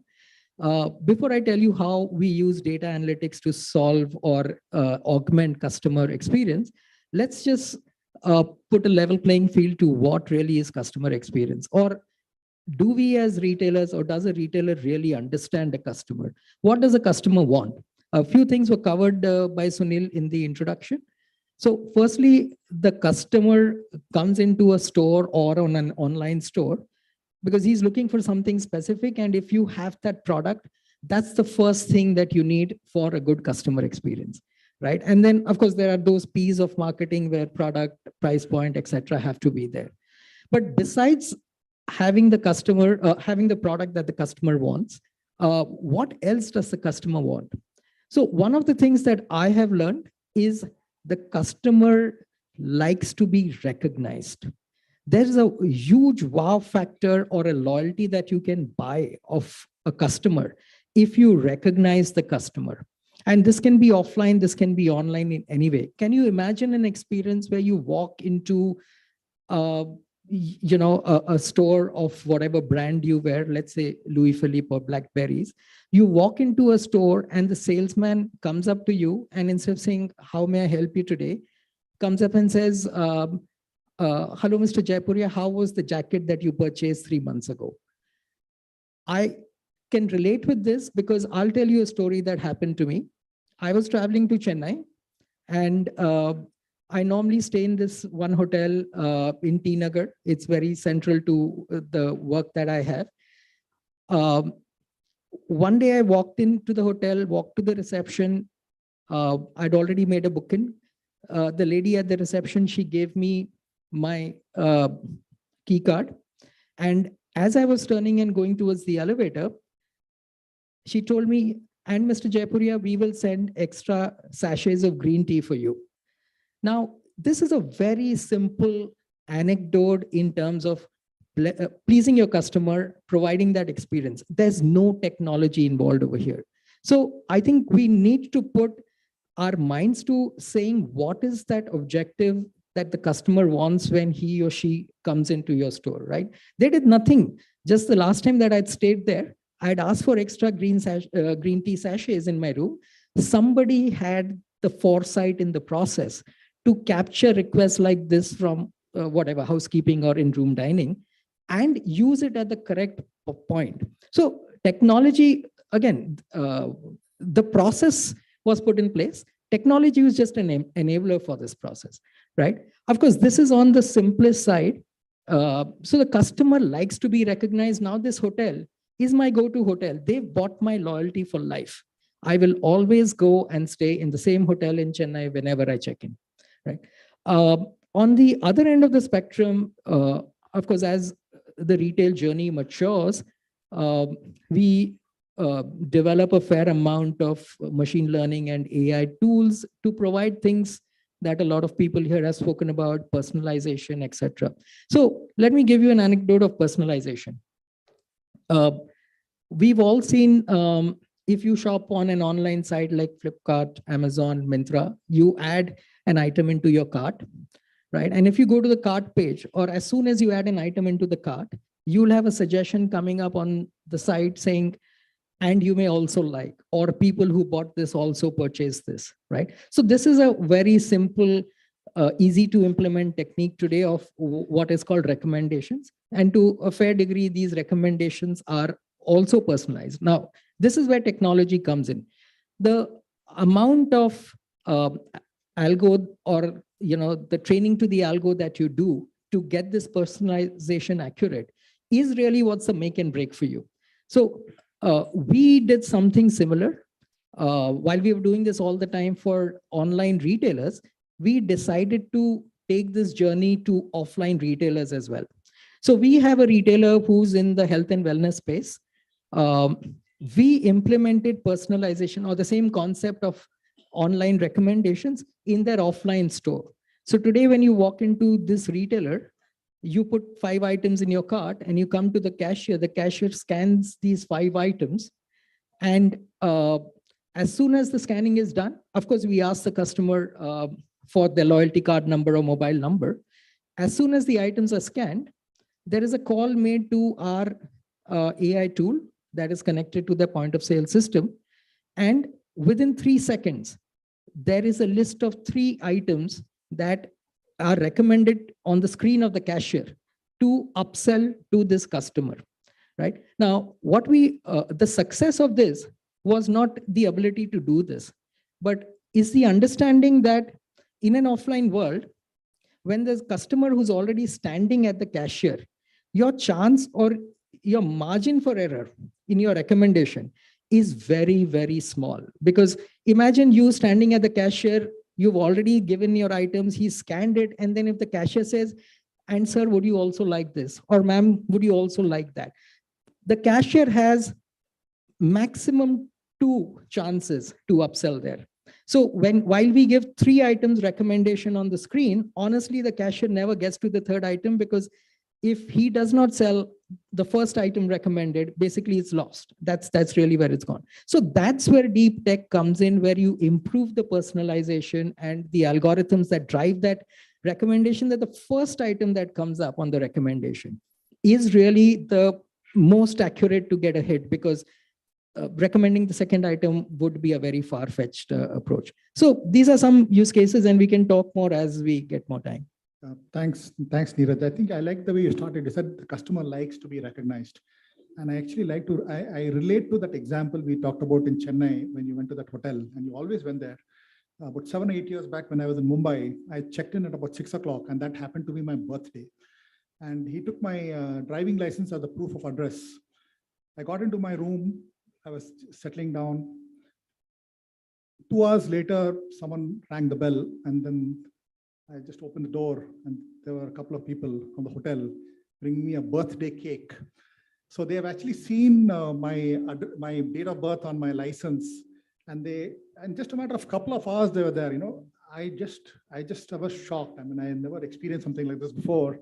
And like what you mentioned, as long as I stayed in that company, every time I came to Mumbai, I was only staying in that hotel. So I think your experience and mine just underlines and highlights this one fact, that we give too much importance to technology I think what we've got to do is open our minds and start thinking like a consumer ourselves. As a retailer, we've got to stop thinking like a retailer, start thinking like a consumer, put your SOPs in place, right? Here, I guess in your case, Sunil, they didn't even have an SOP.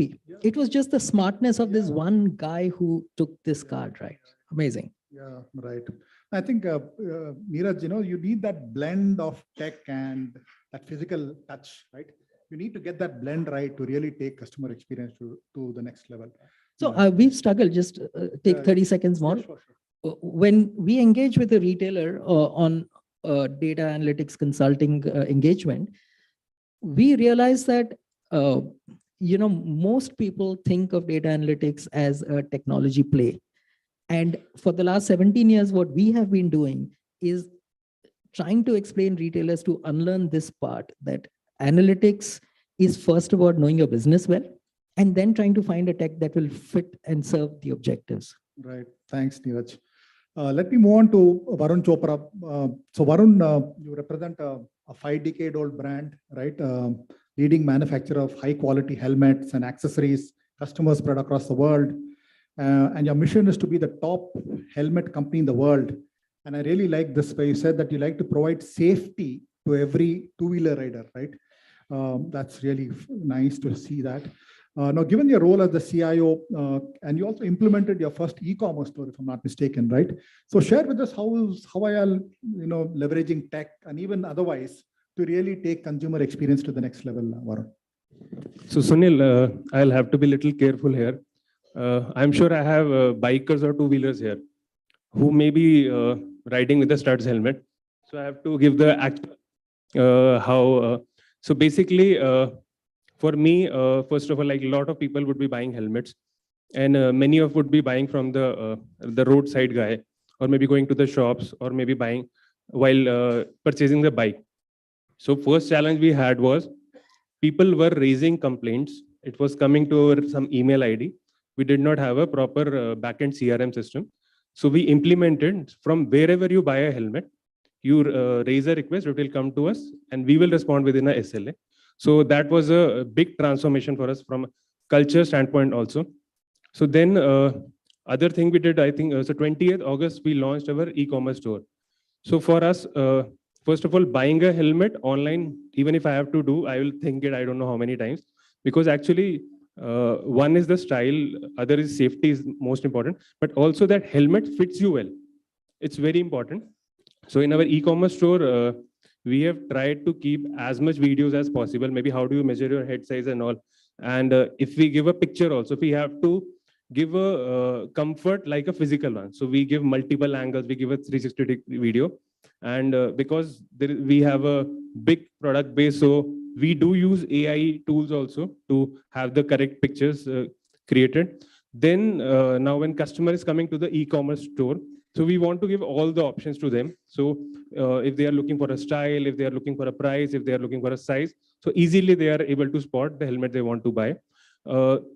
Then we are actually ensuring that at each stage, when they order, when they pay, when the shipment has been packed, when it is shipped, so customers get notification where their actual helmet is.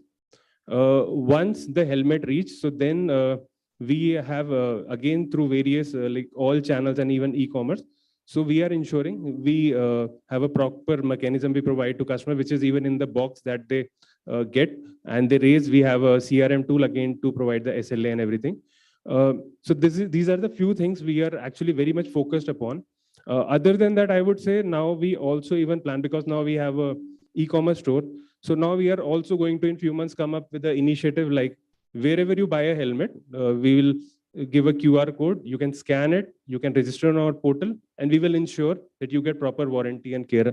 So these are the some things we are trying to do, because I think for us everywhere, we are just thinking how we can make it convenient for customer.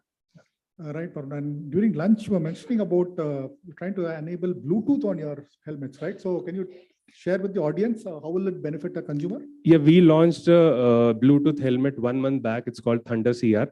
So while it is not safe to listen music or talk while driving, I think so. But if let's say sometime you stop on the road and let's say if you are part of a big biking group and you want to communicate, so we have embedded a Bluetooth in the helmet, so you can talk to your fellow rider. Maybe you can take your calls maybe while waiting the road. So this is also something we had to, because we saw that a lot of people were like hanging phone here or maybe holding something like that. So that also we thought is a risk. So that's why we gave this as an option if somebody would like to have it. Right, so it addresses the convenience part and addresses the safety aspect also, which is equally important.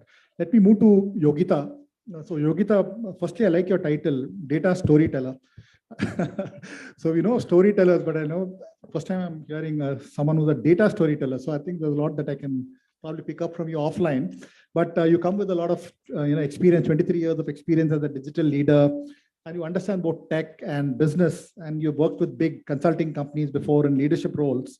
Can you elaborate how digital tech can really play a big part in CX transformation and how data storytelling can really appeal to brands, Yogita? Thank you, Sunil, for that question, and good afternoon, everyone. So yes, as Neeraj had pointed towards, technology is an enabler, right? And CX, for the uninitiated, CX means customer experience. And now the focus should actually be on customer convenience. The technology is an enabler. So I always say for large CX transformation, even small CX transformations, there are actually 5 pillars. You have people, you have processes, you have data, you have technology, and the often ignored the 5th pillar is the change management. And that's where I've seen many enterprises, large enterprises, with global teams, not have as optimal a success as they would have been in their CX transformations. So data, so I'm a marketing technologist otherwise, and for people in marketing would possibly understand there is a suite of, you use Adobe set of tools, you have Google Analytics and whatnot. So there is a plethora of tools in marketing technology, 11,000 and counting. And the front end and the back end. So everybody knows we've spoken about phygital, right? Which is physical as well as online. Now, how does that really come about? You ought to have the data integrated. For data to be integrated, you ought to have technology pieces that are actually talking to each other. So a couple of years ago, or actually more than a couple of years ago, you used to hear multi-channel, and people misinterpreted as, multiple channels, but effectively it was single channel doing well, but still not talking to the other channel. And 15 years ago, consumers were actually using 2 touch points before making a purchase. And now it's almost 6 touch points. So you can imagine the freedom that we have as consumers at our fingertips, and the challenge, which can also be deemed as an opportunity in terms of, as the brands have that opportunity, yeah? So coming back to technology, tech, obviously, you have the front end tech, you have the back end tech, you have your data warehouses, you have your master databases. Effectively, you need to have your one unified customer profile. The examples that they were telling about, you walk into a hotel and they know what your preference was. That is something you can obviously also do online pretty easy, but it's just a matter of what is the business case that you're solving for, right? So there are many students in the auditorium, and I'd encourage tomorrow when you step into, your offices, or you start up your own, your startup, I would encourage you to think about the why of what you're doing it. Whether your boss is asking you to solve a business problem or implement a technology, if there are any who go into the software part of it, I would encourage you to keep asking why we are doing it and how it will benefit the business. That business could be the organization that you're working for. That business could be the clients who you're working for, yeah? So as I said, CDPs in US, obviously in retailers, there are many, many examples. If we talk about technologies, one is beacons. You walk into a store, it picks up, you're in a store, there could be an in-store display that will give you product recommendations basis of what your likes and dislikes are. There is geofencing. So phygital, remember we keep saying phygital, but how do you bring it to life? So if you start thinking about the use case, you could very well think about that you're exploring, you pick up an app and clothing is the easiest to pick up. and you see that you're exploring and you're like, oh, I like it, but I'm not sure, I'd much rather wear the jacket to see how does it feel, etc. Right? And then you add it to the cart, but you don't necessarily shop because you would want to have that experience in a physical store. Imagine you walking past a mall, or if it is an independent store, you're walking past and you get a notification on your mobile stating that it is available in the size that you're looking for. That's true customer delight, right? That's true physical and digital combined. And that is powered by data. Data, you obviously need, cloud data warehouses, for example, are the new, not a buzzword really, but people are moving from, not moving necessarily, but they're also putting in addition to the customer data platforms, they're looking at data warehouses on cloud, making it much easier for businesses to make sure that they're capturing data across geos, across customers, and whatever touch points that they have. There is another one that I can think of, Lenskart. How many of you would have tried, people are wearing specs perhaps, yeah?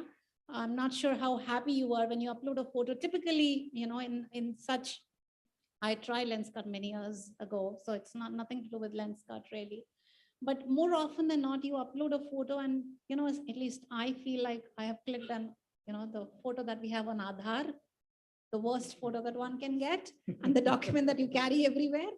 But you feel like that, and I didn't quite feel it. And that was, as it was many years ago. But I read, a US retailer, they created the concept of be your own model. So what you did was you clicked your photograph, you uploaded, and the clothing that you were choosing was actually, superimposed obviously with technology onto you, and you could actually see how the fabric would fall, how it would feel like, all the folds of an imperfect human body, and we are perfect in our own sweet ways. So you could see that. Again, it's technology. And I keep saying that, it's a customer experience transformations. And this is a term that, I've been, as Sunil said, I've been working for more than 2 decades, and we've been focusing on this. But I think now is the age of customer convenience as well. There was customer delight. So you will keep hearing when you join, enterprises, the industry, you will see there are certain buzzwords that will come in and I'd encourage you to think as to how can you make that happen? What will be the ROI for the business? Step yourself, put yourself in the customer's shoes and, take aside, put off the hat that you have for a, for an enterprise or a startup, and look at the business problem that you're solving for, and then try to fit in technology. Are they integrating? Are they talking to each other? And that's another reason that I have seen enterprises almost failing at what they set out to do from a CX transformation perspective is that they forget that the CRM should be talking to, my online database. My sales tool should be talking to, to the CRM. So how many times have you been peeved with how the customer service talks to you? You have a problem, you have been, you've been with a brand. It could be a retailer, it could be an insurance, or it could be anybody, banking, any sector you pick. You pick up the phone and you expect the person to know what the relationship has been with the brand, right? But, it doesn't really happen often. Recommendations, again, Neeraj again touched upon that. Personalization, there are plenty of technologies, but I keep, as students, I think, as industry experts here, being given an opportunity for an esteemed organization, like GIMS, my advice is you have to think about the why and the use case aspect of it, and think about data and the benefits of data that you can have. And what I'll end with is that when I say data, it doesn't necessarily mean that you have to continue to capture more data.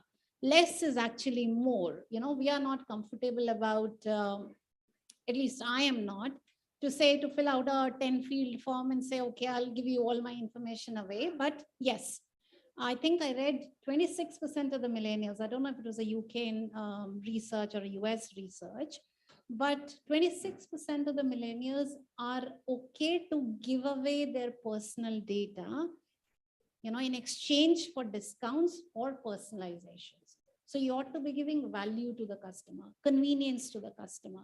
And when I say convenience, I'll take 2 minutes more, I hope I have time. Customer convenience, right? Now, when you're talking about phygital, you also have to talk about what would be convenient for the customer. We have become lazy, during COVID. Post-COVID also, we are doing most of the shopping online, right? As much as, I mean, I'd love to walk into a physical store, touch and feel and whatnot.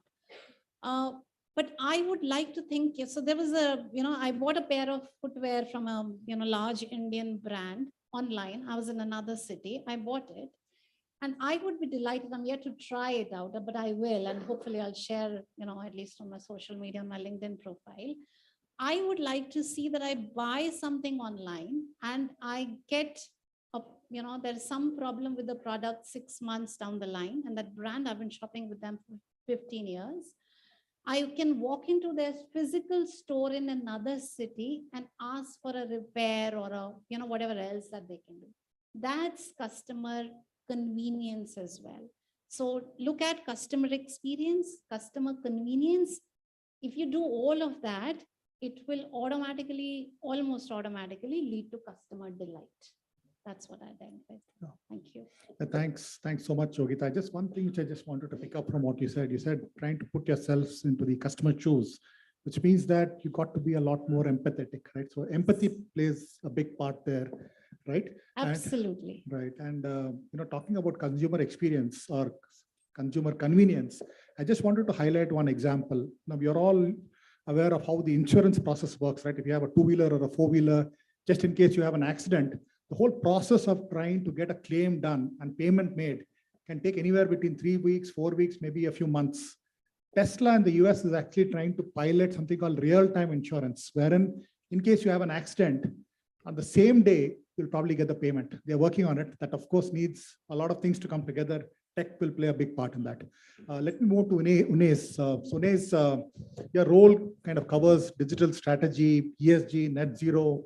And if you just look at the new age consumers today, for them, they are a lot more environmentally conscious. For them, sustainability matters. They would ideally like to relate with brands who are more conscious in terms of what they are doing for the benefit of the environment. So your views on this whole aspect as related to sustainability, Unes. Thank you, Sunil, and it's lovely to be here. And you're right. I mean, this lot of fresh faces that I see, these younger generation, they're far more aware than what we were at their age, and they would like to see brands which are more sustainable. But the constant grouse is that more sustainable brand they are, the more expensive they become, and they become out of pocket for the regular guy on the road, right? So, but brands can do a lot more than just go ahead and make their end product sustainable. They can, this whole generation has grown up on internet. They can go ahead and actually propagate through social media, through various trainings, that what they are doing, because sustainability is defined into 3 parts: scope 1, scope 2, and scope 3. There is a lot of work which these brands do when it comes to scope 1 and scope 2. But you and I are not aware of these things, all right? Some of them might be using solar panels, some of them might be using wind energy, some of them might actually be giving power back to the grid. Now, if you, I, and this generation get to know about that these brands are doing these things, we will automatically be attracted to these brands. And they are doing this without increasing their price of their end product. Now, sustainability is now, without increasing the price of their product is one thing, but sustainability can also help you be more competitive in the market by bringing in cost efficiencies. I'll give you an example of a telecom operator in Africa. This is one of the largest telecom operators in Africa, and they are in about 15 odd countries across the African continent. What they have gone ahead and done is they have made their telecom sites more sustainable. Now, some of these countries in Africa have civil wars going. It's not very easy to provide for electricity, for diesel for gensets, to keep the sites running all across. So what they did was they came to KPMG, and they said, KPMG, provide us with a solution so we can reduce not only our dependency on fossil fuels, but also kind of reduce the safety, increase the safety aspects and improve our energy efficiency. So we did a end-to-end study with these guys, and we said, all right, there are there are hours in a day where a particular brand, now each telecom site, and Sunil, you're an expert in telecom, so I don't have to explain too much, but each telecom site has multiple bands available, whether it's 2G, 3G, LTE radios, or 5G for the matter. Now, at certain point in time in a particular day, these bands are not working, or the load on these bands is less. So what we did with this particular operator was we went ahead and automated the shutting down of these bands. What happened was, for example, if from 2 a.m. in the night to 3 a.m. in the night, 3G band is not working, we will go ahead and shut it down automatically from a different country from the NOC that they are running, the network operation center that they are running from. And this will have a multi-fold impact on their bottom line. One, you will no longer be required to provide a weekly tanker of diesel to that particular site. B, you will be saving on electricity. Your scope 2 emissions would actually go down. You will become more sustainable. Your bottom line would improve, and you will become more competitive in the market. So that's a beautiful example of how a telecom operator basically went ahead and kind of reduced this cost and became more competitive in the market. Now, so that's what sustainability can do, and that's what some of these brands can go ahead and do it. And this particular operator actually ended up saving a lot of millions of dollars on their bottom line on all of this. And not only that, suddenly their subscriber base also kind of improved over the period of time, because this younger generation who were the fresh new 5G prepaid subscribers ended up taking it, and they were able to invest that money into 5G infrastructure. Right. So I think one thing which really came out strongly was that sustainability is good for business, right? And as a country, we have set a target to get to carbon neutral by 2070. And if India has to really meet those targets, I think the onus is on the industry to do their part, right? Absolutely. I mean, the government can do their part in terms of policy and the regulatory framework that they can provide. And that is the driver in any country. But what the industry can do is basically go ahead and propagate what they are currently doing. It will help them, it will help them to give the power back to the grid. Right. And bottom line. And there is today technology that is available that you can actually use, for example, to optimize energy usage. I mean, just imagine the air conditioners that are there across The India. I HVAC mean, systems. a huge potential to actually reduce energy usage and see the impact, right? You reduce energy usage, your CO2 emissions also come down, right? So absolutely. And some of the big retail brands are kind of getting into it now. I don't know whether Varija is here or not, but Varija Fashions, they take care and try to make sarees from waste material, which is phenomenal. Good segue to get to Rashmi, because you talked about fashion. So Rashmi, your company eCloset offers online styling services. You run styling workshops, and you're constantly spotting fashion trends and your whole attempt is to transform consumer personal styles, right? And you kind of deal with different genres, right? Gen Zs, millennials, and all that. So how was your organization trying to address the requirements of these new age consumers, and how are you giving them a frictionless customer experience, Rashmi? Yeah, thank you so much, Sunil. And here we have gyms like the old Gen Zs, and they all are looking for experiences, basically uniqueness.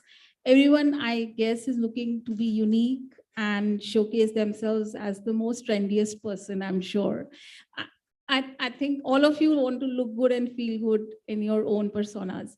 So what we do essentially is, we've got a very hyper personalized service where we map you as a customer. Means like if you are a student, now in your student journey also, so you got, socials, events in your colleges, you got internships, you got your interview coming up. And there's where you sometimes, I'm sure, struggle. You do look at your Pinterest and trends, but you want, a service by picking up a call. Generally, what you do is pick up friends and say, okay, trend kya kar raha hai, kya pehne. But if you have someone a specialized stylist, professional, available at a very, very nominal price and tell you, okay, dear, this is what will look good on you. This is what would be priced well for you for an interview or for a social. Barbie core is there, it's trending, wear pink.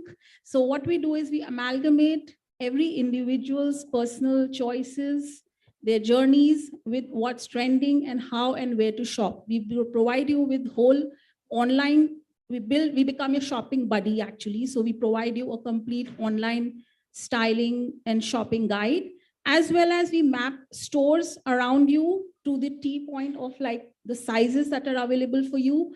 And you can take us on a video and shop along with you. So that's what to the T convenience. And as far as you say about the technology, yes, we also are there on the metaverse, soon launching as eCloset Styleverse. You can come and experience our different services and different influencer shows there on the Meta soon. So what we are trying to do is we are trying to create a complete personalized experience for each one of you, because we understand that each one of you is unique and have a different journey, you know, of yourself. Yeah, that's what we do. Right. Thanks, Rashmi. And I remember a few months back you mentioned about, a lot of us have our wardrobe with old clothes. We're probably not even touching that, Completely. right? So, Completely, yes.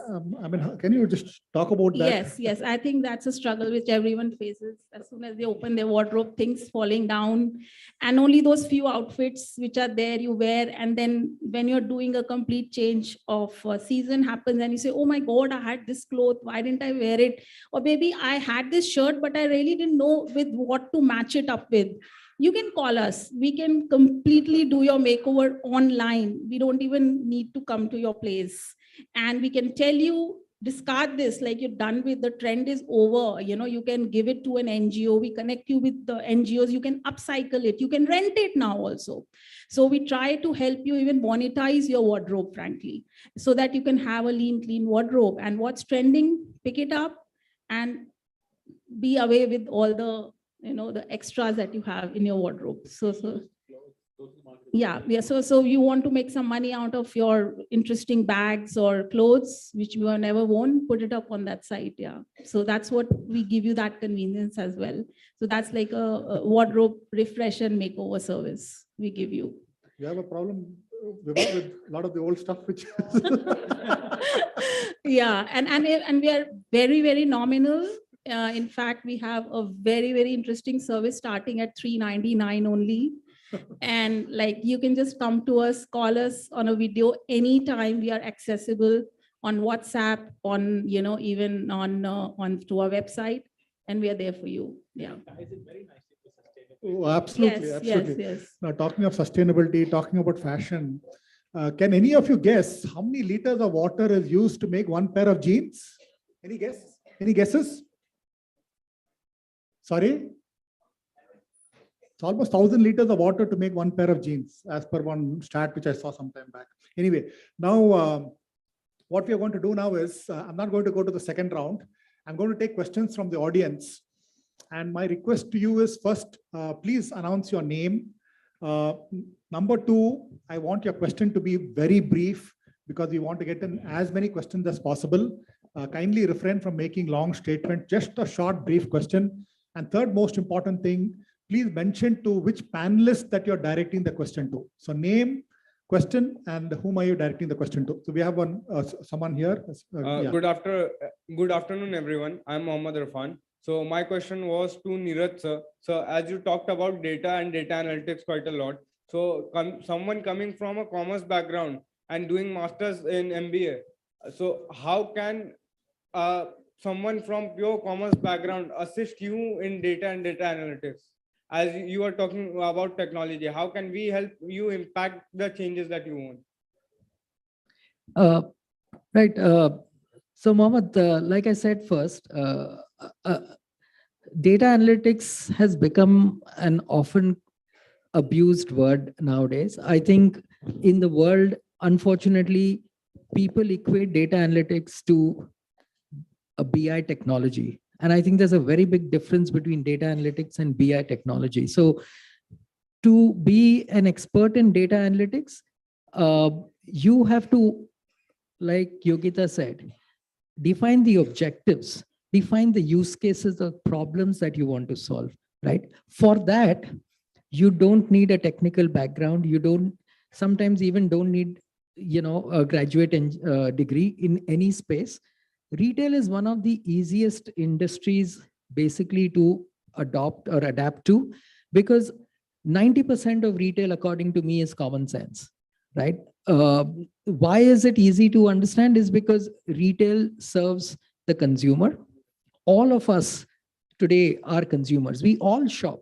So if you are in the shoes of a shopper, of a consumer, it is very easy for you to understand the common sense of how a retail industry should work. The functional knowledge is important. After that, it comes to, being able to say which BI technology am I able to use to actually deliver that objective, right? So it doesn't matter if you're a commerce graduate, Mohammed. It doesn't even matter if you're not a graduate, because you can pick up a Tableau or a Power BI or a Looker today, at 30-hour courses on an academy or Udemy or something like that. And that's your starting point. After that, it is your desire to learn more that will get you deeper and deeper into that tech. So something related to that, I was going to ask that companies, the employees of companies, they were used to the more physical retail as compared to now, which has converted into digital retail. So how have you, or as a company, anyone in the panel can answer this, has attempted to retain those employees, the traditional employees? And do they still have the same use case that they used to have? So there are new use cases created because of the digital retailing space that we have all, been ushered into. But I'll ask you a question. Do you know how much percentage of retail in the world today is physical retail? So it's something around 60. Sorry, 65%. somebody? Yeah. Yeah, so it's online retail is a single digit percentage, right? So it doesn't matter whether it's 91% offline or 93% offline, but that and offline retail is here to stay. So there is absolutely no challenge to any person who has been an expert in offline retailing. According to me, it doesn't matter what you've done and learned out of experience. If you are inspired, you will always want to learn what is the latest trend happening. So if you worked for 3 years in offline retail, you yourself will be inspired to say, what is new in online retail that I need to learn? And just to add to that, Mohammed, I mean, we have assisted a lot of retail chains in upskilling and reskilling their workforce. So, I mean, and digital retail is here to stay, okay? It will keep on increasing over a period of time. We just have to upskill ourselves. That's about it. Because even your auctions are all still very much physical, right? Bulk of it for that matter. Yeah, I would like to add that it is the right balance between the, that's what we call the hybrid model. All organizations must adopt to this hybrid model, because that's what Yogita said, that she should be able to, repair it in another city, right? So that option must be available.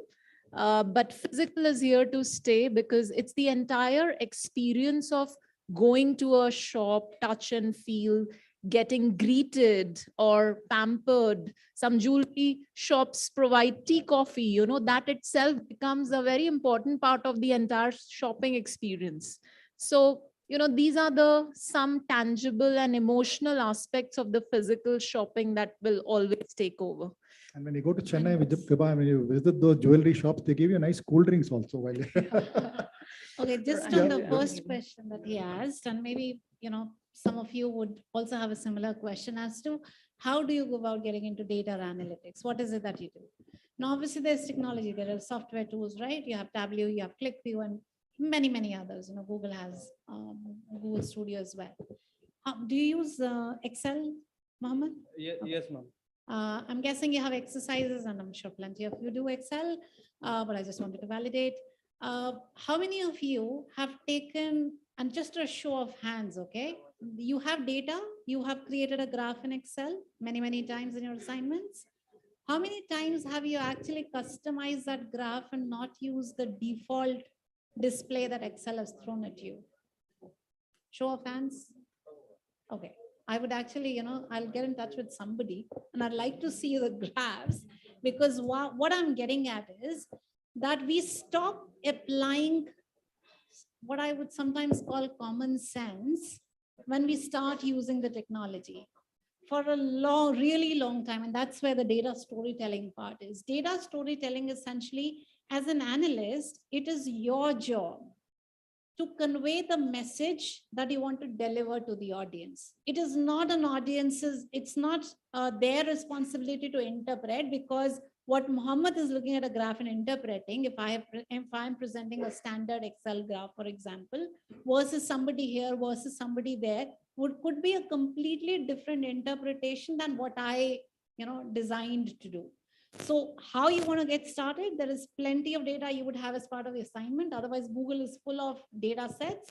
I would say pick those data sets up, create an Excel and graph, and try to do a peer exercise. You don't even have to go to your lecturers and professors really, and see what is it that their takeaway is, and then match it with the problem that you started out with. And that's how you can get into the data analytics space. So, sorry, just to add, because we have a large student community here, just to add to what Yogita is saying, she asked how many of you have customized the graph that you created in Excel. I'm going to ask you the next question. After having created or customized the graph, how many of you have actually derived an inference out of that graph? Again, show of hands. Okay, so the number dips drastically, right? I'll ask one more question after this. After you've derived an inference, for those guys who put their hands up, after you've derived an inference, how many of you have actually tried to do what we call root cause analysis? Superb. So see, I can see one hand or two hands in the entire auditorium. Essentially, take this as a feedback, right? Anybody who's interested in data analytics, representation of data as rows and columns, or as a graph or as a chart, is not the end purpose of data analytics, right? The end purpose of data analytics is to say that if you're seeing a store-wide sales graph compared to last year's sales, and you see 5 stores which are degrowing, that's an inference that you will draw out of that. But the business does not improve by understanding that 5 stores are not doing well. Business will improve if you can go deeper and say why these 5 stores did not do well, right? And what should I do to bring them back on track? Because the business wants solutions. They don't want data. They don't want to know what happened. They want to know what should they do because this happened. So that's the prescriptive part, right? If representation was the end goal, then we consultant would not be required. That's the reality. Yeah, sure, good. Like from industry, if I have to just say, people used to do something called as extraction of data as a job.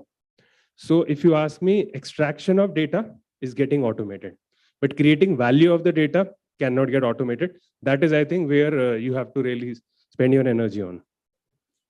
Okay, thank you. I have just one last question we can take from the audience. So I before want we to wrap- ask, yeah, one question before we wrap up, because we are running short of time.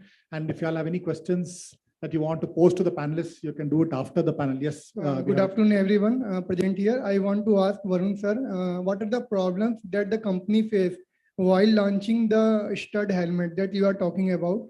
It's like Bluetooth in the that we can talk in and listen music in the helmet also. What are the regulatory problems that the company face? Actually, whenever we launch a helmet, so we have to get it ISI certified. So there is a, first of all, safety test. So for example, let's say if we have a lab where a helmet is thrown from a pretty, I think height, I don't know how much, around 10 to 12 feet. And then we have to see where the impact comes. We have to also see when we, having a Bluetooth is one part. When the helmet also, so the Bluetooth should not blast. So we have to take care of the battery part also. So basically ISI, and there are other such things which we have to take care. So finally, the main goal is the safety cannot be compromised. So we look at various standards. So I can, in a simple paucity of time, I can say these are the two main aspects. Your question was only for the Bluetooth, right? But how it satisfy the regulatory requirement? Like accident will be more by launching such kind of product. Yes, I agree. I would still say it is really not advisable to use a Bluetooth while driving, but it is generally to avoid other measures. Like some people, I would say, we are actually, if you are saying we are not doing a real marketing of this particular product, but still there are people who are like using phones. So it is only as an option if you want to buy it out, so that at least you are safe from that aspect. And we also recommend that maybe if you still want to attend a call or something, you stop your bike and attend it on the side. But it's only just to make it more safer than people who are not ready to follow the rules. Yeah. Thank you, sir. Yeah, thank you. I think most of you all are going to be joining corporate very soon. So Rashmi, you have some advice for people who are in college, moving to college career styling. You just want to add? So we've introduced this college to career styling because, what we saw while we do these workshops with colleges, especially during the internship and the college time, when they are getting placed, interviews, so there has to be a proper outfit, the way you express yourself. And even when you're joining office, it's a big jump from college to career. So this is a very interesting styling workshops that we do with colleges and also with corporates at the time of induction. So I'm very happy to, have these kind of workshops for gyms if, they would like. Right, Rashmi. Thank you. Thank you so much. Been a wonderful discussion. Thank you, Varun, Neeraj, Vibha, Rashmi, Munez, and Yogita. Great insights from all of y'all. I'm sure all of y'all would have benefited from this discussion. I would urge you all to please meet the panelists after we finish and we leave this hall. Thanks for your time and attention. And thank you, Ajay ji and PhD Chamber of Commerce for this opportunity. Thank you very much. And just on behalf of all the panelists, Sunil, thank you so much, because of the hard work that you did prior to this panel starting is actually what made this bang on time. Thank you.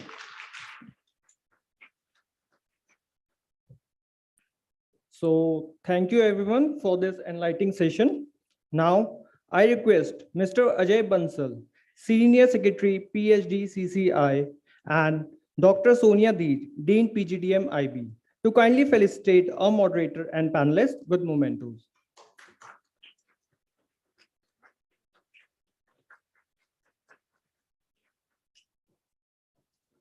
Mr. Sunil David, Digital Technology Consultant, ex-Regional IoT Director, AT&T India.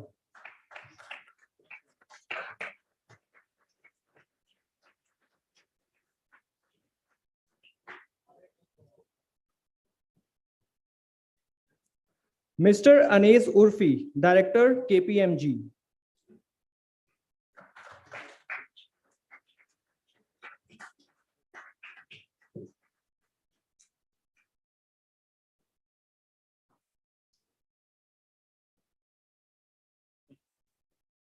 Ms. Rashmi Chopra, Founder, eCloset.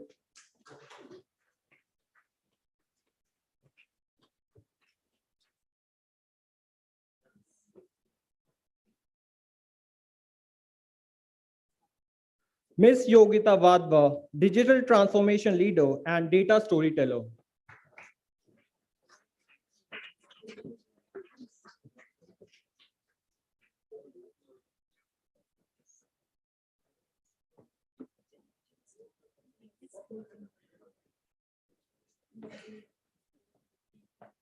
Mr. Varun Chopra, VP IT and CIO, Studs Accessories.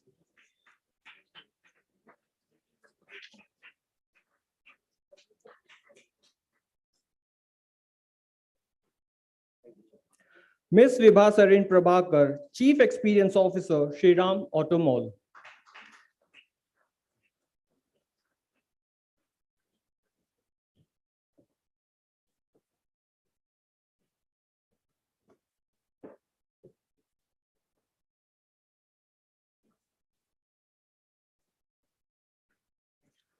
Mr. Neeraj Japuria, Founder and CEO, BI Retail.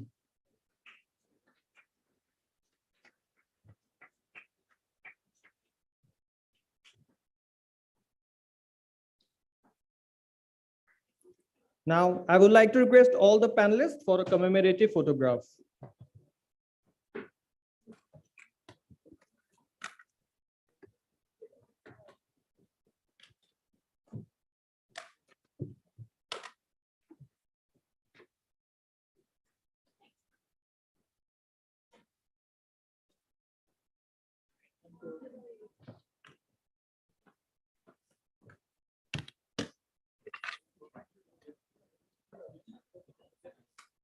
Now, I would like to call upon Anand Gupta to initiate the fourth technical session.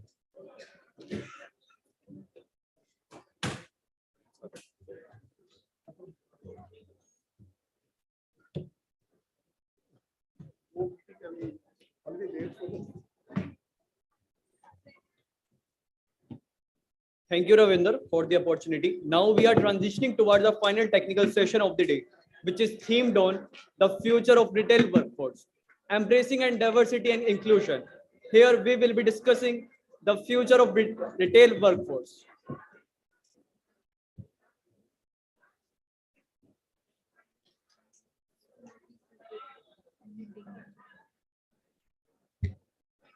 Everyone be please seated.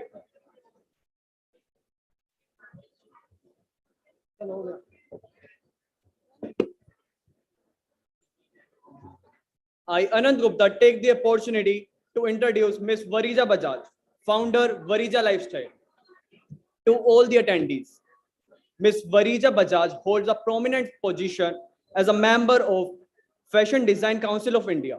She has actively participated in showcasing her talent and creativity in addition to her achievement in fashion segment.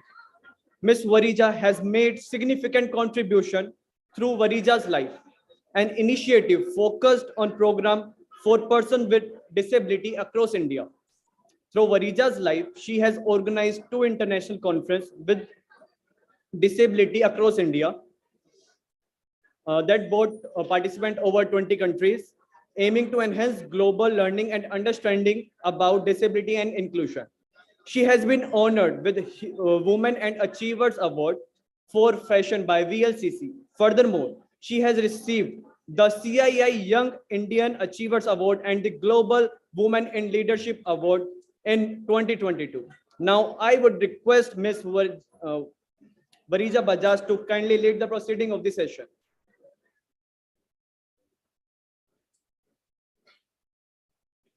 And a huge round of applause.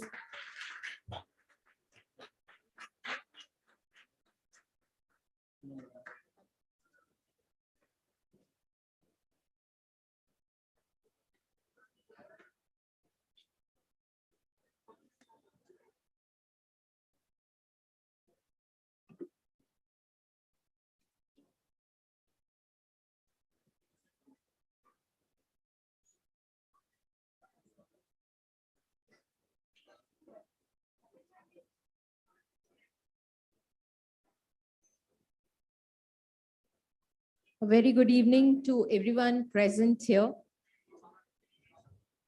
How many of you are feeling sleepy?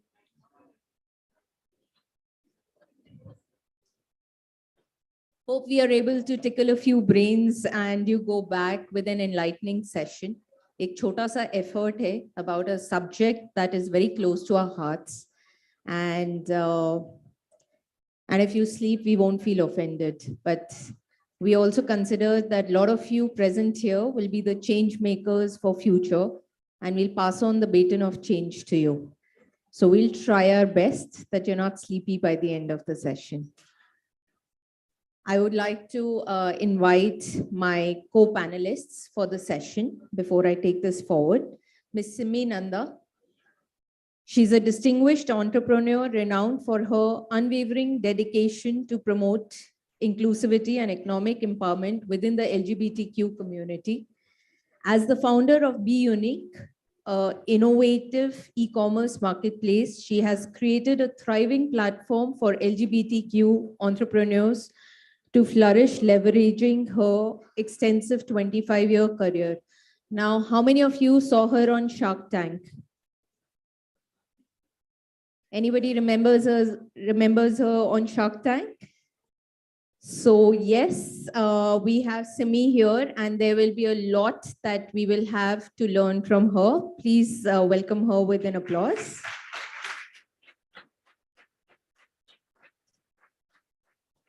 I would now like to welcome Kirti Mehta.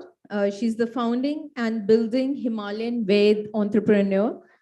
Her career spans 16 years of growth and adaptation, transcending from journalism to content leadership and Marcom specialization. She has extensive background in handling issues with regards to inclusivity during her tenure with various organizations. And we wish to learn a lot more during this session. Welcome, Kirti. Priyanka Sachdeva, she's the founder of Core and Pure. Hailing from Bihar, has a profound connection to ancient wisdom. Fascinated by scriptures, she founded Core and Pure Essential Oils after a corporate career. We have a lot to learn from you, Priyanka, and I have too many questions for you. So oh, Rajneesh is here. He was stuck in the traffic. I was ignoring you. I'm so sorry. So Rajneesh, Head of Human Resource, Bicano, please welcome while he joins us. He's occupied key roles in organizations like Dorset Quality, Ale Maha Foods, Fortis Healthcare, and many more. With an experience spanning approximately 2 decades, he specialized in HR transformation and holistic human resource development. Rajneesh is also recognized as an accomplished author. His book titled Want to Create a Successful Team. It's easier than you think. Where can we buy it, Rajneesh? At Amazon. So if you haven't got it, I'll repeat. Want to Create a Successful Team. It's easier than you think. Has generated substantial attention from readers across diverse e-commerce platforms. He has received recognition through a succession of prestigious awards, which comprise the CHRO of the Year 2023, clap, clap, and top 20 HR leaders with greatest impact in 2022. Welcome, Rajneesh. We have this very interesting session here, and the topic that we've been given is diversity and inclusion in retail. Why are we even talking about it? Why is this session? Why does it even exist? Can somebody tell me here? Is it even interesting to talk about it? Hopefully by the end of the session. Why are we talking about it? And if this session was to be conducted 10 years ago, I think we would be talking about female inclusion in the workspaces, because that is another challenge that over decades, the human resource have faced, which is recruitment of women and biases towards women. Thankfully, today we've scratched some surface over there and we've moved on to discuss about inclusion of marginalized communities in the workforce. Now, why is that important? We will be discussing through the session, and we'll start with Priyanka. Priyanka, why do you feel that there is a need for inclusion of marginalized communities like people with disabilities or LGBTQ community in the mainstream today? So first of all, good evening, everyone. This is Priyanka Sachdeva, as Varisha has already spoken about me. And I'm glad that I'm here and, sharing my views to all of you, and hope, will add a little value to the thought process what we have.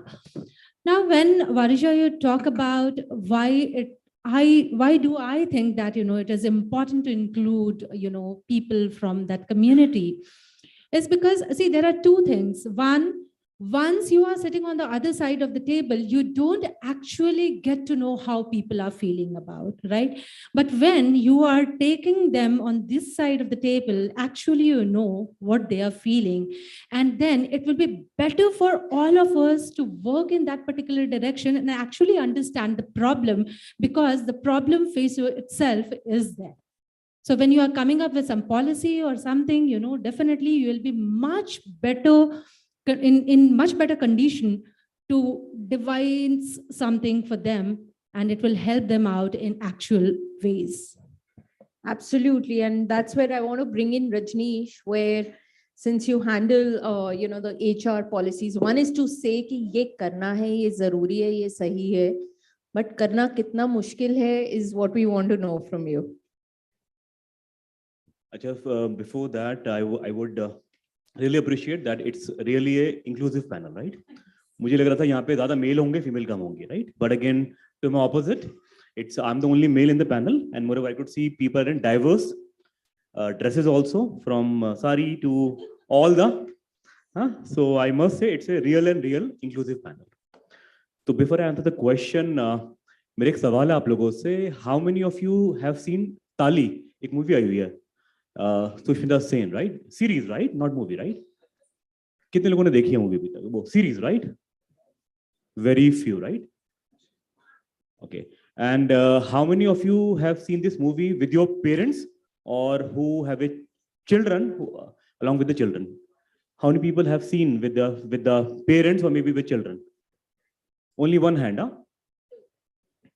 Oh, wow. So let me just share the fact, right? Being in HR, it's my job to deal with people day in and day out. ठीक है? तो HR में हम लोग policies बनाते हैं. In fact, we are called ruthless policy maker. तो we are sometime called. ठीक है? कि policy बनानी है तो क्यों बनानी है? What is the advantage? Right? तो पहली चीज तो ये है कि what all policies HR make, right? It is all executed by the people like you, right? HR cannot be present everywhere on the shop floor or in the manufacturing unit. We cannot be present, right? We can, of course, create our leaders, our ambassadors of a program. But again, in spite of that, right, we could see a lot of, policy go haywire because people have their own set of notions, right? In the age group of 30 years, 40 years, the way you have been brought up, right? अगर मैं बात करूं schools के अंदर बच्चों को सिखाया जाता है what is called good touch, what is called bad touch, right? छोटे बच्चों को सिखाया जाता है what is called good touch and what is called bad touch, right? अगर मैं बात करूं of the community called LGBTQ community, right, it is not spoken about. इसके बारे में कहीं पर भी बात नहीं की जाती, right? We still take it as a taboo, right? In fact, I just recall that, one of the individual, the employee of our company, he watched this movie series, right? Tali, at late night with his wife, ensuring that the child is at sleep. बच्चा सो गया है. तो I was surprised कि movie में ऐसा है क्या? And I have a son who's 10 years old. I watched this movie with my wife and my son on a Saturday night, right? And moreover मेरे बेटे ने मुझसे अच्छी चीज पूछी मेरे से कि पापा अगर ऐसा है तो ऐसा क्यों है? तो आई टोल्ड माय सन कि बेटा one should respect the skin you are born with, right? आपकी एथनिसिटी, आपका रेस मैटर नहीं करता, राइट? आप जैसे हो, छोटे हो, बड़े हो हाइट के अंदर, you are all good, right? तो you will be all well accepted by the society, right? तो you have to feel free. Don't say कि मम्मी क्या कह रही है, पापा क्या कह रहे हैं. And I really do not understand the concept. बच्चों को क्यों सिखाया जाता है कि blue is for and pink is for? I never understand the concept why it is taught, right? So you understand, बच्चे जब बड़े होते हैं, कॉलेज में आते हैं, फिर ऑफिस में आते हैं, right? What all age group they have spent 20 years, 30 years, right? It becomes very difficult for an organization or maybe any HR to break that preconceived notion, right? That's where we feel a lot of challenges, right? In fact, you must have heard of late that in lifestyle, right? In Bangalore, one of the LGBTQ community member, right, who was a visual merchandiser in the lifestyle, right? He suicided, right? He attempted suicide because he was repeatedly asked questions on the sexuality orientation of him. And to my surprise, a case has been launched against the marketing head, even the head HR of the organization. So it was not something that policies were not made. Policies existed that there should be a posh policy, there should be a sexual orientation policy that you have to really bring to the notice of people. Instead of policy, things could not happen on the ground, right? Because of that, even the HR head, he's in the court, right? So the things are really difficult, right? And moreover, I would always say that HR cannot do anything single-handedly unless and until it's people like you who support, right? Morally as well as socially, right? Over to you. I think very well explained, Rajneesh. I think another aspect that I would like to add here is people with disabilities. So as per the Ministry of Social Justice, if you correct me well, before the discussion, 4% of your total human resource is supposed to be from marginalized communities like people with disabilities. अब ऐसी policies exist करती हैं, लेकिन अगर उसको हम implement नहीं करते, is there any penalization? Not quite. So even having such policies doesn't really help. Again, Rajneesh is here. How many HR would be okay if somebody comes up and says that I have bipolar or I have severe anxiety disorder? So human resource in that sense also has to be trained to be able to accept and to be able to handle such diversities. Does the HR policies across the country, do they even define the abilities for what you're supposed to be hired? So for example, I cannot hear, but I'm very good on the assembly line to package food. I can package the food and that's what is my ability. I'm not supposed to listen. I'm not supposed to talk. My job is to do quick packing of the food packet. So if those abilities are defined, then you will definitely ignore the disabilities. And that's where I want to bring in Kirti. I think a lot what Rajneesh has spoken, media has created either heroes out of people with disabilities or LGBTQ, or their victims. Is there any third version that is required to sort of look at, and media needs to really look at the narrative that they're narrating about this marginalized community? Hi, everyone. Okay, so a very good point there that we do make out victim or heroes, but there is nothing inclusive. What is needed right now? Being from a media, ex-journalist, when the momentum for LGBTQ wasn't there at all, I'm talking about in 2006 and 2007, nobody did cover anything. Probably, if media wasn't there, even the things right now wouldn't be the way it is for LGBTQ.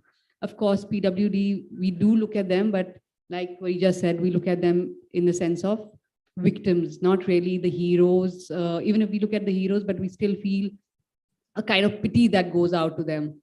But what is more important right now and what media has to do, and of course, being from the PR and marketing, what we need to talk about, the companies need to talk about, and you all need to talk about is to make them feel inclusive, just as us. So that is more important. And I think so media has done a lot about it, Varija, in terms of, talking about rightly so where they need to be seen. Even I think the government is doing quite a bit. They made a policy of 4%. The companies are not able to do that to get the 4% up there.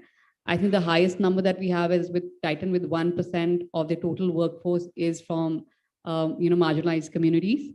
And then the next comes ITC, which is at 0.5%. That's way too less in the total workforce.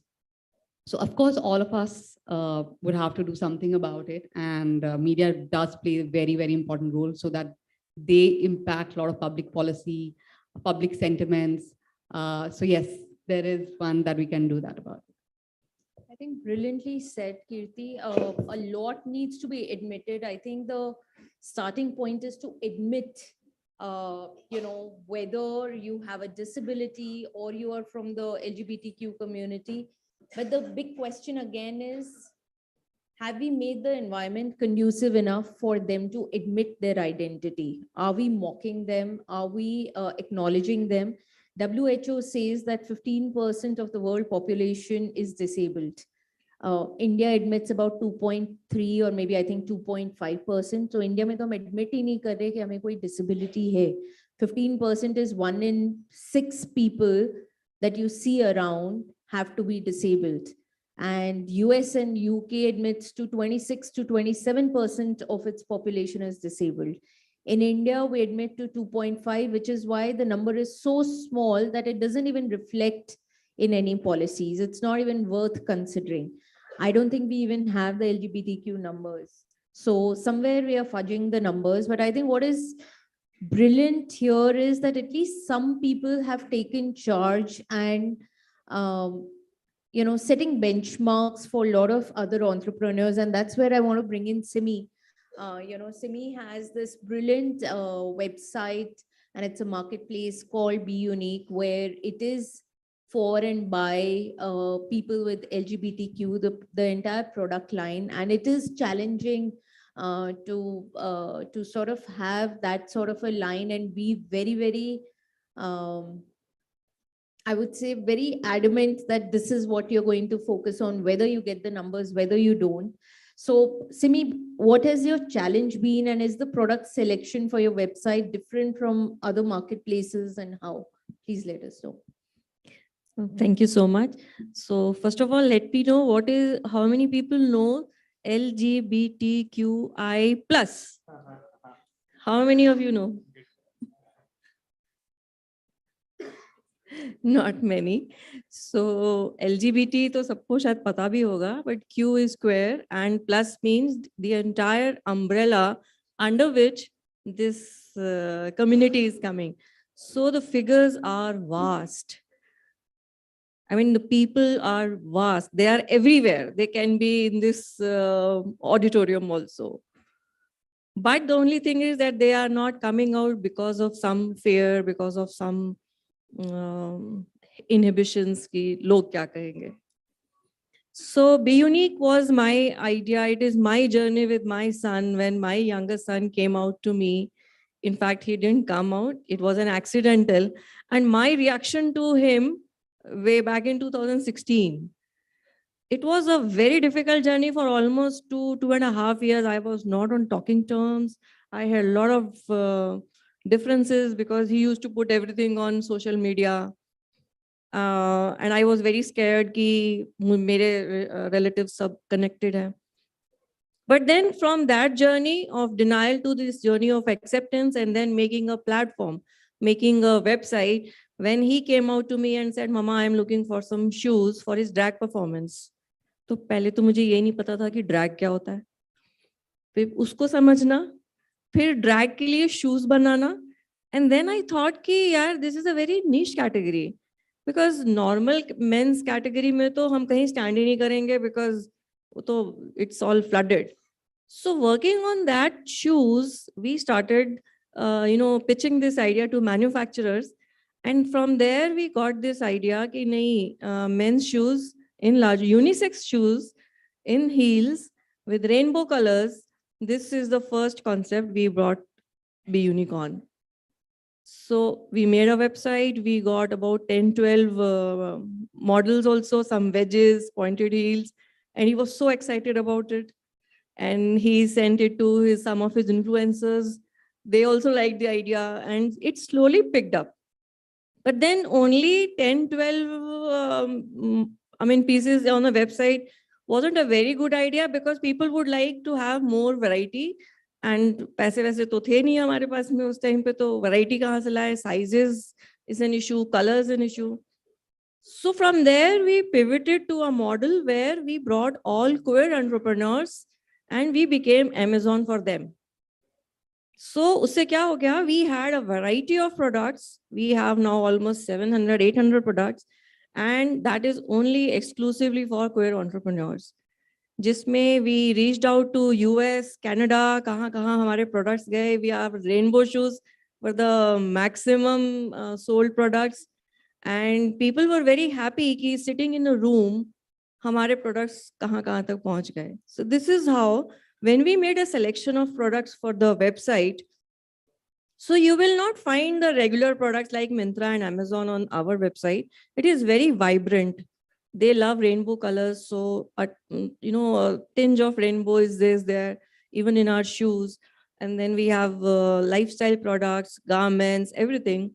So the selection of products is definitely not the same as the other regular website could have been.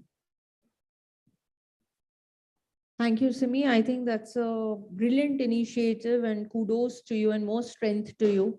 So anybody here who is from the LGBTQ community and is looking for a startup, especially in the lifestyle space, you know whom to connect to. in coming times.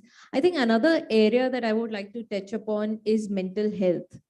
So whether it's you, whether it's me, if you're not accepted in the society, it will take a toll on your mental health. And that does happen for people with disabilities as well as LGBTQ community. And I want to bring in Priyanka here because I think she has taken a daring step to have Aryan Pasha as a brand ambassador.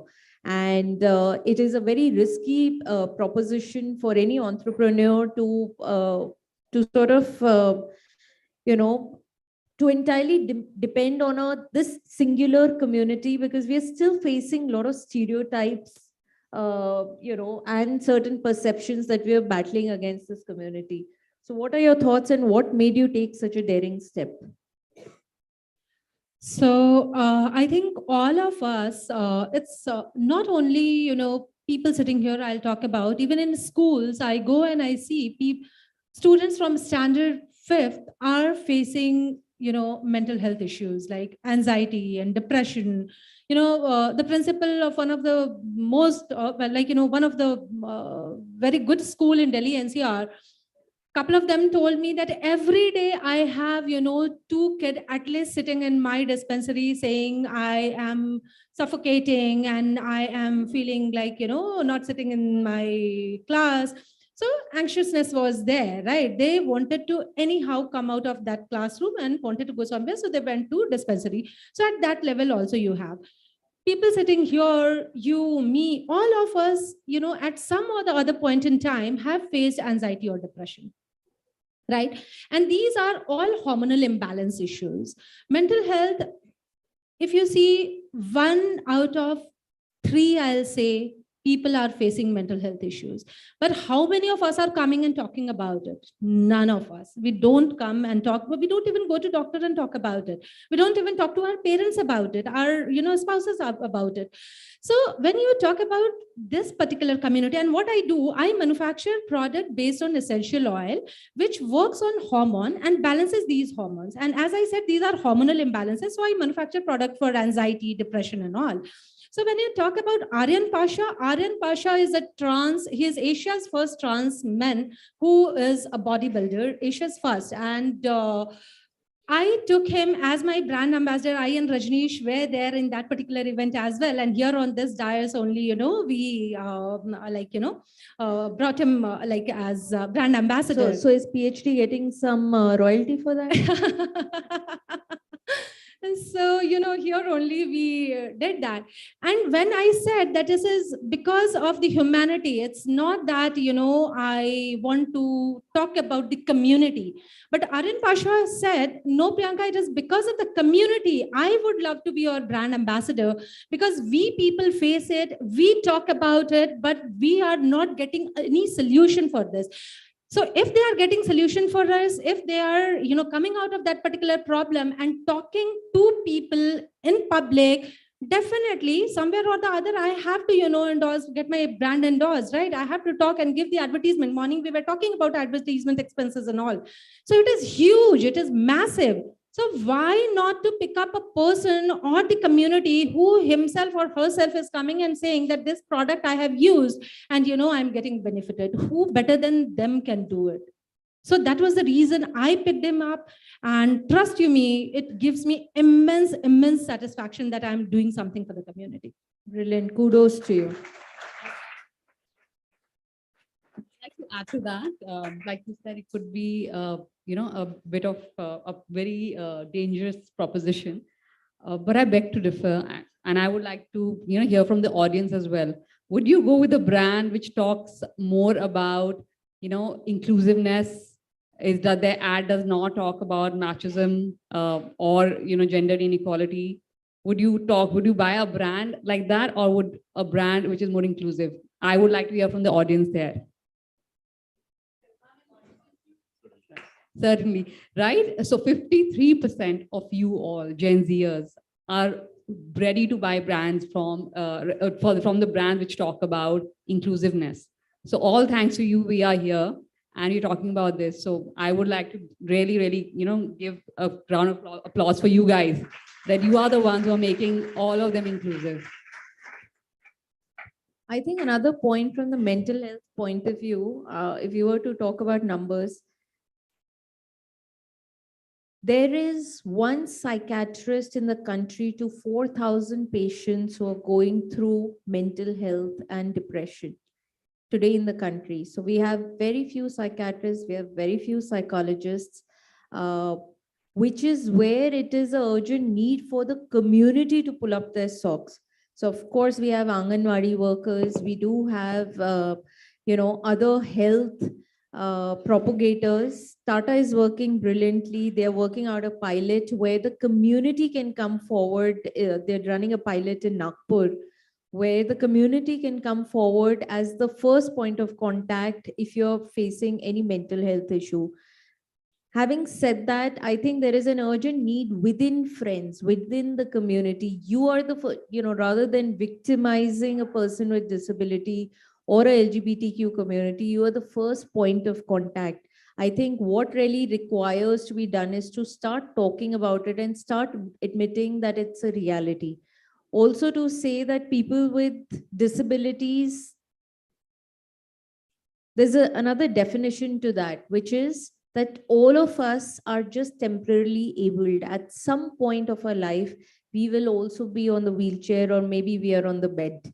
We are being the youngest nation today, but very soon we'll be the oldest nation. India is the youngest nation today. The largest amount of youth is in India. But very soon we'll be like Japan. We'll be the oldest nation. Hum sab bimar padne wale hain. But are we ready infrastructurally? Are we ready mentally, emotionally to handle old age disabilities? Not quite. We will all go through mental health issues, and it's a hard reality which is right there in front of us, and it's time that we start admitting it. And I want to bring in Rajneesh here. So, Rajneesh, in terms of specific HR policies, I want you to segregate, especially for LGBTQ and PWDs, what are the policies that help you recruit these people? And how is it different from a lot of people who are following HR policies which are, which doesn't include inclusion and diversity? See, let me just share the fact over here in India, right? We talk about inclusion, diversity, right? In fact, as per the recent report of Deloitte, all the Gen Z, right? Even Gen Y also, people are more inclined to work with those organizations who are more inclusive, right? You feel glad sharing your friends or maybe your papa and mummy that you work for so-and-so organization. They offer equal prospect, equal platform to each and every individual, right? That's one thing. But on the contrary, if you see the recent report of the government of India, right? Less than 20% companies are there who have a policy which talk about inclusiveness, right? I'm talking about including MSME, right? I'm not talking about the fancy terms wherein we have Deloitte, we have KPMG, or maybe we have all those big short MNCs, right? Let's talk about reality. So people are majorly employed because of MSME in the Indian economy, right? So if I talk about the recent survey, less than 20% companies are there who have something called inclusiveness in their policy. That's one thing. And moreover, if I talk about the tier 2 or tier 3, percentage drops down drastically, right? So we're in Delhi or we are sitting over here, we talk about all these terms, LGBTQ or inclusiveness. Trust me, things are way, way, way far. So things are not that easy what we get to see right over here. And moreover, if I talk about the kind of challenges or the kind of focus we look upon to bring in the HR policies, right? First of all, I talk about the people who are specially abled, right? What all websites or, and moreover, before that, let me just talk one thing, right? No matter how much AI comes in our life, people would remain in the business, right? Or I would say we are in the people business. We buy product from those people whom we like, that for sure, right? No matter it's a brand ambassador or maybe it's a salesman who's on the general trade outlet, or maybe, maybe an entrepreneur maybe, right? So we get influence from the person, right? Who's selling the product or who's showcasing the product. If we like the individual, we buy the product. That's for sure, right? So no matter how much AI comes in the picture, people would remain there. People would run the show. And now I talk about the specially abled people, right? The kind of, we talk about in AI, we talk about continuous learning, right? Maybe ChatGPT or what all platforms we have, right? What all websites or what all learning modules we have, maybe Udemy, maybe LinkedIn Learning, they're not compatible for this kind of workforce, right? So even the websites, even the learning platforms, they are not there, right? Which can cover this specially abled workforce. So that is one of the challenge what we face, right, as an organization, or how much we really want to employ these people. But again, people are required to reskilled, unskilled, and again skilled, right? So that is the need of an hour. So that's where we face a challenge, a big challenge. So I really cannot comment that how this challenge can be taken over, right? I would talk about whether it's LGBTQ community or maybe specially abled. One thing is called biases, what we get to see on the floor, right? So as a nature, we have to put a lot of emphasis on the training, the biases training, wherein people can be more sensitive towards handling these biases, because all these unconscious biases, right? I'll not say people do it deliberately, but again, people have unconscious biases, right? Which really impact everyone from the recruitment to the promotion. And moreover, if I say all these training programs which cover biases, it cover everyone from the top executive to the newly hired individual. And not only that, I would talk about the transparent and equal pay structure, because let's talk about the elephant in the room, right? So in fact, I'll not name organizations, but seeing the kind of person you have at the front, pay structure is decided as per that, right? Not as per the position what you are fulfilling on the role. So that's one of the challenge what organization get to face, that pay structure need to be transparent, and moreover, it need to be equal. That's one thing. And moreover, if I talk about, there is, in fact, our infrastructure of the company, it is not adaptable, wherein we have all these, wheelchair ramps, or we'll have remote working facilities, right? We talk about work-life balance, or we talk about flexible work hours. Trust me, it happens in a very fraction of organizations, right? If you talk about the reality, maybe manufacturing, there is nothing called work from home, nothing called, right? So something what we have to include in the policy, I would not say flexible hour, I would say the flexible work pattern, wherein if there is a newly mother, right, new mother, right, she can have her flexible working hours, right? I'm talking about that scenario. Or maybe if any specially abled person is there, if he can be offered or she can be offered a remote working. So that is something really required if you really want to include these kind of people. But again, let me just share one harsh truth in India, right? Primarily with the MSMEs, right? Government has a maternity leave for 6 months, right? I hope everyone is aware. Earlier it was 3 months leave, now it's 6 months, right? But again, there are companies who prefer to hire males at a job because of the fact that first of all, there'll be loss of 6 months pay if a female go on maternity. And not only that, males are more considered that they're gonna work at a stretched working hours compared to females. So when positions come, there is still biases on the table, on the interview table, wherein males are more preferred compared to female. And that's where HR has to really bring in picture, really showcase that by showcasing the kind of inclusiveness we have, we as an organization are, we can attract a lot of talent in the market, right? We can be a preferred employer or employer brand in the organization. So these are the few things what I really want to focus upon as a part of HR policies. Thank you. That tickles my brain to too many questions, but because of the paucity of time, I can't scrutinize you further, Rajneesh.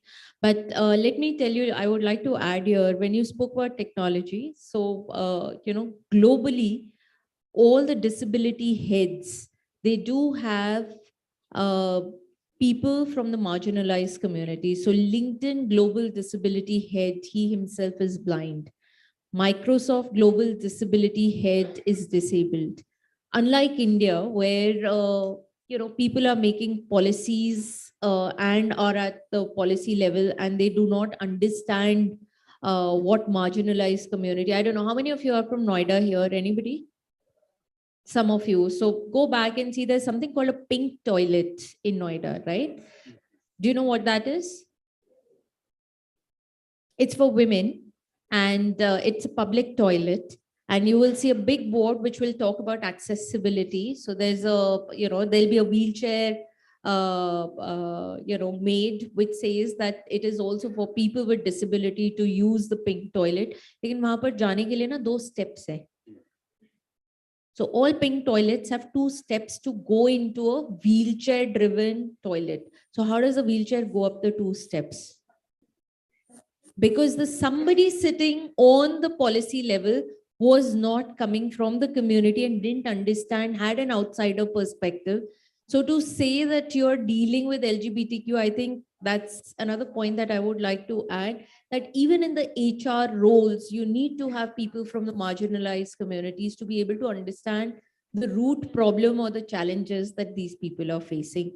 We have very little time to sum up, but before that, I'm told that there are certain prizes for the best question from the audience. So go ahead, shoot. Everybody's here. Anybody who would like to shoot any questions here?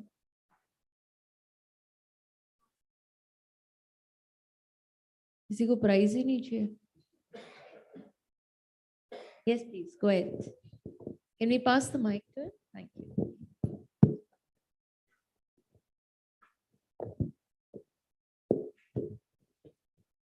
Please introduce yourself.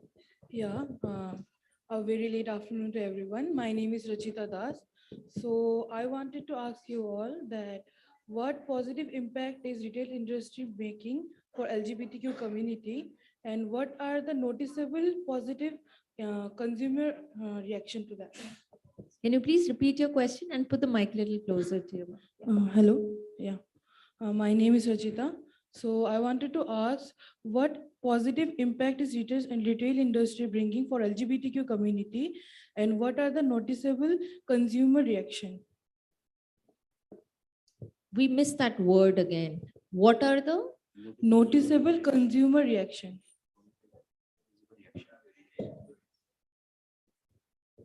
So you are asking in terms of products?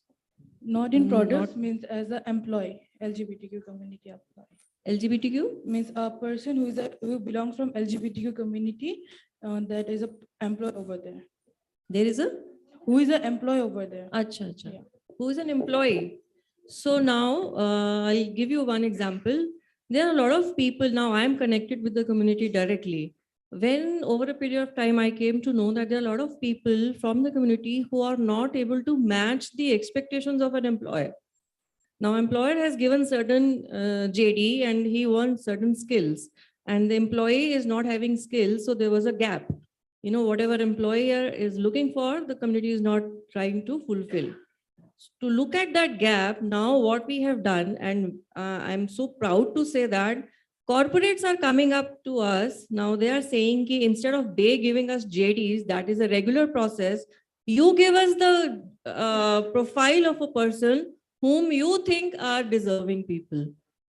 So recently we have placed 2 people in Cushman and Wakefield, and it's the best company I can ever tell you. They are asking us to send all the community people who are deserving and deserving also, and who would like to have skills also. So now we are going ahead with the skill development programs, all these AI, what we are talking about, they don't know anything about it. They don't know how to make a resume. They don't know how to present in an interview. What do we convey to the person? And I am surprised to see that the resume which we see, any 7th class student can write that resume. You know, it has to be professional. So now we are giving this skill development programs from the corporates who are doing pro bono sessions. First of all, upskilling them, resume building, interview skills, everything, and then placing them to the corporates. And corporates are coming to us. 3-4 corporates are already in pipeline. And I mean, this is an amazing thing which is going to happen. If it is successfully done, we have just placed 2% from the community. It is going to be a very positive impact. It will have definitely a very positive impact on the community. I would add on to this, you know, in the beginning, you know, she asked me what is the need of, you know, including those people. And this is what we have been talking about, that we actually don't understand what the other side is looking at and what are the challenges they are facing. I'll tell you, you know, this trans community, they don't drink water. They avoid drinking water because they don't have facility of toilet in the society. They cannot go to washroom because washrooms are not there. So when you take them in, corporates are coming up who are coming up with the toilets for them specifically, and then they have the toilet. Think about a person, you are thirsty and you cannot have water. How come? Because you will have to, biological need is that you'll have to go to washroom, but the washroom is not there. So see the problem. Then apart from that, what happens, this is, you know, the trans, when you talk about, it is completely hormonal imbalance, right? The kind of confidence level, what you will see in them, and that's the reason, you know, as you and me talk about, or the average person talks, you know, in public, they are not able to. I have, you know, when I met a couple of trans after, you know, I have taken RN, I have called them, you know, a person here who has one, you remember Rajneesh, you know, Lakshmi ji's poster he had done. So yes, right. So I called that guy, and the architects in My Connect and the interior designers in My Connect, you know, I called him and introduced him to those people so that if they are doing some house, you know, he can work for them. Trust me, he was not able to talk about his work himself. So when, you know, these kind of things, when the push is, they're getting those push from either, you know, the corporates or, you know, people who are working from the, you know, those particular communities, definitely they build up confidence. It takes time. And corporates also, as she said, that, you know, when the resume they are making, this resume seems like, you know, a 7th standard student has made. So these are the challenges. They study, they are graduate, but again, when you see at the level what they are at, they are not at that level. So it takes time.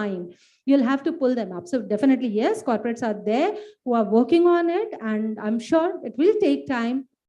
It will take good time, but yes, it will come up. So this is what corporates have been doing and people around have been doing. Yeah. Thank you. Can somebody take the mic, please?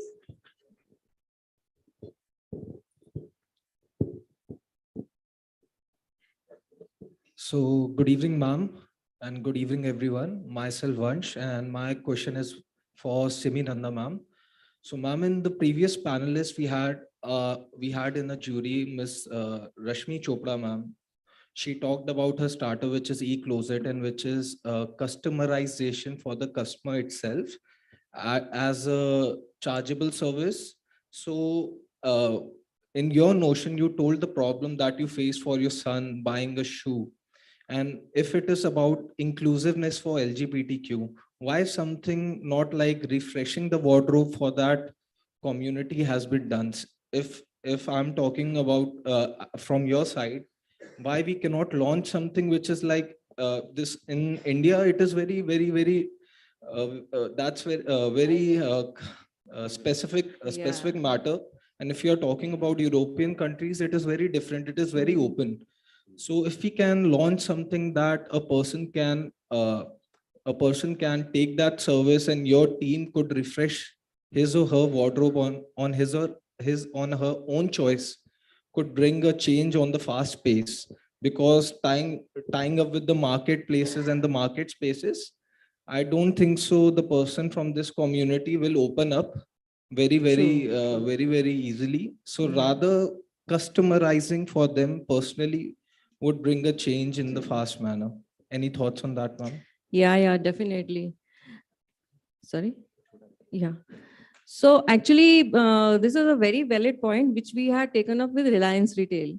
So when Reliance Retail came up, we suggested that because people will not go to retail market and look for this kind of products because they will never get this kind of products. And this is the reason we started with the online platform and not the retail counter. With Reliance, we are pitching in now that first of all, we will be sensitizing, we will take a one store, we will be sensitizing the store, placing the person there from the community and creating a rainbow window in the store. This is what we are planning now. Earlier, it wasn't possible, but now with this community and with a lot of people like young people like you who have accepted this community well, this is a very good thought which we are working on. And possibly if this pilot project is successful, it will be there in other cities also, and it will be in other brands also. It will take time because it's a very slow process, because sensitization is very important here. Because once you place the person, because who will sell the product then? If the person is not there from the community, it will be very difficult for any person to go and select कि मेरे को ये वाले shoes चाहिए. वो नहीं होगा कभी भी. So इसलिए पहले sensitization करना बहुत जरूरी है. और ये I will have a personal request to all of you, because you are already in touch with this community. So the first thing which you can do is become the biggest ally to the community. You all can make this change, and you all can, raise your voice also, because this is the platform where I am raising my voice, because I am the biggest ally to the community and to my son. Why not you? There would be so many people who are connected to you here. You just have to be empathetic towards them and tell them, no, I am a very safe space. You can talk to me.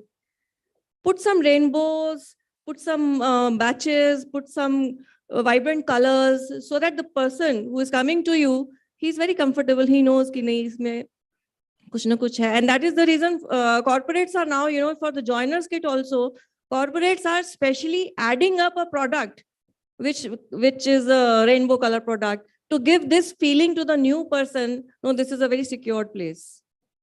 And all the employees and all the people from colleges also, this is the same thing which I will request all of you to be a strongest ally to the community. And that is how they will come up with now. Thank you so much, Simi. And I will have to cut short because of the time paucity that we have in the next sessions. But to add on to what you said, and also to sum up to the session, customization is a challenge, but because it comes at a certain cost. And that is the reason why most brands have not taken up customization. But I would invite brands like Raymond's, who is anyways into customization. They can customize anything. Why not for people with disabilities? Why not somebody sitting on the wheelchair the entire day? Why not somebody from the LGBTQ communities? Why not for somebody who is 85 years old and is facing arthritis issues? So if brands like Raymond's can spearhead the media narrative, I think a lot can change. And why is that necessary? And why is a session like this even necessary?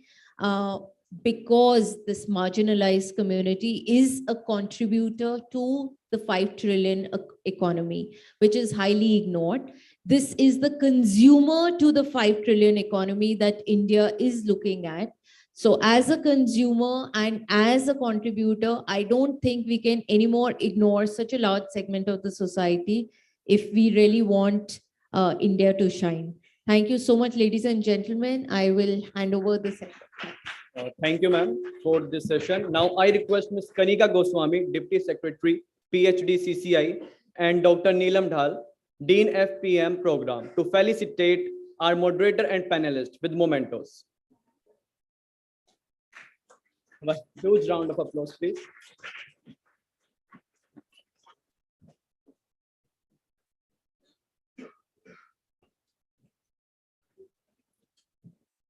Ms. Varija Bajaj, founder, Varija's Lifestyle.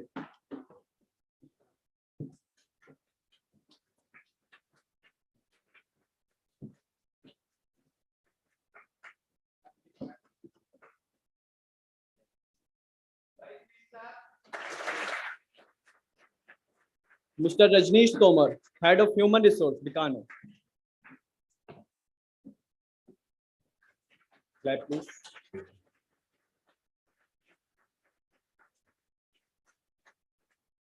Ms. Kirti S. Mehta, founding and building Himalayan Way.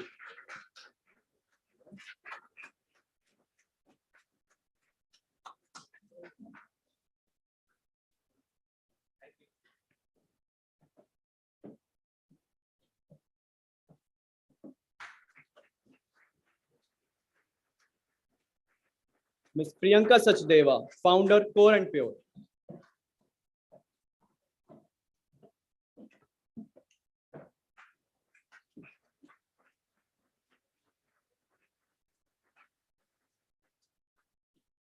Ms. Simi Nanda, co-founder and director, Be Unique.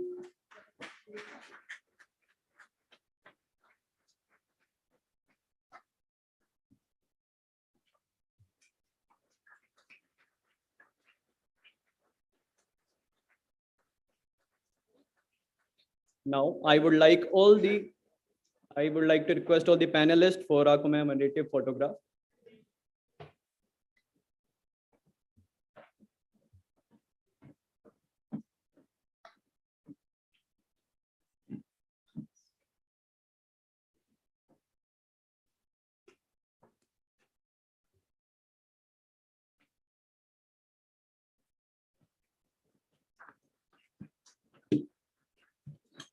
Now, I would like to request Adesh to initiate the fireside chat session.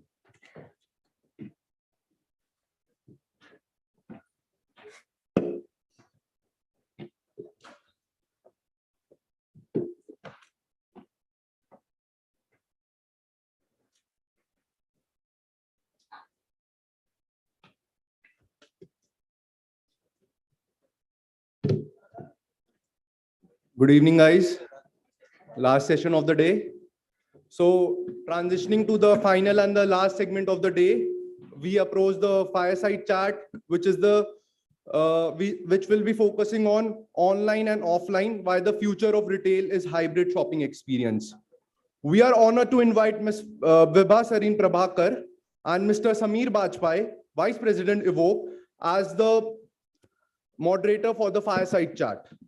A small brief about Mr. Sameer Bajpai. He has 22 years of rich experience in retail operations, business development, profitability strengthening, consumer buying behavior, influencing strategy build-up, distribution expansion, brand building, and merchandising. He has spearheaded the business volume of more than 1,500 crores in both B2B as well as B2B space. He has also been able to drive business by designing operation initiative, customer connect multi-points, and assortment diversification. Now, I request Ms. Vibha and Mr. Sameer Bajpai to kindly lead the proceeding of the session. Please.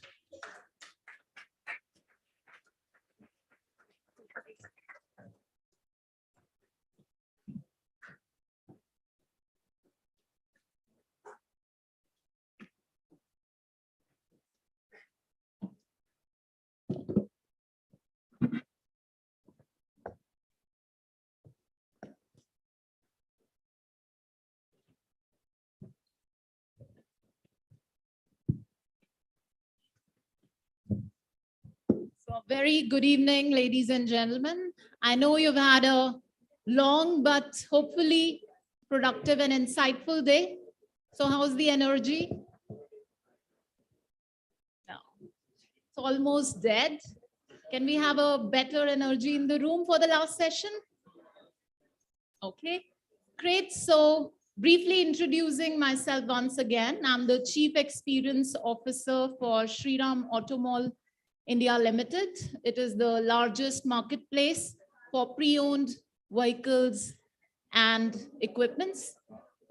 And here we have, please join me in welcoming Mr. Sameer Bajpai, who's a visionary leader and vice president with Evoke, which is a leading furniture retail brand. So welcome, Sameer. Thank you, Vibha. So this is going to be a quick, brief Q&A session. We will try to give some time at the end of the session for, all of you to ask any questions, but I'll try to keep it brief with quick round of questions. But setting the context for the session, and the topic is why the fusion of online and offline has become the future of retail industry. So India is at the realm of, advancement in terms of its sheer population of 1 billion people, where the estimation is that about $800 billion of retail business is on the cards for both international as well as domestic organizations to grab up. So this opens up the doors for a lot of business opportunities, a lot of new ideas, and how the hybrid model is the future of retail industry.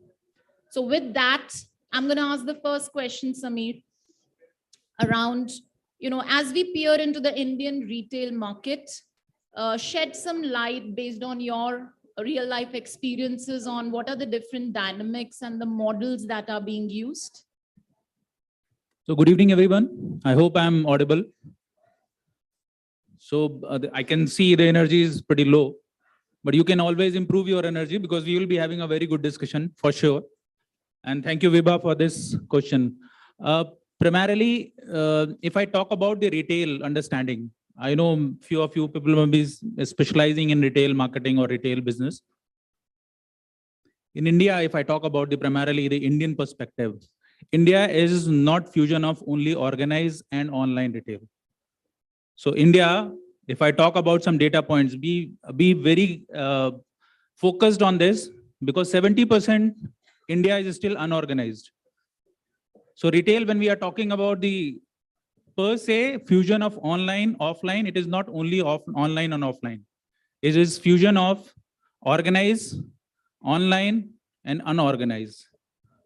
So when I'm talking about the unorganized, what is retailing for unorganized, and what are the KPIs? Or if I say, I hope I'll be talking in some business language because I've been into business for almost 22 years. So certain KPIs, which is key performance indicator when we talk about the retail perspective. What are the key things which differentiate all these three verticals of retailing in India? So you differentiate on certain parameters like the assortment, if you people can understand, the range, the geography, maybe the nature of compliance, the business compliance, maybe the pricing factor, maybe the knowledge in terms of products, in terms of servicing, and maybe the engagement which we drive from the retail to the consumer. So if I talk about unorganized, organized, and online, so the critical differentiation would be unorganized, if I say, is primarily over the counter. I hope you people are understanding the over the counter kind of understanding. Then comes organized, where you go and you have a cart to fill. You have a basket to fill. You choose your own product. In unorganized, what happened is you tell a list to somebody and he picks the product and give it to you.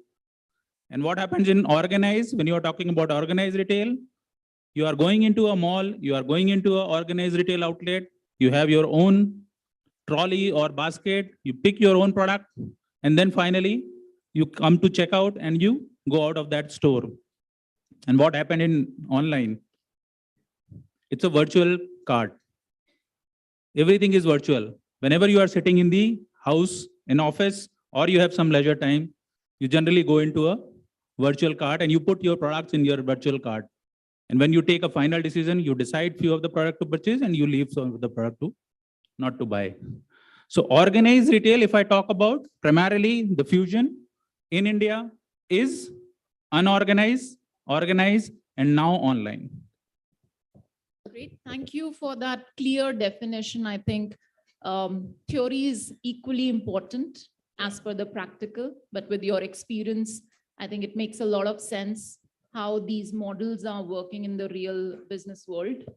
So that gives a good segue to my next question. Samir, How do you think, what is the driving force behind coexistence of these retail models, specifically in terms of Indian market?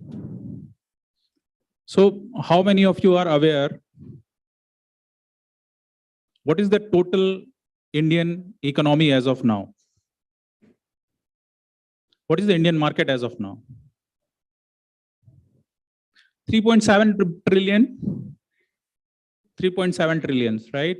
What is the estimate in next 4-5 years? And you will be the economy in the world ranking? Currently you are? Currently? So how does this economics work? What is this 3.7 trillion or whatever it is? It is, and how does GDP comes into picture?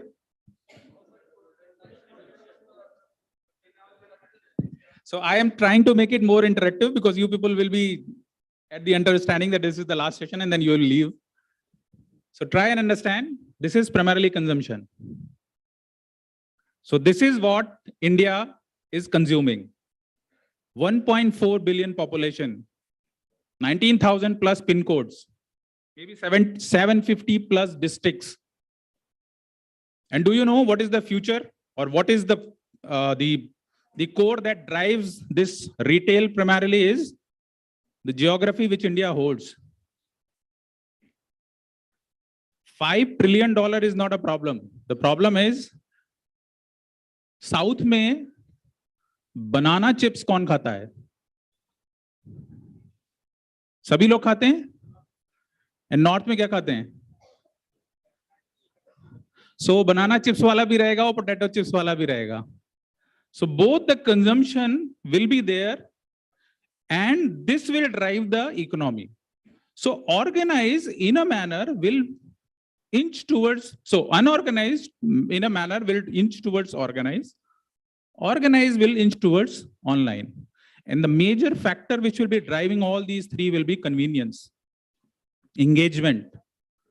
You know your customer well, you will always be, the customer will always be with you, irrespective you are online, offline, or unorganized. So the driving factor is primarily the consumption. And we all know India is a big buyer for everything. Thank you for those insights. Following up on the same question, what do you think is the future of the coexistence of these models again? So all will coexist across the geography of India, right? The Kirana store primarily, who is a unorganized retailer kind of, will have its own geography, maybe a small area to cater. But he may have some specialized products. Similarly, organized retail may have a bigger geography to operate. Maybe 1 time, 2 times, 3 times buy, but the Kirana will be every day buy. And then the online, which will be more experiential, which will be talking about the assortment, which is huge, which is in numbers, in lakhs of numbers. But ultimately, consumer who will decide where to buy and from where to consume and which product to consume. Sure, absolutely. And that definitely opens up a lot of job opportunities, especially for the next gen. Absolutely, And absolutely. people sitting here, and the innovation through digital transformation, because this is an ever evolving market scenario. We are still, building up in terms of moving to online and the phygital world. As we discussed in the earlier sessions, the online shopping is hardly just single-digit percentage of the overall shopping experience. And this is worldwide, not just in India. So Vibha, you rightly said, I'm just stopping you here. The innovation will be the critical factor to drive all three verticals.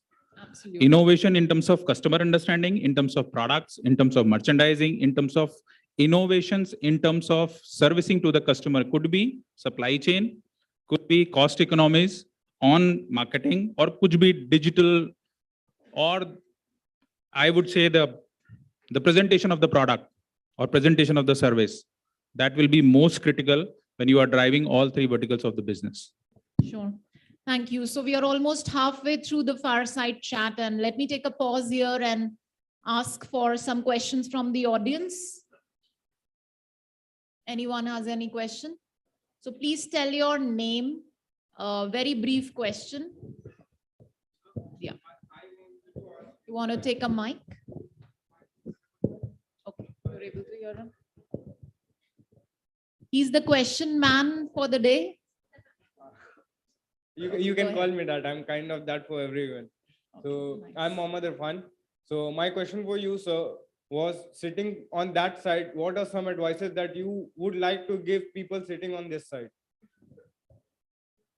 So Irfan, if I talk about running a business and looking at the people who are coming to this side of the business, right? If it would have been a different era, or maybe say 10 years back, when we were talking about organized retail as a big boom, right? Nowadays, technology is the biggest advantage. So all the people who are sitting there, they have to be very well versed with the technology which is happening. And the technology is one field which is changing very fast.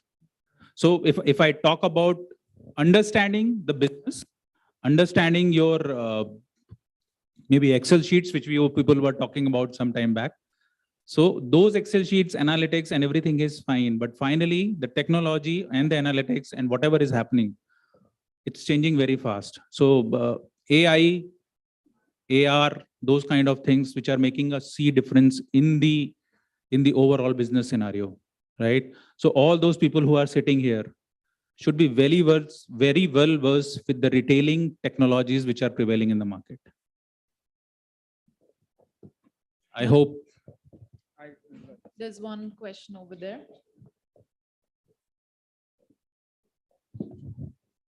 And when I'm talking about digital, I'm talking about technology, primarily it is digital.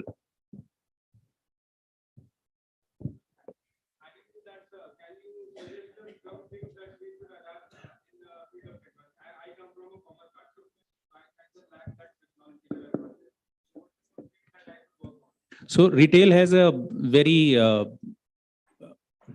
bright thing. So if I tell you, retail is one platform which absorbs everybody.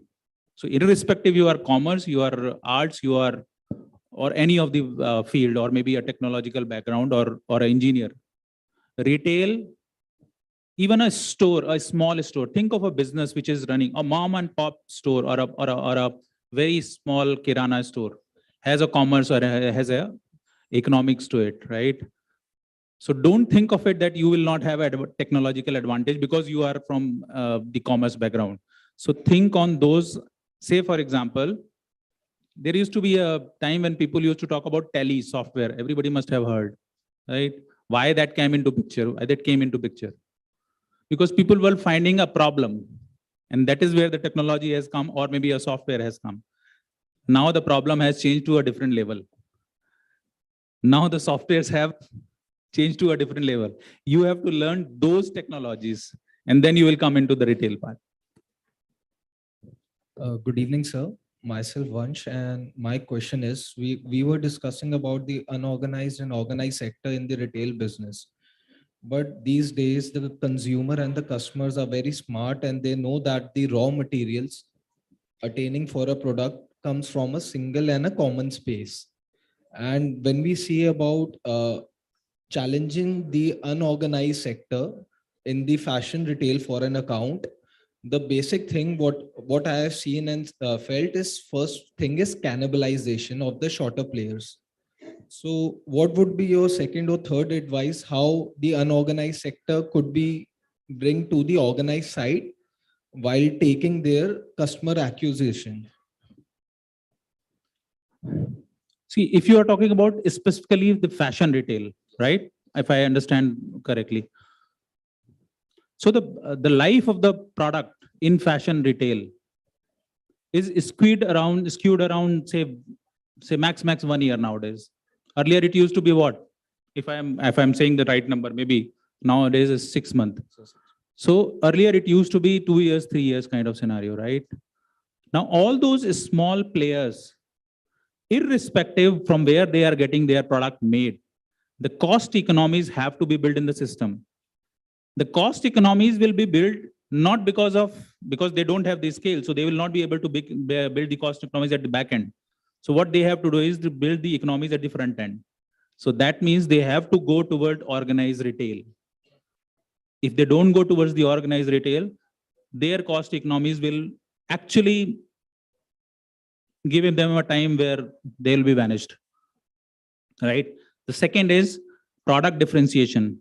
If you are selling the same product, which any of the big organized retail is selling, because they have the scaling, they have the advantage, they have the price advantage, they have the margin advantage. But if you are selling the same product, I think it's not going to work. So the advantage has to be on product differentiation. You have to have a different product. The third, the most critical thing is the customer.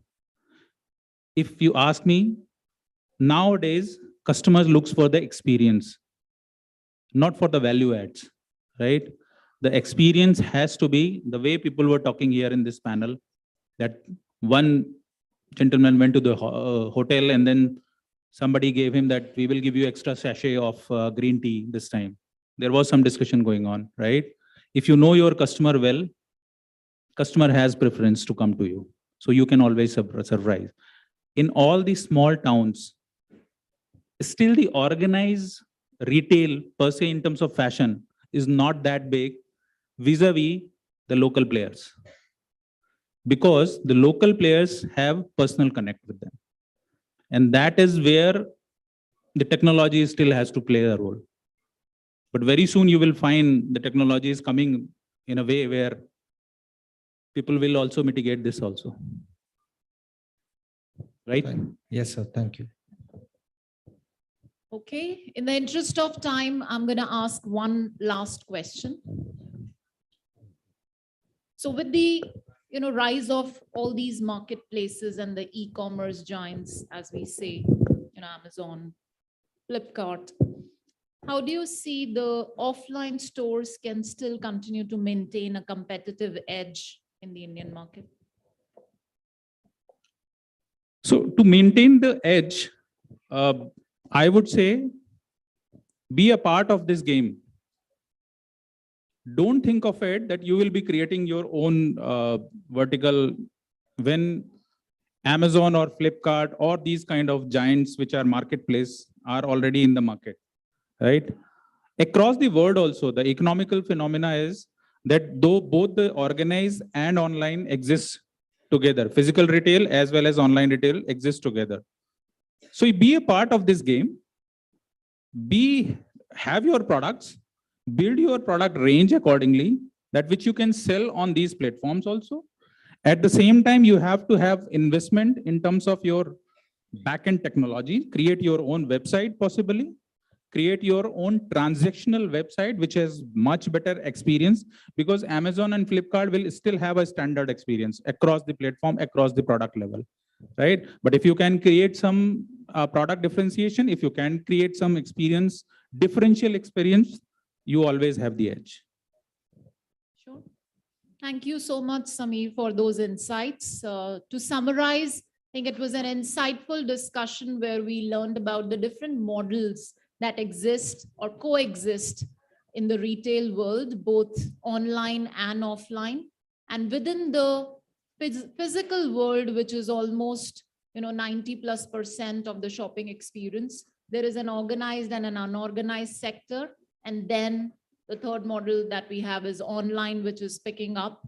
And innovation and digital business transformation is the game for the future, where organizations, no matter the size, big, small, everyone has to work towards improving the customer experience with the convenience that they can provide. And the Indian economy has a lot of scope for improvement in terms of the whole plethora of the retail game that we are playing and continue to become the market leader that it is today. So with that, we end the session. Thank you once again, Samir. Thank you so much for this lovely session. Now I request Mr. Mohit Luthra and Dr. Deepika Saxena, President IIC, to kindly felicitate Mr. Vibha Sareen Prabhakar and Mr. Samir Bajpai, Vice President Evoke, with a memento.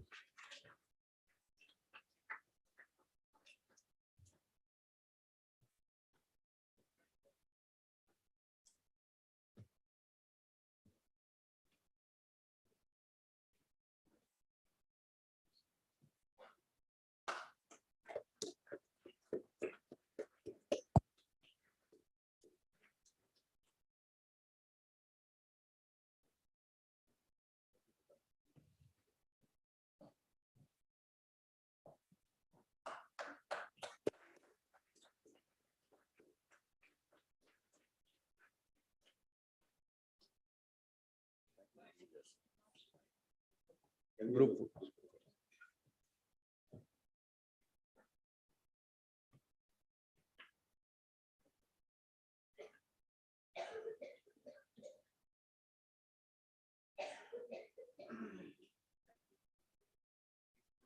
Thank you, everyone.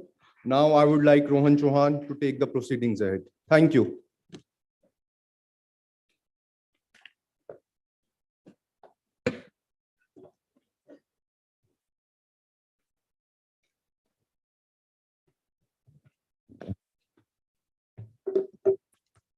Hello. Gratitude is not only the greatest of virtues, but the parent of all others. Hence, I invite Dr. R.K. Singh to express our gratitude. Dr. Rajnikant Singh has over 2 decades of experience.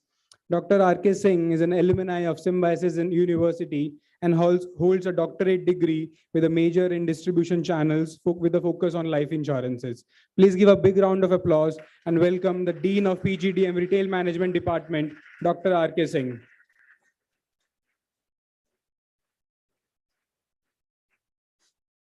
Throughout the sessions, our students asked multiple questions. Out of the very ranging questions, we decided on the 3 top questions. I would be taking out the names, and I request all 3 of you guys to please come on the stage and take your awards. These names are not in any particular session or as 1, 2, 3, but the first name is Vansh Thareja, Adesh, and Rachita Das.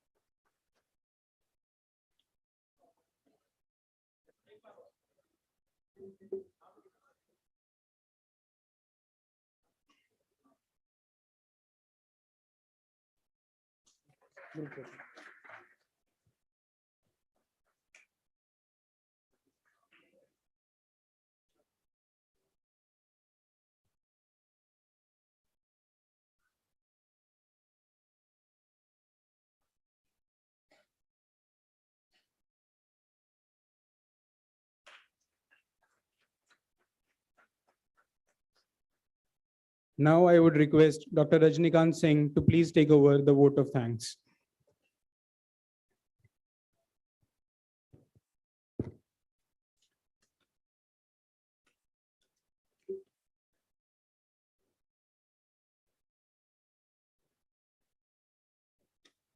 Okay.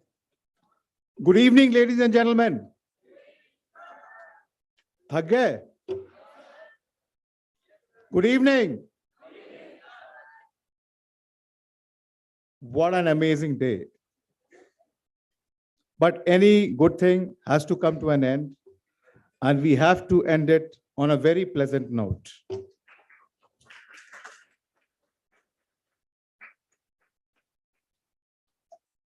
What amazing sessions we had. What amazing speakers. What amazing panelists. What an amazing summit. What an amazing audience.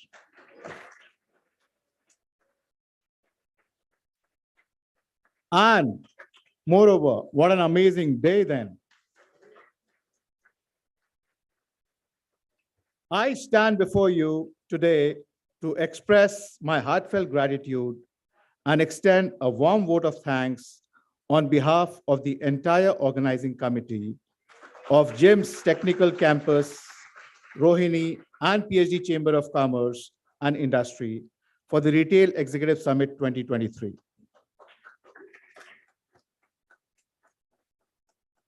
Let me speak. Or do you want to cut it short? Okay. But then I need to definitely thank this wonderful audience and the organizing committee. So bear with me for another 2 minutes. Would that be fine? Okay. This event would not have been possible without the generous support and collaboration of each and every one of you. First and foremost, I would like to thank our esteemed panelists and keynote speakers who took the time out of their busy schedules to share their invaluable insights and experiences with us. Each session was enlightening and empowering, providing us with a fresh perspective on the ever-evolving retail industry. A special note of appreciation goes out to each and every member of our organizing committee from GEMS and PhD chambers who have worked tirelessly behind the scenes to ensure the success of the summit. Their dedication, attention to detail, and passion is truly inspiring, and I'm grateful for the opportunity to work alongside such a talented and committed team. I would also like to acknowledge the hard work and commitment of our event staff and student volunteers who helped to keep things running smoothly throughout the summit. They were instrumental in coordinating logistics, managing registrations, and ensuring a seamless experience for all attendees. I humbly wish to extend my deep gratitude to our Chairman, Sir, Vice Chairman, Sir, Director General, Sir, Director Ma'am, Deans, teaching and non-teaching staff for your belief in us and support throughout, which has made this summit such a resounding success. In conclusion, I extend my sincerest thanks to each and every one of you who contributed to the success of the Retail Executive Summit 2K23. Your support, dedication, and enthusiasm have made this event so successful. Thank you once again. The last thing I'm sure you guys will enjoy, and that is, please listen at least once, and that is, we should at least cheer up for PhD Chambers 3 times, hip hip hooray. Hip hip, hip hip, hip hip, and 3 cheers for GEMS. Hip hip, hip hip, hip hip. Thank you one and all. We close it.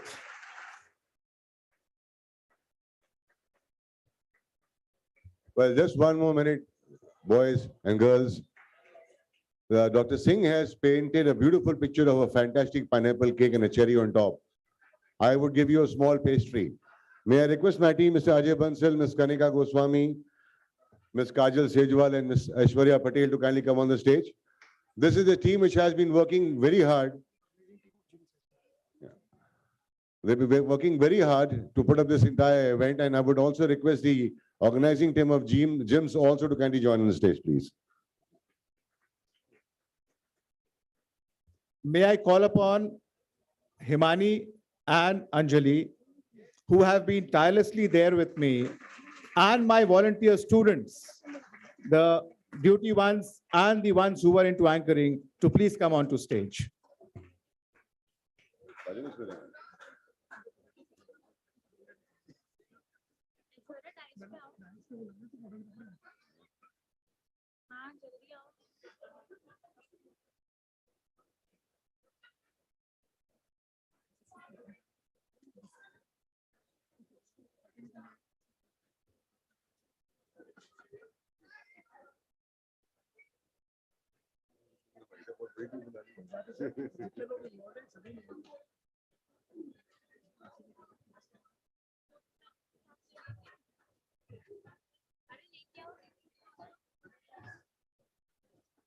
I have to equally mention over here that Amisha ma'am is not there, but the entire team of Credor has been instrumental in making this very successful.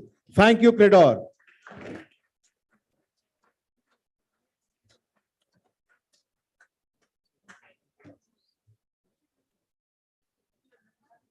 Now that the combined joint team is here, may I request you to kindly put up your hands together. There's a huge round of applause for everyone out here. Thank you.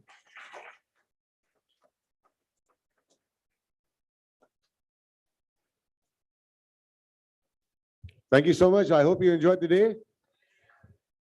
So we shall meet again soon in the future with more of such programs. Thank you.